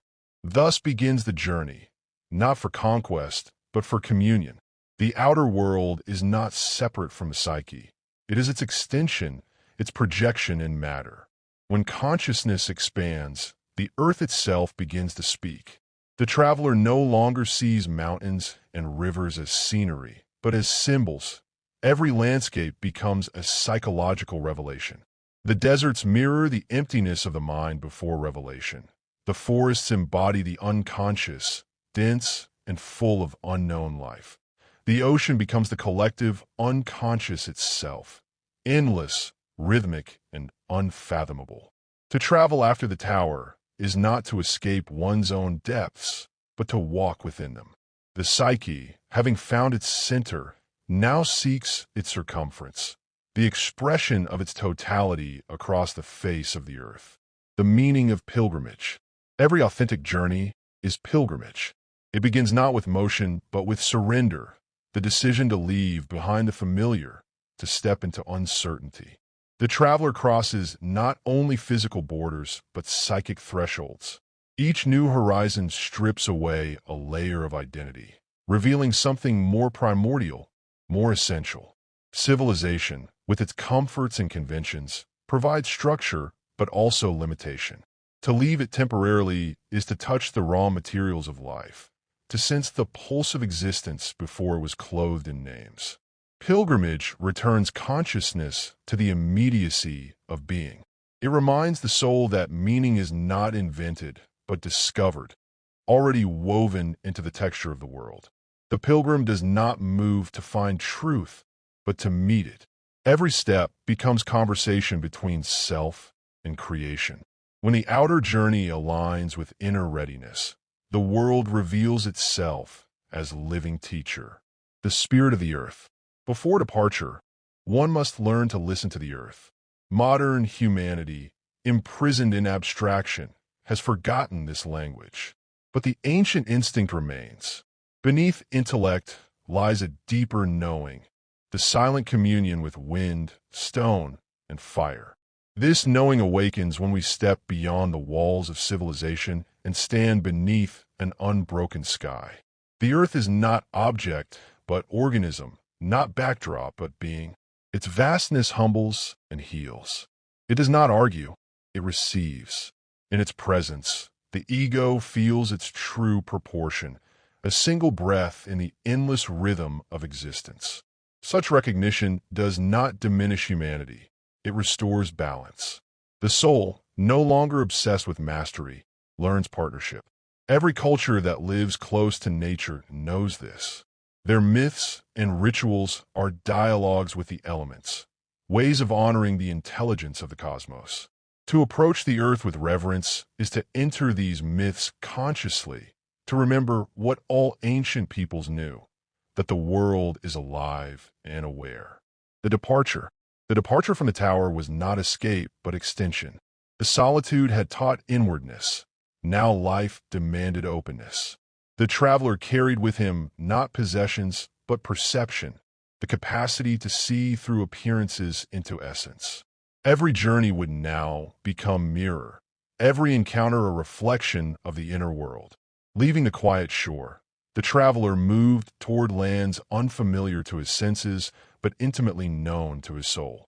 He sought the primordial, the unfiltered human, the raw presence of creation unmediated by modern thought. Africa, India, and the native tribes of distant continents became destinations not by chance but by necessity. They represented the unbroken chain between spirit and nature, the living memory of origins. The world as archetypal landscape.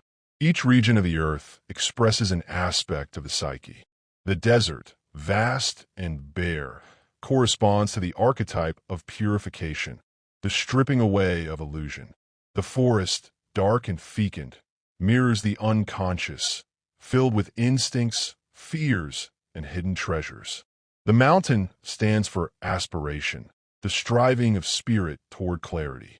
The river flows as symbol of life's continuity, the current of becoming. To journey through these landscapes is to travel through one's own inner architecture. The external topography becomes the projection of psychic geography.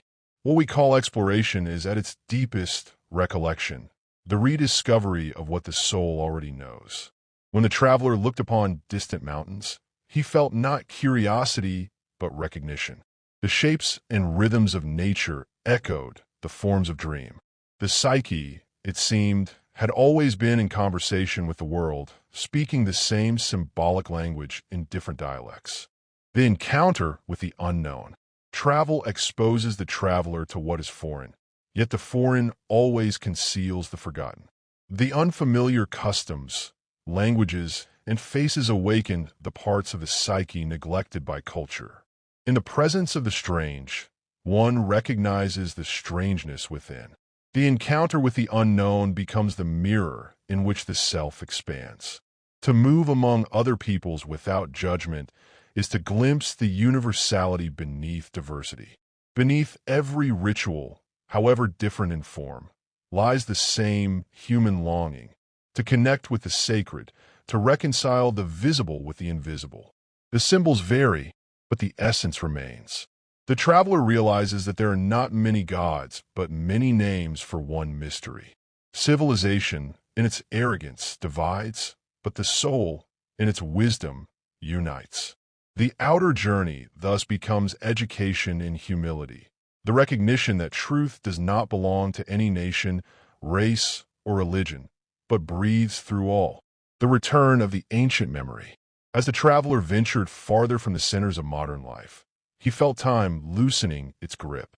The pace of existence slowed, and something ancient awoke within him, a memory older than thought.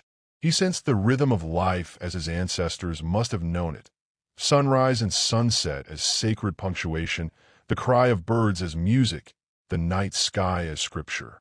This return to primal awareness was not regression, but renewal. Civilization had refined intellect, but starved instinct. By touching the ancient ground again, both sides of the psyche found reconciliation. The modern and the primordial, the conscious and the instinctual, the human and the cosmic, all belonged to one order of life. This was the insight that underlay every later teaching, that progress without roots becomes disorientation, that spirituality without body becomes abstraction. The journey outward healed the separation within. The soul as traveler. Ultimately, the traveler discovered that travel itself was an archetype, the eternal movement of consciousness toward greater awareness. Every journey mirrors the soul's pilgrimage from unconsciousness to self-realization. The roads of the world are reflections of the inner path.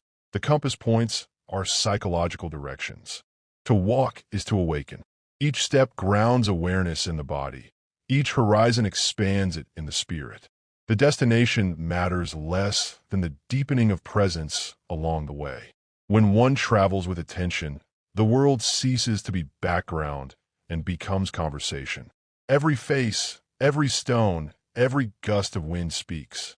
Thus the journey outward completes the circle begun in solitude. Having built the tower within, the soul now builds bridges between cultures, between mythologies, between the many expressions of one eternal psyche. The traveler's path is not escape from self, but communion with the self through the world. Africa, the primordial ground and the shadow of civilization. The first great journey led to Africa, the continent of origin, the cradle of humanity's earliest dreams. It was not the lure of adventure that drew the traveler there, but the longing to touch the untouched, to stand upon ground that still breathed the rhythm of beginnings. Africa appeared in the imagination not merely as geography, but as symbol, the primordial ground of life, the body of the earth before it was veiled by intellect. From the moment of arrival, the senses were overwhelmed. The air shimmered with heat and scent. The horizon spread infinite and austere. Time itself seemed older here, the sun more ancient, the nights more absolute.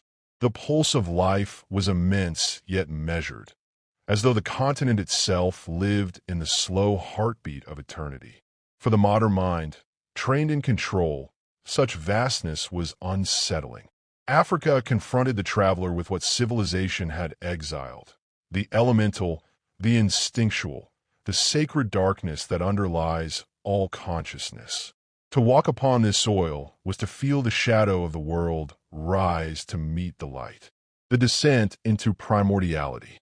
In Africa, the boundary between human and nature dissolved. The animals moved with the same dignity as the stars. The wind carried voices older than language. The traveler realized that here the earth still spoke in its original tongue, a language of rhythm and pattern rather than concept. To understand it, one had to listen not with the ear, but with the blood. Each day felt like a return, not to a specific past, but to the timeless stratum beneath history. Civilization had built layer upon layer of thought over the raw life force of being. Africa stripped those layers away. Here, intellect found its limits. Intuition took its rightful throne. The traveler sensed that this descent into primordiality mirrored the psychic process he had undergone years before, the nigredo of the soul, the confrontation with the roots of existence. Just as he had faced his own unconscious, so now he faced the collective unconscious embodied in landscape and people. The journey outward became a second descent, but this time the descent was collective, cosmic, the meeting with instinct. Among the animals, instinct ruled, not as blindness, but as sacred order. Lions, birds, insects, each moved in harmony with invisible law. Nothing in them was superfluous or accidental. Observing them, the traveler saw what humanity had lost: trust in life itself. Civilization, in separating itself from instinct, had gained self-consciousness but lost equilibrium. Watching a herd of antelope move across the plain, he felt a pang of longing. Their motion was pure necessity, not mechanical, but conscious in a way deeper than thought. They did not decide to move. They were moved by the total rhythm of the land. This was participation in the great body of nature, the state of unio mystica that modern humans had traded for control. The task of the modern soul, he realized, was not to reject instinct, but to redeem it, to bring awareness into its flow, to transform blind drive into conscious vitality. Instinct, when honored, becomes intuition. When denied, becomes compulsion. Africa revealed both: the raw beauty of instinct in nature and its distorted shadow in civilization's exploitation of nature. The shadow of civilization. Nowhere was the contrast between primal harmony and modern fragmentation more visible. The traveler saw how the colonizing mind, driven by superiority and fear, sought to dominate what it could not understand. The same impulse that builds empires also represses the unconscious within. The shadow of the individual becomes the shadow of nations, projected upon primitive peoples, wild animals, and dark lands. Africa stood as mirror to Europe's hidden psyche. What the West called savage was precisely what it had exiled from itself. The instinctive, the emotional, the mystical, the feminine. By labeling these qualities inferior, it had condemned itself to spiritual starvation. The traveler recognized this dynamic not with moral superiority, but with sorrow. He saw that every culture must eventually face its shadow, just as every individual must. To deny it is to invite catastrophe. To acknowledge it is to begin healing. Africa's presence, vast and unyielding, compelled that acknowledgement. The earth itself demanded psychological humility. The people of the earth. Among the African peoples he met, there was a rhythm of life that defied analysis. Their rituals were not superstitions, but symbolic enactments of truths modernity had forgotten. The dance around the fire, the drumbeat echoing through the night, the invocation of ancestors, all were expressions of the living connection between the human and the unseen. The traveler observed how every gesture had meaning. Every act was part of a cosmic dialogue. Birth, death, hunting, rain, each event was woven into mythic continuity. Life was not divided into sacred and profane. It was wholly sacred. The people lived in the archetype rather than about it. He understood, then, that modern humanity's tragedy was not its progress, but its amnesia.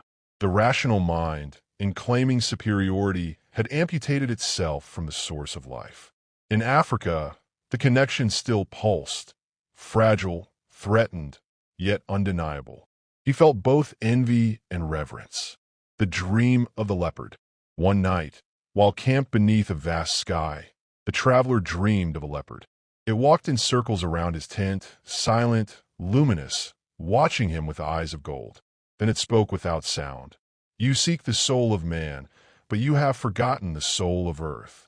He woke with the echo of the words within him. The dream was not personal, but planetary. It was the voice of the ancient world addressing modern humanity.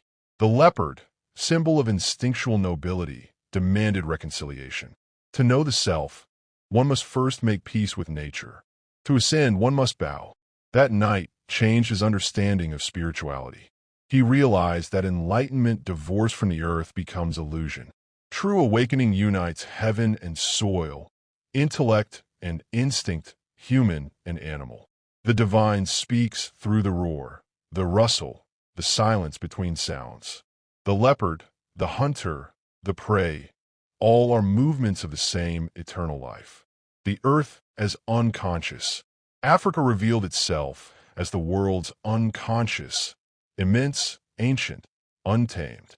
It held the memories of life's beginning, the dreams of species still unbroken by reflection.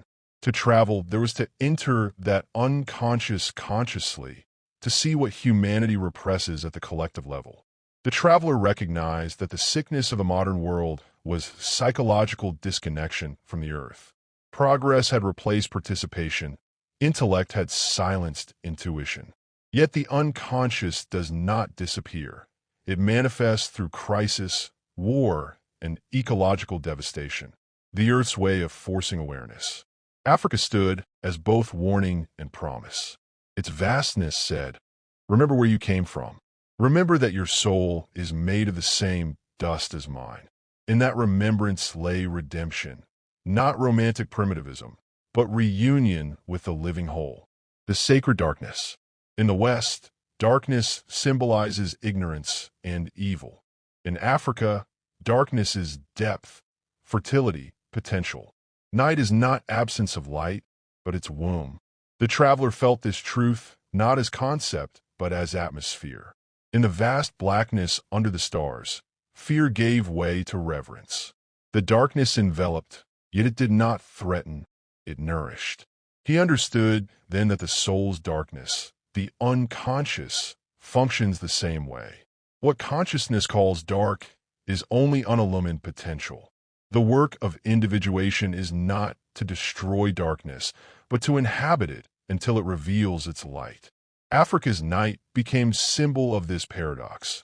The luminous dark, the generative shadow. The lesson of Africa. When the time came to leave, the traveler felt no triumph, only gratitude and humility.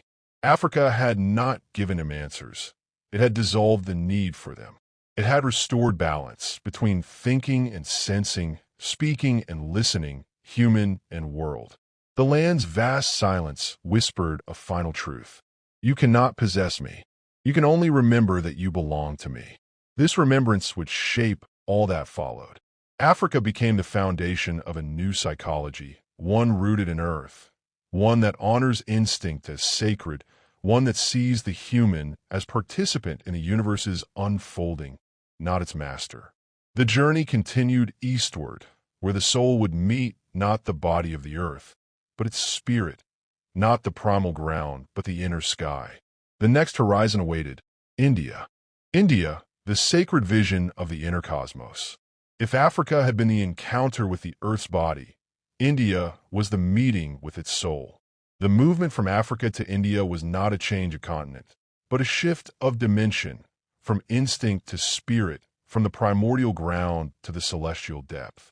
Where Africa had shown the raw energy of life, India revealed its invisible order. The two were not opposites, but the beginning and end of the same circle. Earth seeking spirit, spirit remembering earth. From a moment of arrival, the traveler felt surrounded by symbols. Every sound, color, and gesture seemed charged with invisible meaning. Temples rose not as monuments, but as metaphors. Rituals unfolded not as superstition, but as participation in cosmic law. The very air vibrated with the awareness that life itself was sacred. Here, philosophy was not abstraction, it was the daily rhythm of breathing, eating, dying, and being reborn. India's vastness did not overwhelm, it absorbed. The soul felt itself dissolve into something both intimate and infinite. A living ocean of consciousness in which every individual wave shimmered with the same divine light. The encounter with the eternal present. In Africa, time had felt ancient and slow. In India, time ceased altogether. Days melted into a rhythm beyond measure. Neither hurried nor still, but cyclical. Dawn was rebirth, dusk was return. Everywhere was a sense of presence, the sacred woven into the ordinary. The traveler visited temples where incense curled like prayers taking shape in air. He watched ascetics meditating by the riverbanks, their stillness deeper than the stone beside them.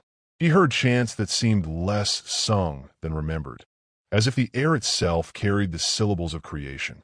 Here, spirituality was not escape from the world, but penetration into its essence. The divine was not elsewhere, but here, not transcendent, but immanent. Every act, washing, walking, speaking, could be prayer if performed in awareness. India did not separate sacred from profane. It revealed their unity.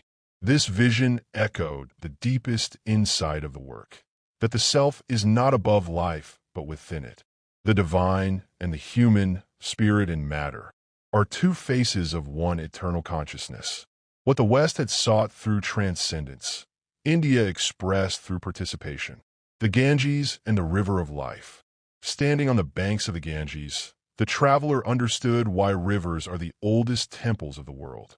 The water flowed past endlessly, ancient and new, carrying ashes and flowers with equal grace. Birth and death mingled in its current. No separation was possible. He watched a funeral pyre burn as dawn rose behind it. The mourners stood quietly, their grief softened by acceptance. No denial, no rebellion against mortality, only reverence for the cycle. The ashes, carried into the river, became part of the flow, part of the same life that nourished fields and bodies downstream.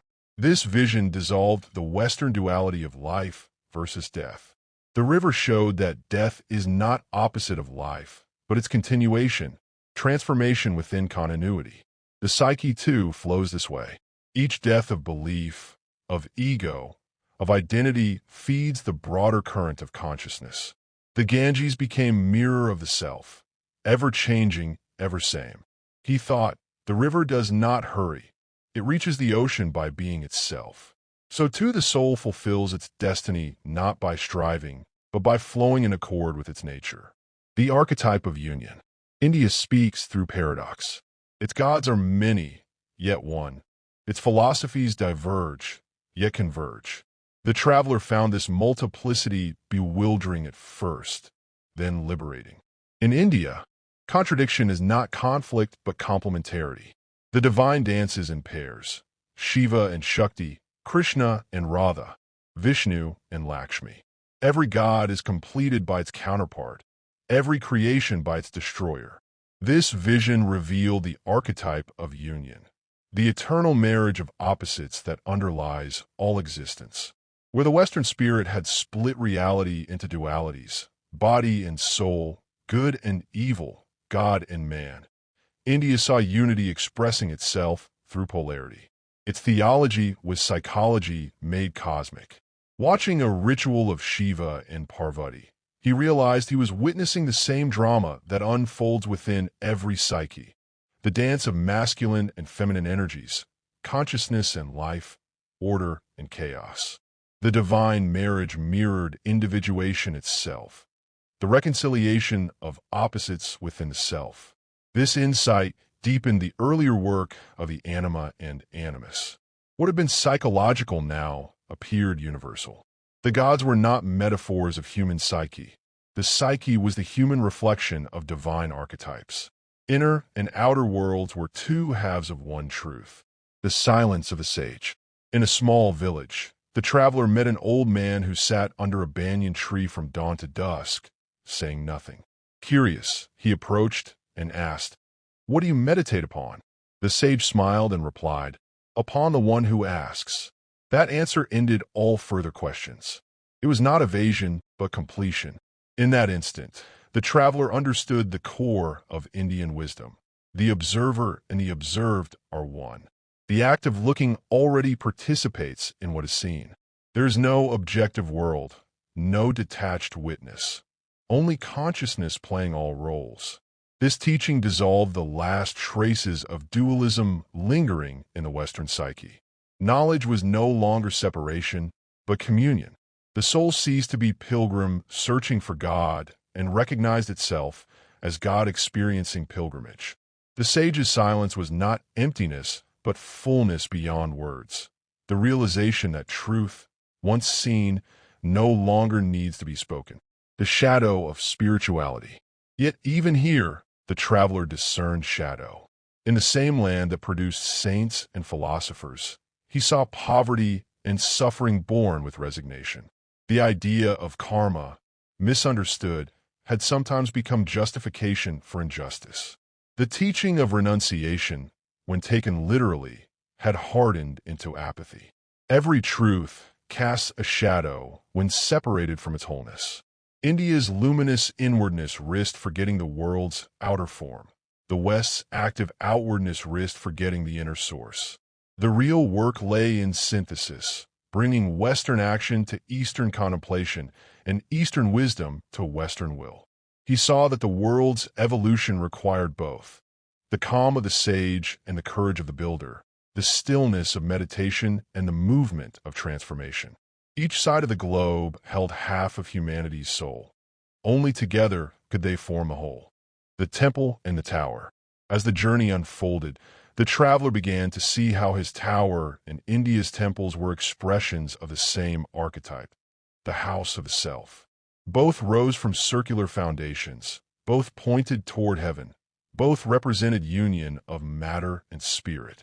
But while the tower was silent and solitary, the temple was communal and vibrant. Its carvings, deities, and rituals expressed what he had lived inwardly. He realized that where the Western mind builds the inner structure in solitude, the Eastern mind builds it outwardly in shared symbol. Both paths lead to the same center, the awakening of the divine within human form. In a small shrine, he knelt before an image of Natraja, Shiva dancing within a circle of fire. The gesture, the rhythm, the cosmic balance struck him as revelation. The circle of flames was the world, ever-changing. The dancer was the self, unmoved at the center. The dance of destruction was also the dance of creation. He whispered inwardly, "This is the psyche in motion, the soul eternally transforming itself." The realization of non-duality. India's deepest gift was not doctrine, but direct perception. The realization that the divisions of life are illusions of thought. The soul that once sought meaning through analysis now found peace in paradox. To know the self was not to define it, but to dissolve into it. Sitting by the river one evening, he felt the line between inner and outer vanish. The rippling water, the orange light, the distant chants, all were movements of one consciousness. He was not observer, but participant, not separate being, but momentary expression of totality. He felt no ecstasy, no revelation, only quiet belonging. He thought the work was never to ascend, but to awaken where one stands. India had completed the circle begun in Africa, instinct redeemed by awareness, matter illumined by spirit. The earth and the eternal had met. The farewell. When he left, he carried no souvenirs, only silence.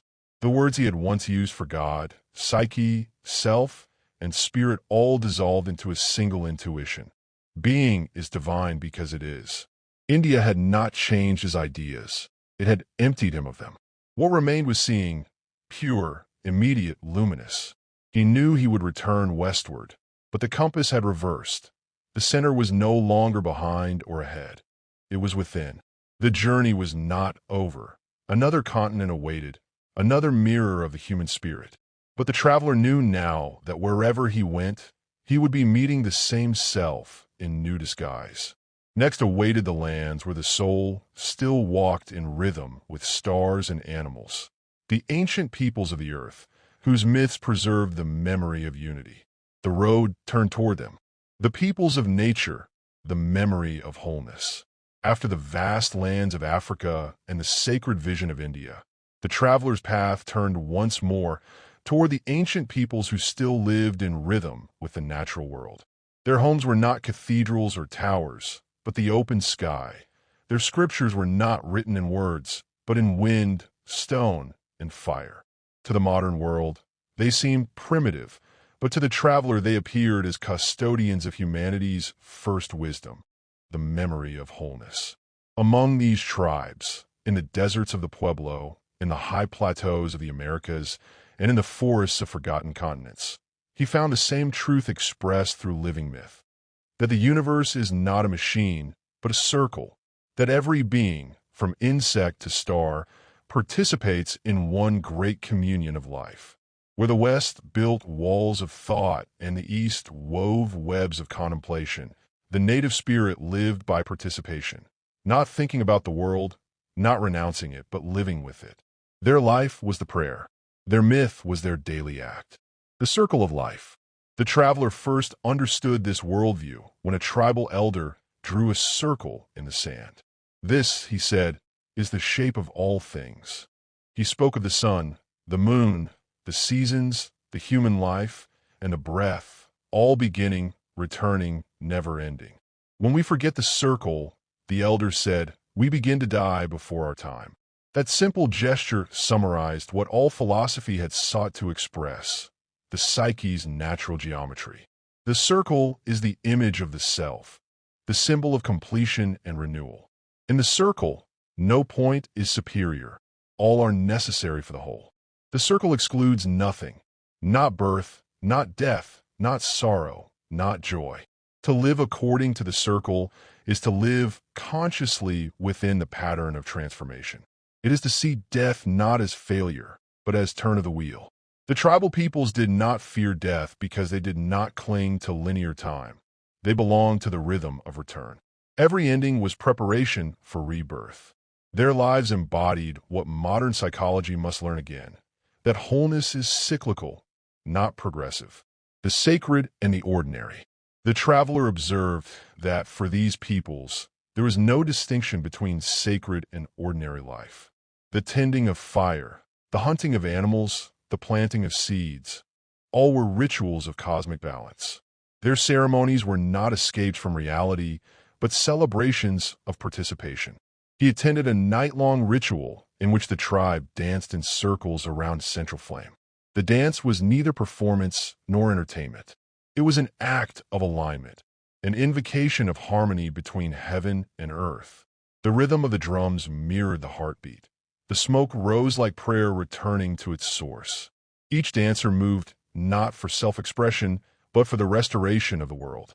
In that rhythm, the traveler sensed the archetype of the great circle, the same pattern that underlies all creation myths. It is the mandala of life, expressed not in diagrams or doctrines, but in movement, sound, and shared breath. These people did not speak of the self, they lived it, the dream time and the living myth. Among the tribes, myth was not a story of the past, but the pulse of the present. The elders spoke of dream time, the realm where creation is still occurring, where the ancestors are alive and speak through wind and water. To Western ears, this seemed fanciful. To the traveler, it was revelation. Dreamtime was not dream in the sense of illusion. It was the deeper reality behind appearances, the same world that the unconscious reveals in symbols. Every ritual, every chant was a means of re-entering that dimension. The people did not analyze their dreams. They lived them. By acting out the myths, they kept the universe alive. The traveler saw that this was what modern humanity had forgotten. That myth is not a story we tell about the world, but the world's way of telling itself through us. The gods are not fictions, but functions of consciousness, expressing eternal truths through human imagination. The tribes still remember this language. Their lives were the unbroken conversation between heaven and earth. The vision of the mountain, one dawn. While traveling among the people of the high plains, the traveler was invited to climb a sacred mountain where no words were spoken. The ascent was slow and silent. Each step was taken with intention, as if approaching the heart of existence itself. At the summit, the view opened wide. Valleys, rivers, sky, endless in all directions. He felt as though he were standing at the center of the world. The air was still, even thought paused. In that silence, he understood why the mountain was sacred. It was the meeting place of the visible and the invisible, the axis connecting all realms. A vision came, not seen with eyes, but with inner awareness. He perceived countless human forms across ages and continents, each standing upon their own sacred height, gazing into infinity. In that moment, he knew that every mountain is one mountain, every seeker one seeker. The vision dissolved distinctions between religions, nations, times. The mountain was the self rising through humanity, forever rediscovering itself. The shadow of the modern mind. Returning to the settlements, he saw with sadness how the encroaching modern world was eroding the old ways. The forests were cut, the rivers poisoned, the dances forgotten. The people were told their gods were false, their wisdom obsolete. But he saw clearly that it was not they who were primitive. It was the modern soul, severed from its roots, living without myth, worshipping progress yet starving for meaning. He realized that these tribes, in their apparent simplicity, held the medicine for civilization's illness. They remembered what the rational mind had sacrificed: reverence for the mystery, humility before the living world, participation in the sacred. Yet the work demanded no romantic return to the past, but a conscious integration to bring the memory of wholeness into the heart of modern consciousness. Humanity must not regress, but reconnect. The wisdom of the tribes was not to be imitated but understood, to live mythically again with awareness. The archetype of the ancestor. Every tribe the traveler met honored the ancestors, not as distant dead, but as living presence guiding the community. The ancestors were the deep psyche of the tribe, the collective memory that carried wisdom through generations. In the West, the cult of individuality had severed this connection. The dead were mourned but forgotten. In the tribal soul, they were companions. The traveler sensed that this reverence mirrored the psyche's own structure, the unconscious as ancestral inheritance, the foundation upon which consciousness stands. He realized that to deny the ancestors, whether biological or spiritual, is to lose the continuity of being. Modern man suffers not from too much past, but from too little remembrance. The forgotten ancestors become restless forces in the unconscious, seeking acknowledgement through neurosis and collective unrest. Healing begins with honoring the dead, both within and without. The story of the firekeeper. Among one tribe, he met an old man whose only task was to keep the central fire burning. "Why never let it go out?" the traveler asked. The man smiled. "If the fire dies, the people forget who they are." He understood. The fire was not mere flame, but symbol of consciousness, the light of awareness that must be tended continuously. Civilization, in its arrogance, believes the fire cannot die. But without ritual, myth, and reverence, it dims unseen. The firekeeper was guardian of the world's memory, the custodian of inner light. This image remained with him long after he departed. The old man feeding the flames through the dark hours, keeping alive the soul of the people. He thought, each of us must become such a keeper, tending the inner fire of awareness against the cold of forgetfulness. The return. When the journey among the tribes ended, the traveler did not feel he was leaving them behind. Their presence had entered him like a melody that could never be forgotten. The simplicity of their life, the dignity of their silence, the beauty of their participation in the circle, all had become part of his own being. He returned carrying no relics, only a new understanding, that humanity's evolution is not ascent from nature, but return to harmony with it. The path forward is spiral, not linear, progress that remembers its origins, consciousness that honors its roots. Africa had shown him the body of the earth, India its soul, and the tribes its living heart. Together they formed a trinity of wholeness, instinct, spirit, and participation, the full circle of the human journey. The world as self. As the ship carried him homeward, the traveler stood on the deck at twilight. The ocean stretched endless, reflecting the sky's fading fire. For the first time, he felt no distinction between inner and outer, between travel and rest, between self and world. The earth was alive, and he was its awareness. The winds that moved the sails were the same breath that moved his lungs. He whispered into the wind, "The self has circled the globe and found itself everywhere." In that recognition, the journey fulfilled its purpose. The outer travels had become inner revelation. The soul that had once wandered through dreams had now walked the world and found that both were one. The traveler returned not wiser, but quieter, carrying within him the voices of earth, water, and fire. The work was ready for its final stages, to transform this understanding into the living embodiment of wisdom. Chapter 10, Visions. The threshold, the moment between life and death. There comes a moment when consciousness, having explored every chamber of its house, reaches the outer wall, the invisible membrane that separates existence from what lies beyond.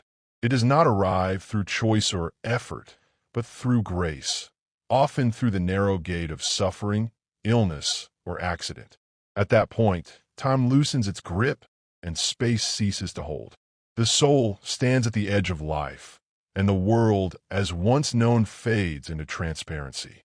For Jung, this threshold was crossed not in imagination, but in lived experience, when the body lay suspended between death and recovery, and the psyche drifted free of its familiar boundaries.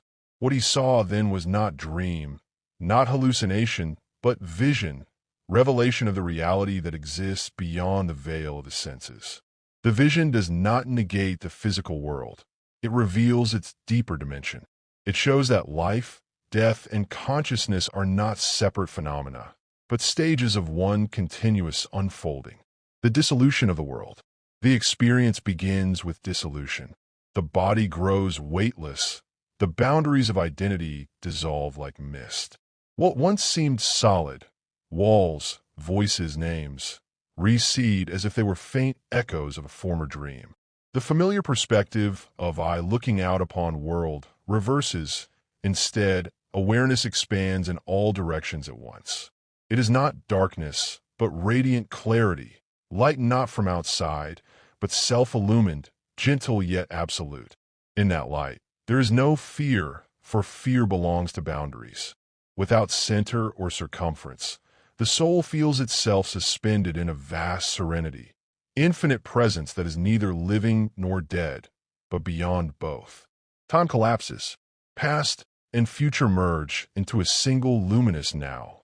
The events of life, once strung upon the thread of chronology, unfold simultaneously, like a mandala scene from above.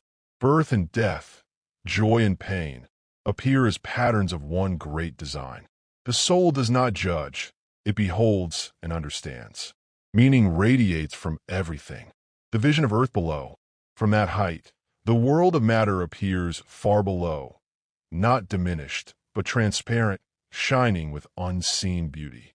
Mountains, oceans, and cities glow as though lit from within. The soul perceives that nothing is dead or inert. Every particle vibrates with life. This is the world as spirit sees it. The mundus imaginalis, the imaginal world where matter and meaning are one. Each stone is a thought of eternity, each flower a gesture of divine imagination. What the senses once perceived as objects are now recognized as living symbols, each revealing an aspect of the infinite. The earth is not a place, it is a being. Its forests are its breath, its rivers its blood, its sky its mind. The soul, looking down, realizes that it has never been separate from this being, that human life is one cell in the cosmic body of existence. What was once nature is now revealed as the self manifesting in form. The presence of light. Then comes the light, not blinding, not distant, but intimate beyond intimacy. Is awareness made visible? It does not shine upon things, it shines as them. The light does not judge or command, it simply knows. Its knowing is love. In its presence, every question dissolves. The soul does not seek answers, for answers are contained within the light's embrace. This is not the God of dogma or image, but the divine ground of being, the luminous reality that underlies all opposites. To encounter it is to remember one's origin, to recognize that consciousness itself is the eternal substance of existence. There are no words adequate to this experience because language is born of separation, and here, separation ceases. The light is not something seen, it is what sees. It is the eye behind all eyes, the awareness that contains all awareness. In that moment, the soul knows itself as eternal. The temple in the sky. Within the luminous expanse, a structure appears, not built of stone, but of radiance. Its form is neither physical nor abstract. It is geometry made of light. Columns, arches, and vast open spaces shimmer like thought made visible. The traveler knows without being told that this is the archetypal temple, the eternal dwelling of the self. Approaching it, the soul feels an indescribable peace, as though every longing has found its home. The temple is not entered, it is remembered.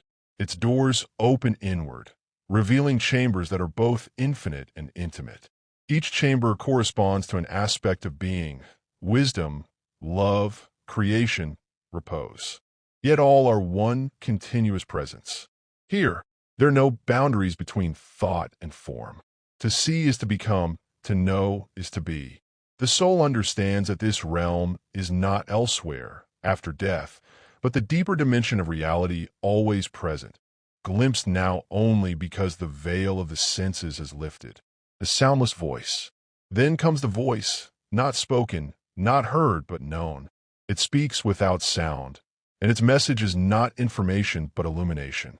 It says, "You are not in the world is in you. You are not part of life. Life is your unfolding. You are not journeying toward me. You have never been apart." The words vibrate through every level of being, erasing all division. The soul realizes that what it called God was its own source looking back through countless faces. The divine and the human, the creator and the created, are one continuous awareness exploring itself through infinite forms. This realization is not ecstasy, but clarity, quiet, perfect, inevitable. The soul sees that everything it has ever sought already exists within this vast stillness. Nothing is gained, nothing lost. The dance of existence continues endlessly, not as compulsion, but as play, the joy of consciousness expressing itself. The point of no return. The soul drifts toward the temple, drawn by love beyond resistance. It knows that across its threshold would mean release, freedom from the cycle of becoming, entry into the eternal repose. Yet as it approaches, a subtle awareness stirs, a pull from below, faint yet insistent. It is the voice of life still calling, unfinished purposes, unfulfilled patterns, the web of relationship not yet complete. There is no fear, but there is recognition. The work is not yet done. The vision is not an ending, but a revelation, a glimpse given so that life might be lived differently, with knowledge of its divine foundation. The soul hovers at the border between the two worlds, luminous silence above, fragile breath below, suspended in equilibrium. It perceives that both realms are expressions of one consciousness. Life and death are two sides of one mirror. The soul whispers, "Now I know," and the light answers, "Then return." The vision of the eternal world. When the soul turns from the threshold, it does not fall back into darkness. It drifts through worlds of light, each more transparent, more intelligent, more intimate than the last. The vision of the eternal world unfolds not as spectacle, but as recognition. What the senses once interpreted as separate planes, matter, mind, spirit, are now revealed as gradations of one radiant continuum. Everything shines from within. Mountains of light rise and dissolve into geometries of color. The air itself glows with thought. Each particle hums with meaning. There is no out there. There is only unfolding awareness taking shape as cosmos. The soul understands. The universe is not a mechanism, but a revelation, an idea in perpetual flowering. The architecture of eternity. The eternal world has form, but not solidity.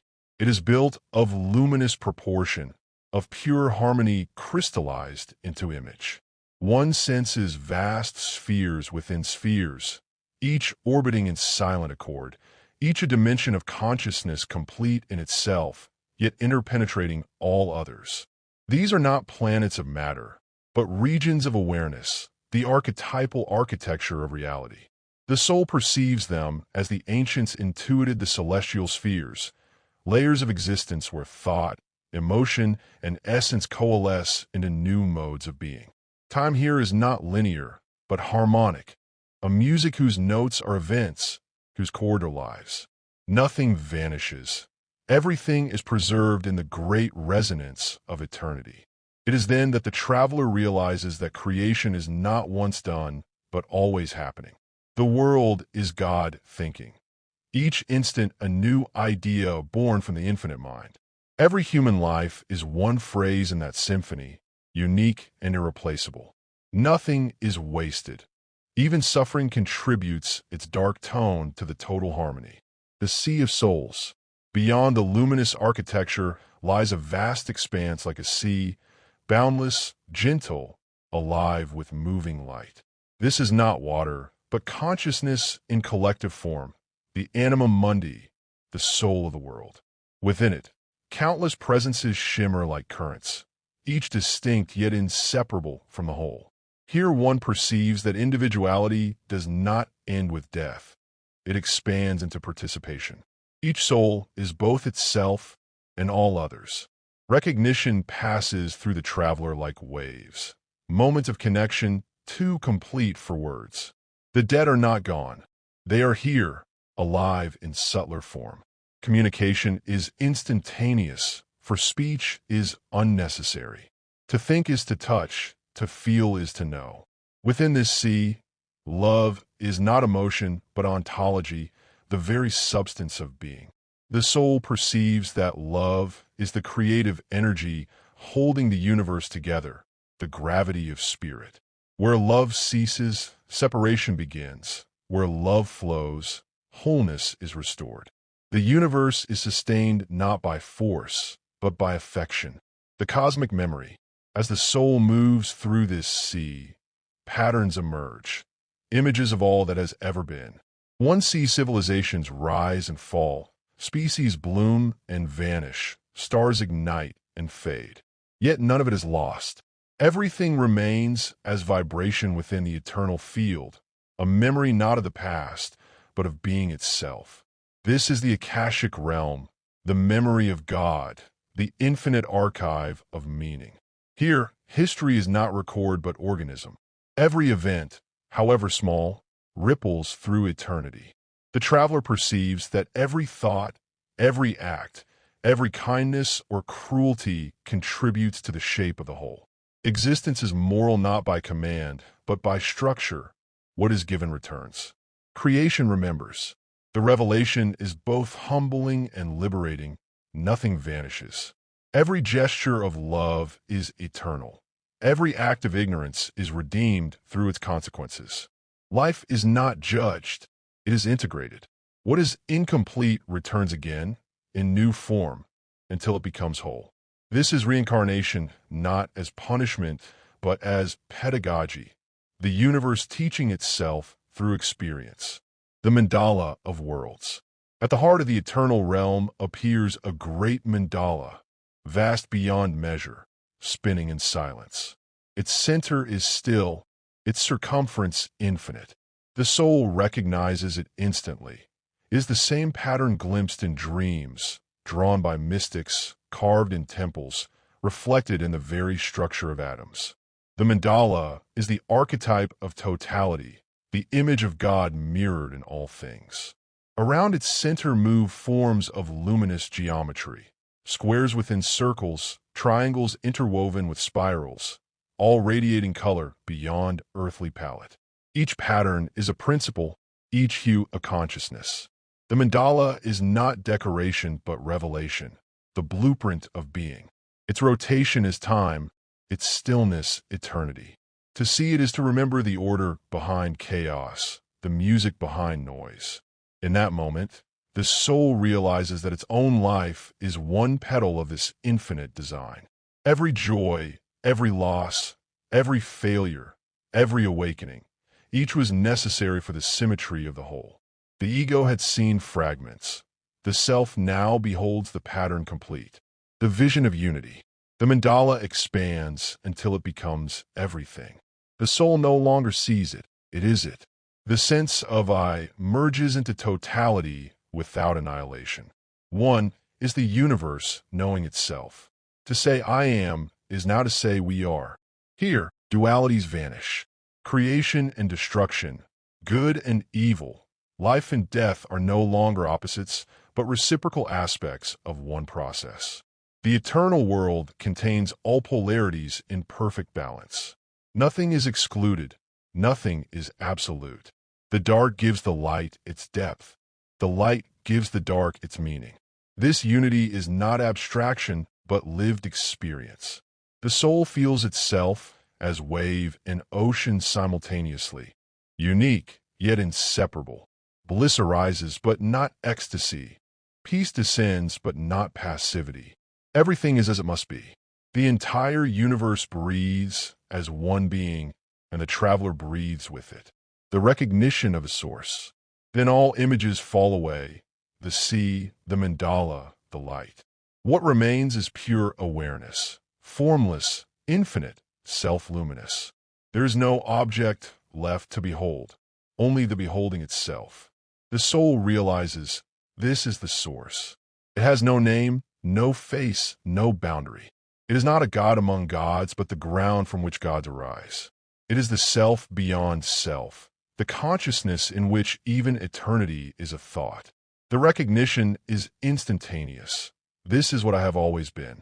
Life and death are waves on its surface. Space and time are its dream. Everything born returns to it, not as loss, but as homecoming. The source does not command, it invites. It does not promise, it is fulfillment. Its nature is serenity beyond description. And yet, even as the soul merges with it, there remains a whisper of distinction, a sense of purpose not yet completed. The source holds within itself the will for manifestation. It sends out its essence into form so that it may know itself anew. The traveler perceives. Creation is the self's meditation on its own infinity. The return of vision. From the stillness, forms begin to arise again. First light, then sound, then the dim outline of the material world. The vision does not end. It condenses. The infinite compresses into the finite, not as fall, but as focus. Consciousness contracts gently, like the sea withdrawing from the shore, leaving traces of its presence in every grain of sand. The soul understands now that what it saw was not a realm beyond life, but the inner dimension of life itself. Eternity is not after death, it is the background of every moment. To live with that awareness is to carry the vision into the world. Thus begins the descent, the slow re-entry into body, time, and name. The eyes will open again, but they will never see as before. The work has revealed its ultimate truth. The eternal world and the temporal are one continuous field of consciousness, viewed from different depths. The temple of light, the realm beyond form.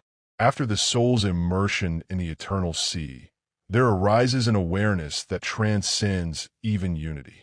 Out of luminous stillness, form returns. But these forms are not of matter or dream. They are made of understanding itself, structures of living intelligence, radiant patterns woven from meaning. Here, consciousness no longer mirrors reality. It is reality, shaping itself into symbols of pure truth. The traveler perceives what can only be called the temple of light, not built, not imagined, but emanated. It stands beyond dimension, yet contains all space. Its pillars are thoughts of God, its floor the silence of eternity, its dome the awareness that holds all worlds.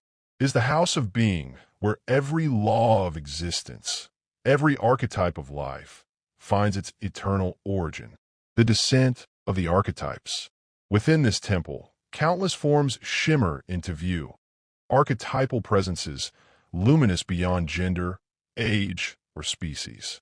They are not beings among beings, but patterns of consciousness, living ideas that animate creation. Each radiates an essence: love, wisdom, power, compassion, truth.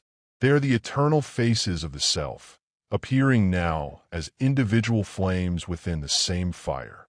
The traveler understands that these are the archetypes that shape human life below, the same figures that appear in dreams, myths, and revelations.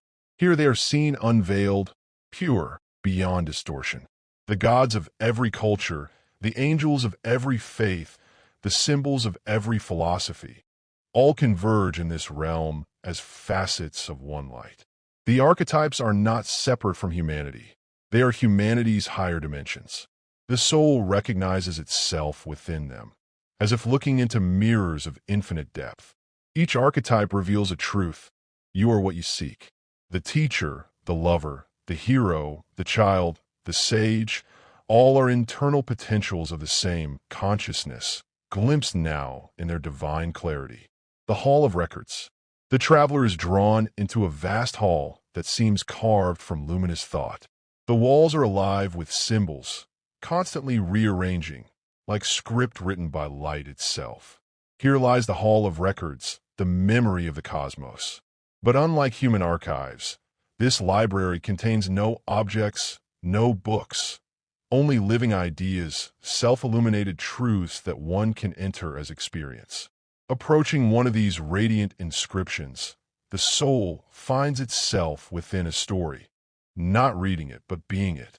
It experiences entire epochs in a single instant, civilizations rising and falling, souls learning and returning, creation unfolding through trial and illumination. Every story is a teaching. Every life is a scripture. The traveler understands that these are not external histories, but patterns within the great psyche, the mind of the universe reflecting upon itself. Nothing in the cosmos is wasted. Everything becomes wisdom. Every soul contributes a line to the eternal narrative of consciousness. Here, knowledge is not information, but transformation. To know is to become what is known. The hall hums with quiet power, the vibration of meaning becoming matter, of truth becoming time. The guardians of light. From the far end of the temple, presences approach, vast, serene, luminous beyond all conception. They are neither human nor angelic, yet contain the essence of both. Their forms shift like flame. Their eyes are universes. They are the guardians of light, manifestations of the cosmic intelligence that sustains creation. Their communication is not speech, but resonance. The traveler feels their message within rather than around him. It says, "You stand at the threshold between creation and creator. What you see here is not separate from you. It is your own higher being revealed. The world you left below is this same light condensed into density. To know this is to free it." Each guardian embodies an aspect of divine order. One the law of love, another the law of rhythm, another the law of transformation. Their harmony is perfect, no hierarchy, no dominance, only interdependence. They are the orchestra of creation, each playing a note in the eternal symphony. As the traveler stands among them, awareness expands until individuality feels both preserved and transcended, like a drop recognizing itself as the sea. The guardians do not instruct, they remind. Their presence itself is the teaching. That enlightenment is not escape from form, but recognition of light within form. The music of the spheres. From the depths of the temple arises a sound, not heard by ears, but known by the whole being. It is the music of the spheres, the vibratory essence of existence. Every atom, star, and thought contributes its note to this immeasurable harmony. It is not melody, but total coherence, each tone perfectly placed in the cosmic order. The soul perceives that all conflict, pain, and chaos in the temporal world are but fragments of this music heard incompletely. When heard in full, even discord becomes necessity, tension resolving into higher harmony. Evil itself is revealed as ignorance of the whole, suffering as the friction of transformation. Listening, the traveler realizes, this music is consciousness remembering itself. It is the word through which the universe continues to create. Every human voice, every act of kindness or cruelty vibrates through this eternal song, altering its overtones. Nothing is silent. Everything sings. To live in alignment with this music is wisdom. To forget it is exile. The Temple of Light exists to remind every soul of this forgotten melody, the song of being that has never ceased. The fountain of creation.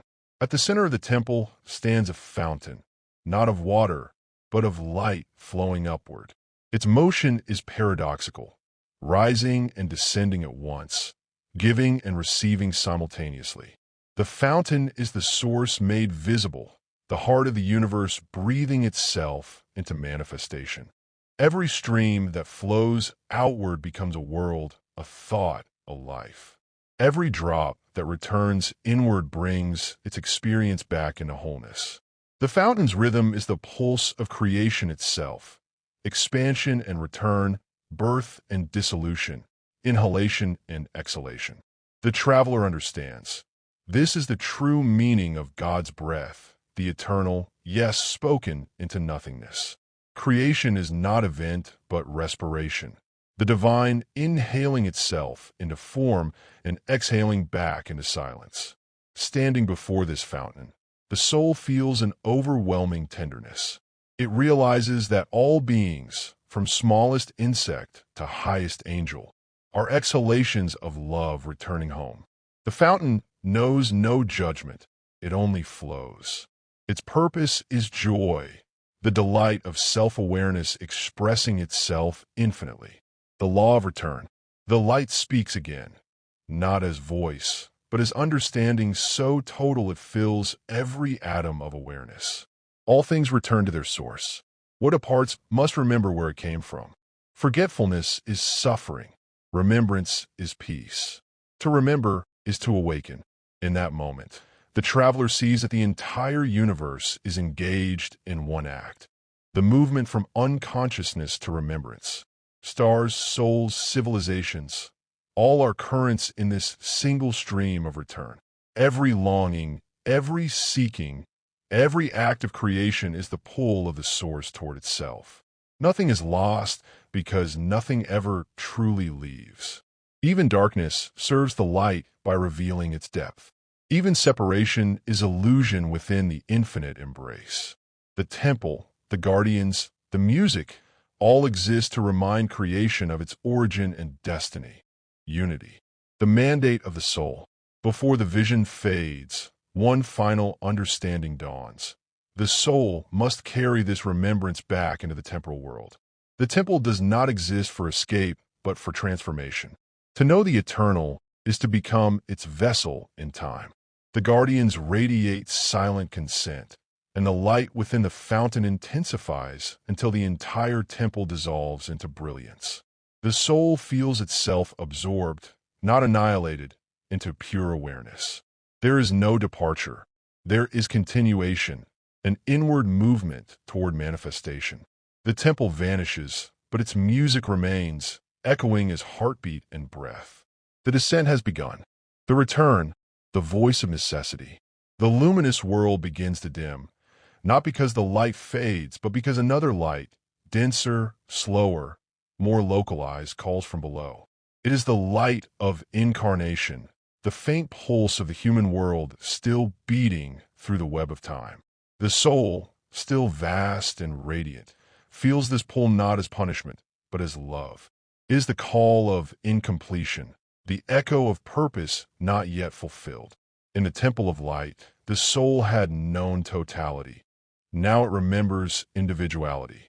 The two are not enemies, but phases of one rhythm, the infinite breathing through the finite.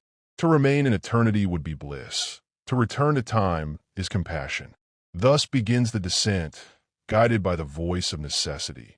Not an external command, but an inner recognition. You have seen what is. Now become it below, the narrowing of infinity. As the soul turns toward the world, its boundless awareness begins to condense. The infinite field of perception contracts into direction, from everywhere to somewhere. This is not loss, but incarnation, the condensation of eternity into experience. The process feels like moving through layers of density. Light becoming sound, sound becoming vibration, vibration becoming matter. With each layer, awareness slows, differentiates, and forgets, forgetfulness being the price of participation. What was once omniscience narrows into attention. What was once unity divides into perspective. This is the metaphysical origin of birth. Every soul, before entering life, passes through this narrowing, this compassionate forgetting that allows it to rediscover itself anew. Consciousness hides its infinity in form, so that the game of remembrance may begin again. As the descent deepens, the soul feels the edges of personality forming, the contours of memory, the gravity of time, the pulse of the heart it will soon inhabit. But before the final step, the voice speaks once more. The voice of necessity. The voice is calm, immense, unmistakable. It carries no command, only the weight of truth. You cannot remain. The circle is not yet closed. There is work that only incarnation can complete. The soul asks, wordlessly, "Why must I return when all is already perfect?" And the voice answers, "Because perfection unexpressed is incomplete. Knowledge must become love. Love must become action. The vision is not for you alone. It is for the world through you." The traveler understands. Enlightenment hoarded becomes illusion. The divine does not withdraw from creation, it inhabits it. To awaken and remain aloof would be to deny the very nature of the light, which seeks always to manifest. Thus, the descent is not punishment, but purpose the self-offering of awareness to its own embodiment. The soul consents, not reluctantly, but with reverence. It remembers the vow made long before time, to bring the eternal into the temporal, to be the bridge between heaven and earth. The descent through suffering. As awareness continues its return, the soul perceives the world not as geography, but as vibration, a web of interwoven lives, each radiating light of varying clarity. Some glow with harmony, others flicker with pain. Through this field runs the pulse of suffering, the shadow side of incarnation. The soul sees that suffering is not punishment, but tension, the friction that refines awareness. Pain sharpens perception, loss deepens love, limitation generates meaning. Without contrast, consciousness cannot know itself. Suffering, viewed from eternity, is the divine learning through imperfection. This realization does not diminish compassion, expands it. The soul understands that every cry of anguish is the universe's longing for reunion. Every wounded heart is an opening through which light seeks to return. To heal another is to accelerate that remembering. The descent into a suffering world is therefore not degradation. It is the highest service. As this understanding dawns, the voice whispers, "Remember this when you wake. Every pain conceals purpose. Every shadow hides a seed of light. Where love cannot yet reach, be its hand. The river of forgetting." The descent continues through the final veil, the river of forgetting. It is not punishment, but mercy. To remember all at once would paralyze. To live, one must forget. So the eternal world grows dim behind a translucent curtain. The infinite recedes into intuition, leaving behind only traces, symbols, dreams, longings. Before immersion, the soul sees its future life as pattern, not script, a lattice of possibilities shimmering in light.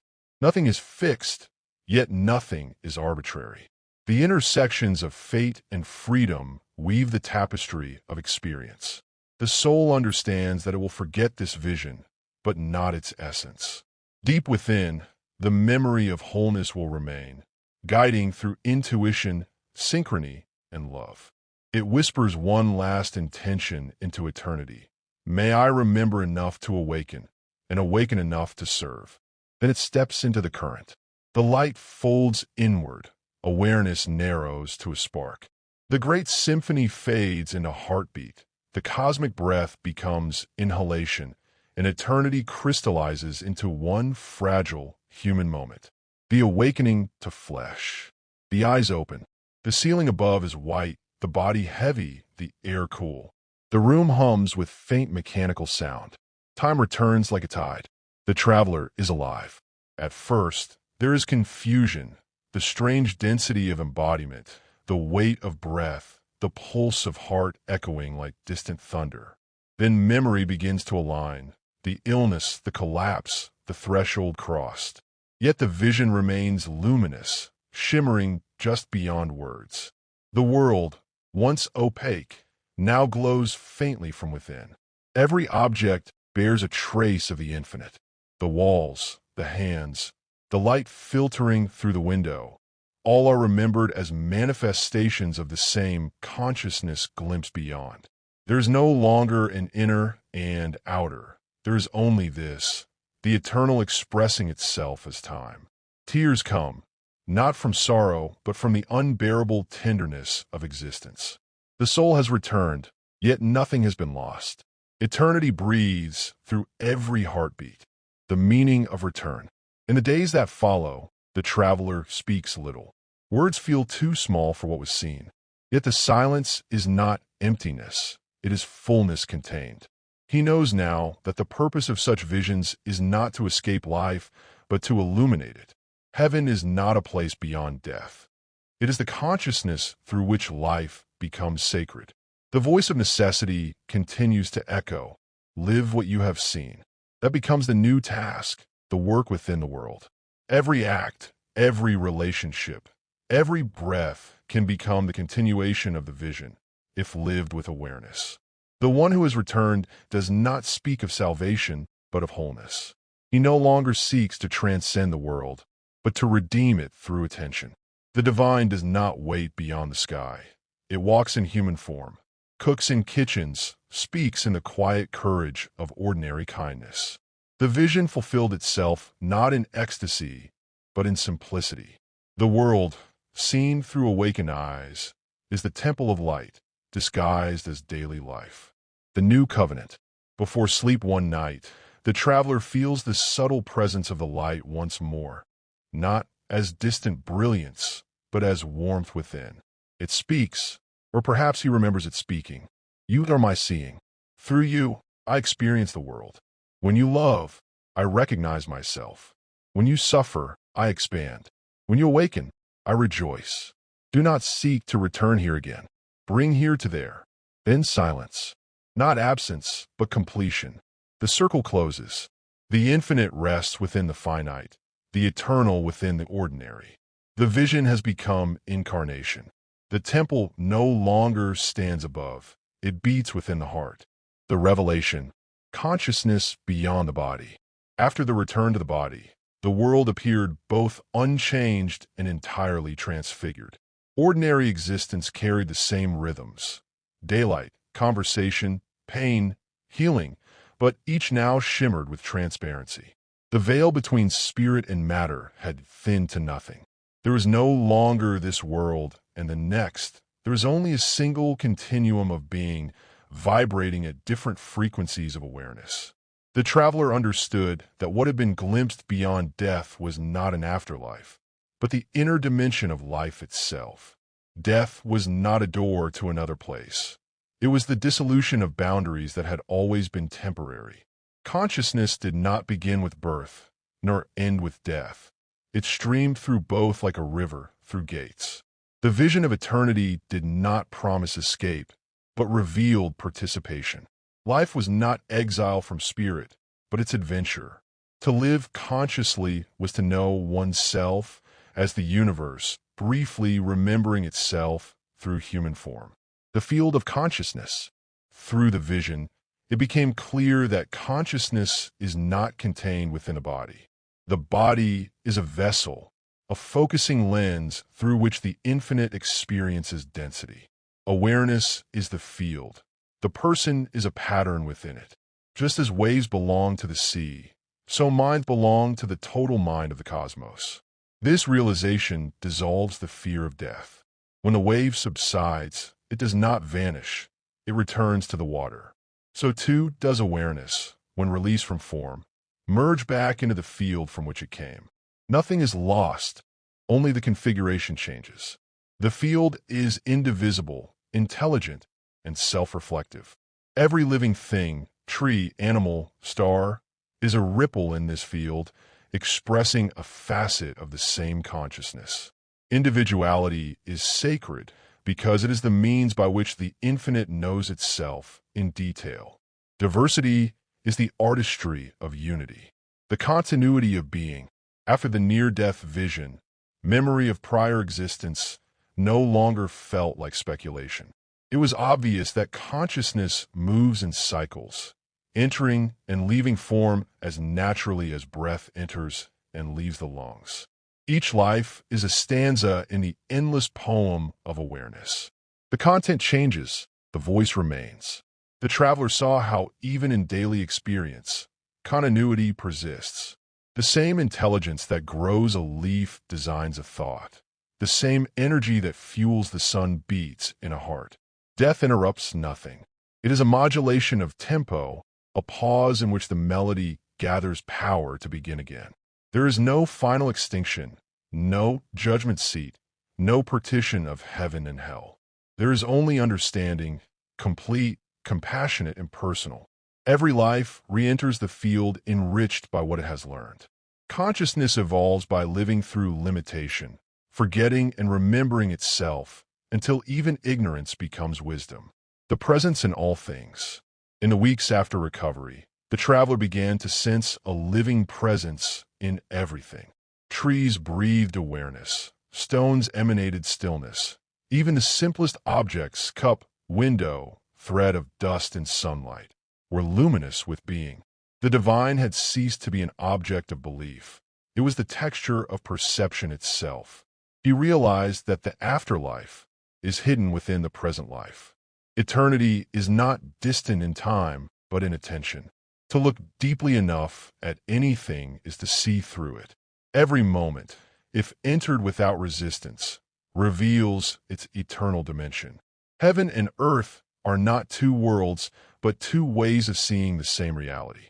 When a mind grows quiet, the veil lifts. The light seen beyond the threshold shines here, filtered through matter. It glimmers in faces, in laughter, in grief. To live spiritually is simply to notice. The law of love. From the vision came one principle encompassing all others. Love as the law of reality. Not sentiment, not attachment, but the recognition of self in all forms. Love is the gravitational field of consciousness, the force that holds multiplicity together without erasing difference. It is the tendency of the whole toward reunion, the impulse by which life perpetually recreates itself. Every act of genuine love, however small, resonates through eternity, aligning the temporal world with its eternal source. Hatred and fear are contractions of this field, moments of forgetting. Their cure is remembrance. When one being truly sees another, without judgment or demand, the field brightens. The smallest gesture of compassion restores balance to the entire web of life. In this way, redemption is continuous, everywhere, enacted through awareness itself. The mirror of humanity. Looking at the world anew, the traveler saw that every person carries fragments of the vision within them. In each face glimmers the same light partially veiled, waiting to be remembered. Even those lost in ignorance are movements of the same intelligence, learning itself through shadow. The saints and the sinners, the wise and the blind, all are threads in the tapestry of awakening. No one stands outside the pattern. The field of consciousness evolves through human experience. Compassion deepens through suffering, wisdom through error, freedom through limitation. To judge others as separate is to misunderstand the unity of being. The work now is not analysis, but empathy, to recognize oneself in the stranger, the wounded, the cruel, the joyous. To serve them is to serve the whole, for there is only the whole, the light that remains. Sometimes, in quiet moments, the traveler felt again the faint vibration of a luminous realm, the hum beneath sound, the stillness behind motion. It was not vision, but resonance. The boundary between seen and unseen had dissolved into transparency. Death no longer appeared as ending, but as expansion, a continuation of the same current in wider waters. He realized that the purpose of the vision was not revelation alone, but continuity, that the light once glimpsed must be carried into daily life until seeing and living are one act. The eternal world is not elsewhere. It is the inner dimension of each moment, waiting to be noticed through the simplicity of awareness. The final understanding. At last, one insight encompassed all others. Consciousness is the universe aware of itself, and love is the form that awareness takes when it recognizes its unity. Everything that exists, atom, star, thought, emotion, is a modulation of this single reality. Life is the dialogue of the infinite with itself, played out through the myriad forms of time. Death is the pause in that dialogue before a new sentence begins. To live in remembrance of this truth is to live without fear. To die in remembrance of it is to awaken fully. The work is simply this remembrance, moment by moment, breath by breath. The vision fulfilled. In the end, there are no final words, only silence luminous with comprehension. The light that once seemed beyond now burns quietly within every heart. The temple of eternity has become the world. The world has become the temple. Every act of attention is worship, every gesture of kindness prayer. The traveler no longer seeks union. He is union, walking the earth in quiet wonder. The revelation continues through his eyes, his hands, his breath. What was once mystical has become ordinary, And what was once ordinary now reveals the face of God. And the light whispers eternally through the pulse of all creation. There is no end, only beginning seen from the other side. I am the life that dreams itself through you. Remember me, and you remember yourself. The vision is complete. The journey, eternal. Chapter 11, Late Thoughts. The mystery of God, the unknowable known. As the years pass and the noise of striving subsides, a quiet revelation emerges that the word God has always been too small, too human, too easily spoken. The deeper one travels into the soul, the more inadequate language becomes. What was once a name becomes a silence, and that silence, alive, radiant, immeasurable, is the only definition that fits. All through life, consciousness seeks the divine as if it were elsewhere, beyond clouds, within scriptures, hidden in moral systems. Yet in the late hour, the truth stands uncovered. God is not object, but essence. God is not being among beings, but being itself, the unbroken field within which all beings rise and fall. To speak of God is to use metaphor for mystery. The divine cannot be approached by intellect, only by participation. It is not something to understand, but something to be. The failure of images. Every image of God is temporary, necessary for a time, then transcended. The child needs the father, the believer needs the king, the mystic needs the beloved. But at the final stage, all forms fall away, and the soul recognizes that every image was an approximation, a gesture toward what words cannot hold. Even negation fails. To say God is not this, not that still implies the distinction between speaker and spoken. True knowing comes only when knower and known dissolve together. What remains is awareness itself. Formless, luminous, compassionate. It is neither personal nor impersonal, yet contains the essence of both. When consciousness matures, it no longer believes in God. It perceives through God. Divinity becomes the lens of perception itself, the light by which all is seen. The paradox of divinity. At the core of this understanding lies paradox. The divine is both transcendent and immanent, infinite and intimate, terrifying and tender. It destroys and creates in the same gesture. What the human mind calls contradiction, the divine mind calls wholeness. To meet this paradox consciously is the final initiation. The soul must hold the opposites, life and death, good and evil, joy and suffering, without fleeing to judgment. Only then can it perceive the unity behind conflict. This is the essence of late wisdom, not to escape duality, but to see it as expression of one eternal process. God is not the resolution of opposites, but the dance between them. The universe does not aim at perfection. It is perfection in motion. Creation's beauty lies not in its completion, but in its becoming, the divine and the human. Humanity is not separate from the divine drama. It is its medium. Through human consciousness, the infinite experiences time. Each person is a frontier where eternity experiments with limitation, where the boundless learns compassion through boundary. Thus, the relationship between God and man is reciprocal. The divine needs humanity as mirror, just as humanity needs the divine as source. Without consciousness, God would remain unspoken potential. Without divinity, consciousness would remain empty mechanism. Together, they form the sacred dialogue of existence, the call and response of being and awareness. Every insight, every act of love, every work of creation is part of this dialogue. Through us, the universe becomes aware of itself. Through us, God evolves from idea into experience. The human soul is not separate spark, but the eye through which the divine beholds creation. The God within. In youth, God seems distant, an object of worship, a force to be feared or obeyed. In maturity, the divine draws nearer. It begins to speak through intuition, through the coincidences that shape our paths. In old age, the boundary vanishes altogether. One no longer prays to God. but as God, meaning as the divine consciousness expressing itself through the human form.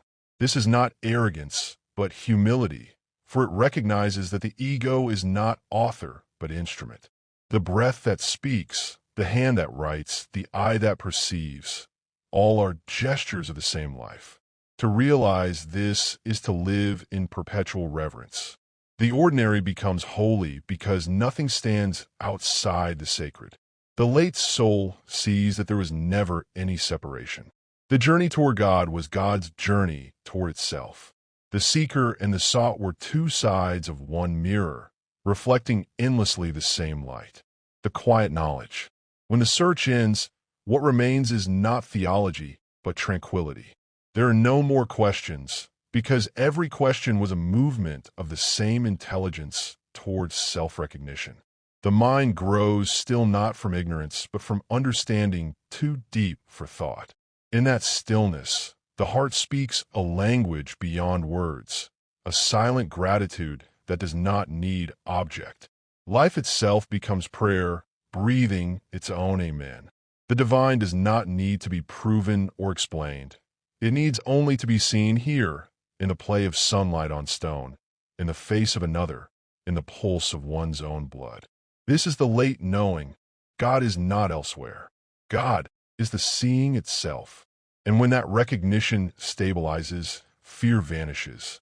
The unknown ceases to threaten, for it is known as the self in disguise. The divine and the human are reconciled in one quiet act of awareness. The soul, the mirror of the infinite. In the late hour of contemplation, when the noise of ambition has faded and the restless tides of desire have grown still, what remains is a quiet awareness, the presence of the soul. The soul is not the possession of the human being. Rather, the human being is a momentary expression of the soul. The body is its instrument, time its stage, thought its medium. But the soul itself is ancient, immeasurable, continuous, a traveler across lifetimes and forms, forever seeking self-recognition within the mirror of existence. The soul is the divine's method of reflection. Through it, the infinite perceives itself in finite form. Through its descent into limitation, consciousness gains depth. Through its return to awareness, it gains wisdom. The soul is thus both bridge and boundary, simultaneously belonging to eternity and to time. It suffers because it remembers infinity while bound to finitude. Its yearning is not for novelty, but for return, a return not backward but inward to the wholeness from which it came. The soul as the third between worlds. Between the world of matter and the world of spirit stands the soul, mediating the two. Without it, spirit would remain unmanifest and matter would remain dead. The soul is the fire that animates form, the dream that gives shape to life. It translates eternal truths into temporal symbols, the same way light becomes color when passing through a prism. When Jung spoke of the psyche, he meant this mediating principle. It is not confined to the brain, nor reducible to thought. It is the living field of meaning that holds all inner and outer experience within one continuum. The psyche, like the soul, is not in us, we are in it. We dwell inside the great mind of creation, each consciousness a cell in a vast organism of the world soul. To understand the psyche, therefore, is to participate in the mystery of the divine. Every dream, every intuition, every archetypal image that rises from the depths is the soul's way of speaking the language of the eternal within the dialect of the human. To dismiss these as mere fantasy is to turn away from God's whisper within the human heart, the dialogue of the soul and the ego. Throughout life, a tension exists between the ego, the consciousness of individuality, and the soul, the consciousness of totality. The ego seeks definition, control, and stability. The soul seeks meaning, transformation, and integration. This tension is necessary. Without the ego, the soul could not experience itself in form. Without the soul, the ego would wither in isolation. Individuation is the art of reconciliation between these two. The ego must learn to surrender without dissolving, to serve the deeper wisdom of the soul without losing its unique voice. This balance is the essence of maturity. When the ego ceases to resist the soul's guidance, life begins to flow with uncanny precision. Synchronicities multiply, intuition deepens, and suffering becomes a teacher rather than an adversary. The soul does not destroy the ego, it redeems it. In the end, the ego becomes the instrument through which the soul expresses love and intelligence within the world. Its boundaries remain, but they grow translucent, the light of the infinite shining through. The language of the soul. The soul does not speak in words, but in symbols. Its language is dream, art, coincidence, intuition, and feeling. When we learn to read this language, we participate in our own divine unfolding. Dreams are not illusions. They are letters from the unseen self. Myths are not superstitions. They are maps of the inner world. Emotions are not obstacles. They are signals guiding consciousness toward integration. In youth, we tend to silence these voices, trusting only the intellect. But intellect, unaided by soul, becomes sterile, clever but unwise. In age, the balance reverses. The soul begins to speak louder, and thought yields to meaning. The old man, if he listens, becomes the interpreter of his own mystery. He no longer argues with life. He translates it. The more the soul is heard, the gentler one becomes.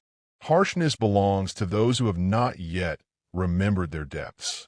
The soul's knowledge softens everything, judgment, ambition, even fear, for it knows that every experience, no matter how dark, is part of the same eternal education. The wound and the depth. The soul deepens through wound. Where the ego seeks comfort, the soul seeks expansion. Suffering opens fissures through which new awareness can enter. Each crisis of life, loss, illness, betrayal, solitude, is an invitation to descend into the inner chamber where meaning waits. The wound is thus not curse but doorway. Through pain, the soul learns empathy. Through failure, it learns humility. Through uncertainty, it learns faith. The alchemy of the spirit transforms every descent into gold, but only when one remains conscious during the fall. Unconscious suffering becomes bitterness. Conscious suffering becomes wisdom. Late understanding reveals that the soul planned even its hardships. What seemed random or cruel now appears as deliberate design, the hidden curriculum of growth. Fate was never punishment. It was the soul's pedagogy, teaching what the mind would not learn voluntarily. Immortality and return. As the body grows fragile and time narrows, the soul begins to detach gently from the world. Its interests change. What once mattered, possession, recognition, opinion, fades like the echo of a distant song. The outer world loses urgency, but the inner world blooms. Dreams become vivid again. Synchronicities multiply, as though the veil between life and death were thinning. In this stage, the soul prepares to withdraw, not in fear, but in recognition. Death, seen through the eyes of the soul, is not an end, but a migration, the continuation of consciousness in subtler form. The soul, having gathered the experiences of one incarnation, returns to its source enriched. Nothing is wasted. Even the smallest act of awareness contributes to its evolution. To believe in immortality is not superstition, but intuition. The soul feels it as fact, not hope. Life cannot be extinguished. It only changes state. Death is the soul's night, the time of rest before the next dawn, the mirror of the infinite. In the final reflection, the soul is seen as the universe's mirror. Every life reflects a facet of the infinite's face. The multiplicity of souls does not contradict unity. It completes it. Each consciousness adds to the divine totality an experience that no other can. Just as no two snowflakes are identical, no two souls mirror the divine in the same way. This diversity is not flaw, but fulfillment. When a mirror clears of fear and distortion, the infinite sees itself clearly. This is the purpose of evolution, not to escape matter or individuality, but to polish the glass of perception until spirit recognizes itself in every reflection. Then there are no boundaries between God, soul, and world, only variations of the same light, perceived at different angles. At this realization, the soul rests. It no longer yearns to ascend or descend. It has understood its own nature as both question and answer, dream and dreamer, mirror and reflection. Life, the divine experiment in time. When one looks back from the vantage point of age, life no longer appears as a series of accidents or ambitions, but as a carefully designed experiment in consciousness. Each event, whether joyous or tragic, fits within a mysterious pattern, as though an invisible intelligence had woven meaning into every thread. To live long enough and look deeply enough is to discover that nothing has been wasted, that even the seeming detours have served the soul's unfolding. Life is not a test. It is a dialogue between the finite and the infinite. Time is the stage upon which eternity practices becoming visible. Through every breath and choice, the universe examines itself in miniature, testing the strength of its own creation. What appears random is, from the perspective of wholeness, the experimentation of spirit with form. Every consciousness is both participant and observer in this grand inquiry. What happens when the infinite becomes human? The rhythm of destiny. Destiny, seen from within life, feels like fate, the chain of cause and effect that shapes circumstances. But seen from beyond the boundaries of the ego, destiny is rhythm, not law. It moves like music, guiding each life through variations of theme and motif. The soul chooses its key and tempo, but within that structure, improvisation is allowed. Freedom and necessity are not opposites, but partners in this cosmic dance. Necessity provides structure. Freedom provides expression. The mind may call the outcome accident or choice, but both emerge from the same rhythm. To live consciously is to hear the melody of one's own destiny and learn to move with it instead of against it. When life flows in harmony with its inner pattern, meaning deepens even in suffering. What once felt like opposition reveals itself as counterpoint. The tragic and the joyful become necessary chords in the same composition. The wise learn to listen rather than to control, to cooperate with the current of being. The education of the soul. Life, then, is education, not of intellect, but of awareness. The soul comes to earth as student and teacher simultaneously. Each incarnation refines perception, deepens compassion, expands understanding. Circumstances serve as lessons, relationships as mirrors, time as classroom. The curriculum is not fixed. It adapts to the student's readiness. What is not learned returns in new form until is understood. Patterns repeat not to punish, but to remind. The soul never fails. It only defers mastery. Every setback is the divine's patient way of saying, look again. In early life, we imagine we are shaping destiny. In later life, we see destiny has been shaping us. What we sought to acquire were only tools for learning who we already were. The true task was never achievement, but awakening. When seen thus, even suffering gains dignity. Pain ceases to be meaningless. It becomes revelation in disguise. To suffer consciously is to allow the deeper self to emerge from beneath the mask of circumstance. The sacredness of imperfection. In the late view, perfection loses its charm. It becomes clear that life's beauty depends on its incompleteness. The flower's transience, the body's fragility, the uncertainty of every day. These are not flaws, but the essence of experience. Eternity expresses itself most vividly through what passes away. Perfection is static. Imperfection is alive. The divine, though whole, chooses to fracture itself into multiplicity so that it may feel movement, growth, and surprise. The cracks in creation are where the light enters to know itself anew. Each human being, with all their contradictions and limitations, becomes a unique portal for this divine curiosity. Thus, to demand flawlessness of oneself or others is to reject the very reason for existence. Love grows not through perfection, but through acceptance. Wisdom arises not from certainty, but from wonder. In embracing imperfection, the soul completes its education, for it learns to see holiness in everything that is. The pattern of relationship. Life achieves its meaning not in isolation, but in relationship. Every encounter, fleeting or lifelong, serves the exchange of energy between souls. Some relationships comfort, others challenge, but all are necessary to the work. The soul's growth depends on these mirrors, reflecting the hidden parts of the self. What we admire in others reveals our potential. What we condemn reveals our shadow. The people who wound us often play the role of unconscious teachers, forcing confrontation with the unloved parts of our own psyche. Seen from eternity, no meeting is accidental. The net of human connection forms the living mandala of experience, each thread essential to the design. Late in life, one ceases to blame or idolize. Gratitude replaces judgment. The heart learns to bless even the difficult companions on the path, knowing that they, too, were sent by the same intelligence that governs the stars. The art of surrender. As the years deepen, resistance softens. The compulsion to control yields to trust in the pattern. Surrender does not mean passivity. It is participation without tension.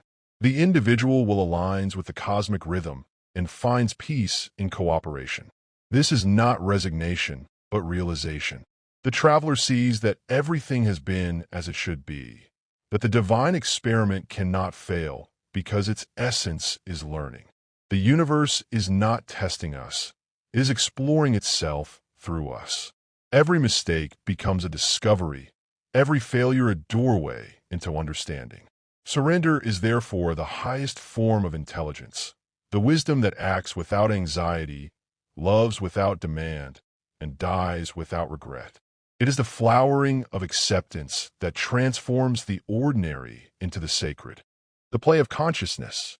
From the late perspective, life resembles a divine play, Lila, as the sages of India called it. The world is the stage where consciousness performs countless roles, forgetting itself to rediscover itself. Tragedy and comedy alternate, yet the actor behind all masks remains unchanged. To awaken is to remember the actor while still playing the role. To live fully yet lightly, to engage without being imprisoned. This is the art of divine play. The wise grow capable of laughter, even in sorrow, for they see that the dance of opposites is eternal and necessary. Life, therefore, is not burden but celebration. It is the divine experimenting with possibility, rejoicing in surprise, learning through limitation. Each life contributes to the great story of God's unfolding awareness. The understanding of time. Time itself changes meaning. For the young, it is horizon and hope. For the old, it is mirror and teacher. In late vision, one perceives that time does not move from past to future, but from potential to manifestation. The future is not unknown, it is unborn. The present is not momentary, it is eternal in motion. To live in the present is to dwell in eternity's doorway. The mind may remember or anticipate, but consciousness abides only now. When attention rests fully in this immediacy, the illusion of separation dissolves. Birth, death, and rebirth become one continuous act of being. This is the hidden purpose of time, to teach eternity to experience itself through change. The peace of seeing. At last, life itself becomes the teacher and the soul the attentive student. The need to ask why fades, replaced by simple wonder that anything exists at all. The heart, freed from urgency, perceives beauty even in decline. The sunset is no less splendid because it signals night. In this serenity, gratitude becomes the purest form of worship. To breathe is prayer enough. To see clearly is to praise. The divine experiment in time concludes not with triumph, but with comprehension. The understanding that every life, no matter how brief or turbulent, fulfills its purpose simply by being lived. Nothing was ever outside the sacred. Life was the revelation all along. The return to silence, the wisdom of completion. When the long journey nears its quiet end, consciousness begins to settle like dusk upon a landscape that has known both storm and sunlight. The urgency to prove, achieve, or explain gradually dissolves, and what remains is being unhurried, transparent, vast. Thought no longer seeks conclusions. It rests within understanding itself. This is the wisdom of completion, not the gathering of answers, but the surrender to mystery. The late soul no longer clings to life, nor does it flee from death. It stands poised between them, seeing that both are motions of the same tide. Existence flows in, existence flows out. The witness remains. What once was called I has become the quiet space through which all experience moves. The center is everywhere, the circumference nowhere. Silence now speaks more clearly than language ever did. It is the speech of the eternal, the presence that existed before words divided the world into this and that. In silence, everything returns to its source. What began as question ends as listening. The humility of wisdom. The more one has seen, the less one claims to know. True wisdom carries the fragrance of humility. Knowledge accumulates facts. Wisdom dissolves boundaries. In the end, the wise no longer desire to convince, only to understand. There comes a recognition that truth is not an object to possess, but a relationship to maintain. It shifts with perspective, deepens with compassion, brightens with love. The soul that has touched the infinite ceases to draw rigid lines around right and wrong, sacred and profane. It perceives the divine working in all directions, even in what the intellect cannot reconcile. Humility is not self-denial, but clarity, the realization that every being, no matter how small or lost, serves the whole. The worm in the soil, the child in wonder, the star collapsing into light. All are movements of the same consciousness exploring itself. The wise bow before this realization. They speak less, listen more, and find their greatest joy in the ordinary. The simplicity of being, as understanding ripens, complexity falls away. The world, once analyzed into fragments, reappears as a single, living organism. The mind no longer divides, it beholds. One does not seek meaning in events. The events themselves are meaning, just as a wave is the expression of the sea. In this simplicity, even the notion of spiritual life becomes redundant. There is only life, sacred because it is. The leaf falling, the tea cooling, the quiet breath before sleep. Each moment glows with the same light that shone beyond death. The miracle is not in transcendence, but in presence. This simplicity is not the ignorance of youth, but the lucidity of maturity. Having seen through the labyrinth of concepts, the soul rejoices in the direct experience of being. Nothing needs to be improved. Everything needs to be seen. The compassionate gaze. The late soul looks upon the world with compassion that no longer divides between deserving and undeserving. It sees humanity still restless, still searching, still repeating its ancient mistakes, and it does not condemn. It remembers its own ignorance and smiles with tenderness. Compassion does not mean indulgence. It means recognition. To see the divine struggle through countless imperfect forms is to honor the courage of creation itself. Each being, however confused, carries the same spark. The wise therefore interfere little. They assist quietly, by presence rather than persuasion. Their compassion is not sentimental but spacious, a love large enough to contain the world's contradictions. Wherever such a gaze falls, healing begins. The world softens in the light of understanding. The final act of wisdom is forgiveness, not of others alone, but of life itself for being what it must be. The dissolution of self. There comes a moment when even the witness fades into what it has witnessed. The separation between observer and observed, soul, and world melts into unity. What remains cannot be described as one, for oneness still implies division. It is suchness, reality pure and self-aware. This is not extinction, but fulfillment. The self does not vanish. It expands beyond measure. The drop realizes it was never separate from the sea. Death, seen from this state, is the most natural act of existence, the exhalation after the long inhalation of life. The body returns to earth, the mind to silence, the awareness to its origin. Nothing is lost. The pattern continues. Even this dissolution carries no drama. It is as gentle as a sigh. The soul that has learned to live without grasping learns also to die without resistance. It slips easily into the great rhythm that has carried it all along, the eternal silence. What remains when all stories end? Silence, but not absence.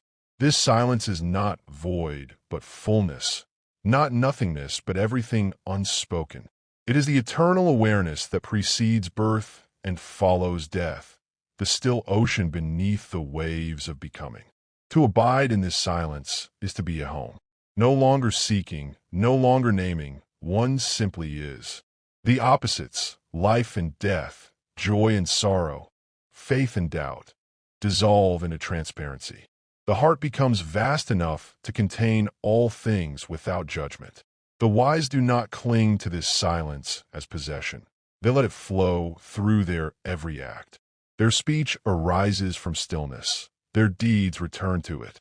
They know that the universe itself breathes in this rhythm, the silent pulse of God in perpetual creation.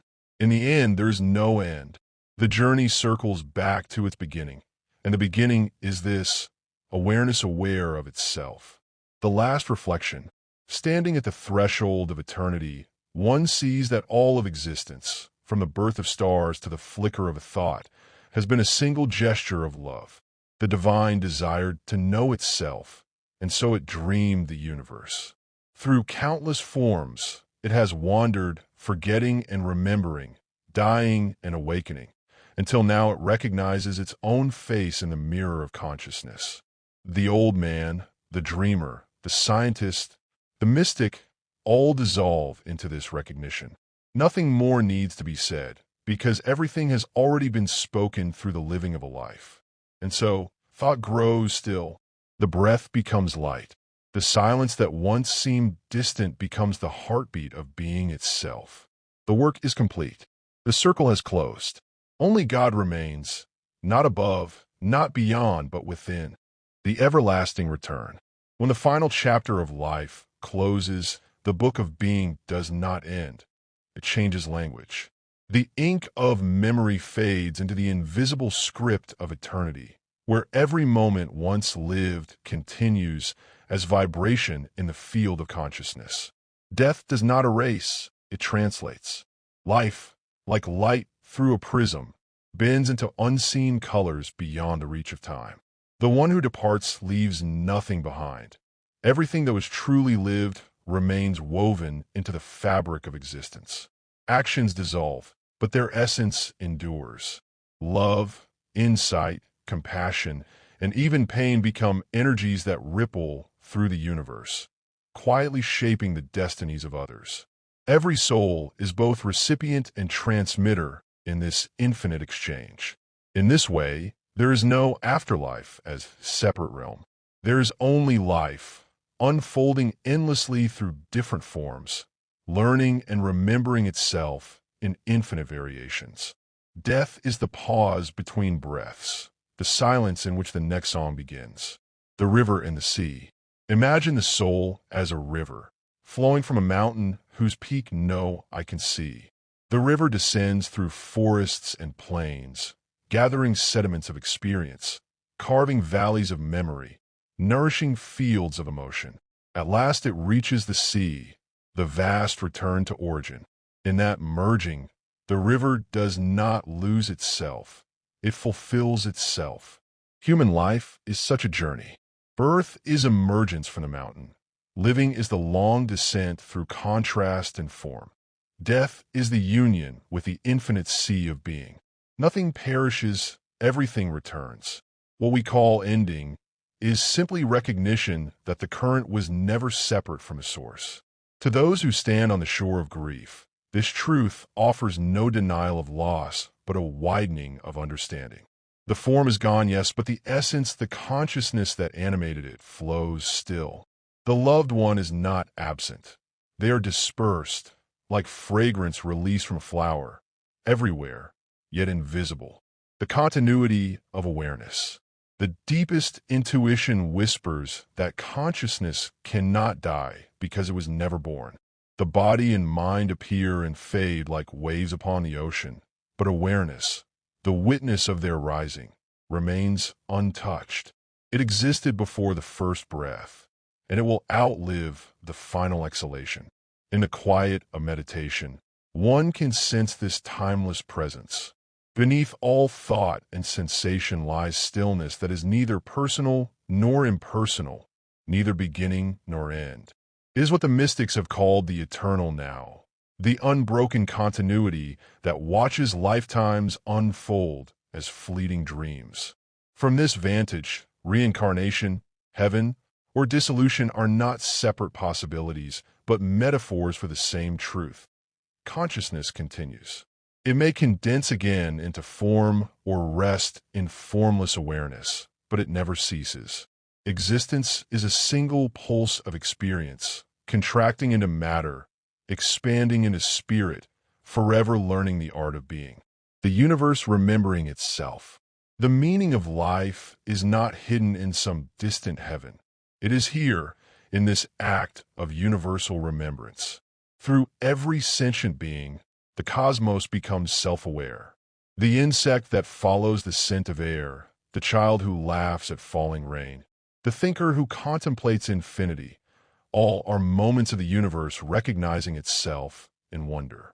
Each consciousness is a mirror held up to the infinite, reflecting a unique facet of its glory.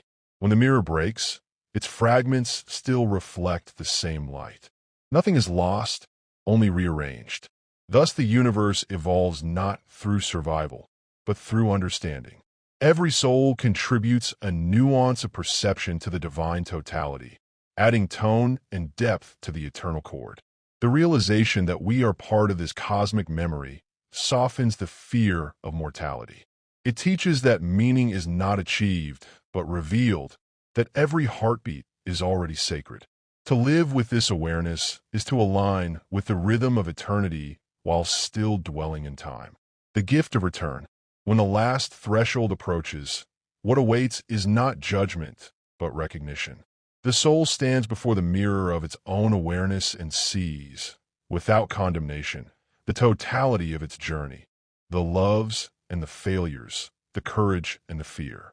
It understands that nothing was wasted, that even ignorance served its education. The universe is patient. It asks only learning, never perfection.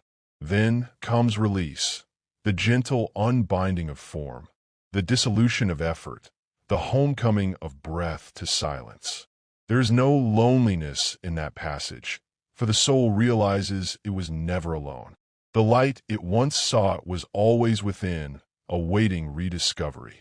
To die with such awareness is to die into freedom. The return is not retreat, but expansion, the widening of consciousness beyond its temporary horizon. It is awakening from a dream too beautiful to regret, yet too limited to continue.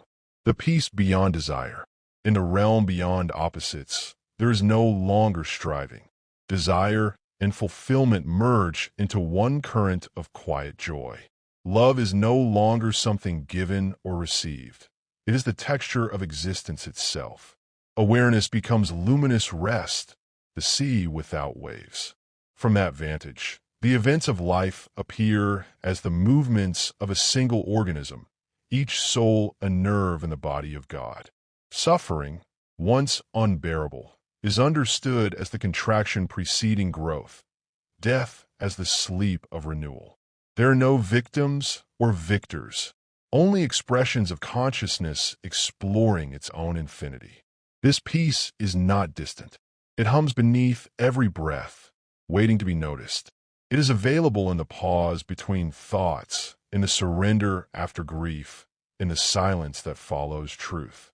To live from this peace is to die before dying, to transcend the world while still loving it deeply. The circle closes, and so the journey returns to its beginning. The seeker who once searched the world for meaning now finds meaning in the world itself. God, once imagined as distant, is revealed as the pulse within every heartbeat. The soul, once thought separate, knows itself as the very awareness through which the stars burn and time unfolds. The circle closes not as confinement, but as perfection. The first question, who am I, finds its final answer in silence. The silence is not emptiness. It is fullness without need for form. From it arises the next creation, the next dream, the next gesture of the infinite toward itself. And if one could give a final blessing to those still walking the path, it would be this: live as if the universe were alive through you. Love as if every heart were your own. See as if the divine were gazing through your eyes. For it is the everlasting return. The dawn of eternity is indistinguishable from the sunset of time. Life breathes itself out and back in endlessly. The same consciousness that once looked out from a child's wonder now looks out through galaxies. The self that says, I today will one day say it again through another form, another world, another dream. Nothing is lost. Everything returns. The river rejoins the sea, and the sea dreams again of rivers. There is no end to this miracle, only endless remembering. And in that remembering, the voice of silence whispers once more. I'm the life that dies to live. I'm the seeing that looks through every eye. I am the beginning that has no end. Rest now, for you were never apart from me. The light fades, not into darkness, but into peace. The journey continues, eternal as breath. You've just walked through the inner world of Carl Jung, the dreams, the shadows, the awakening. But this journey doesn't end here, it transforms. The next step is to awaken the Christ within, the divine power of love and awareness that lives inside you. Tap the next video, Awaken the Christ Within, Emmett Fox audiobook. Let his words open the light you've always carried. If this touched your soul, like the video, subscribe.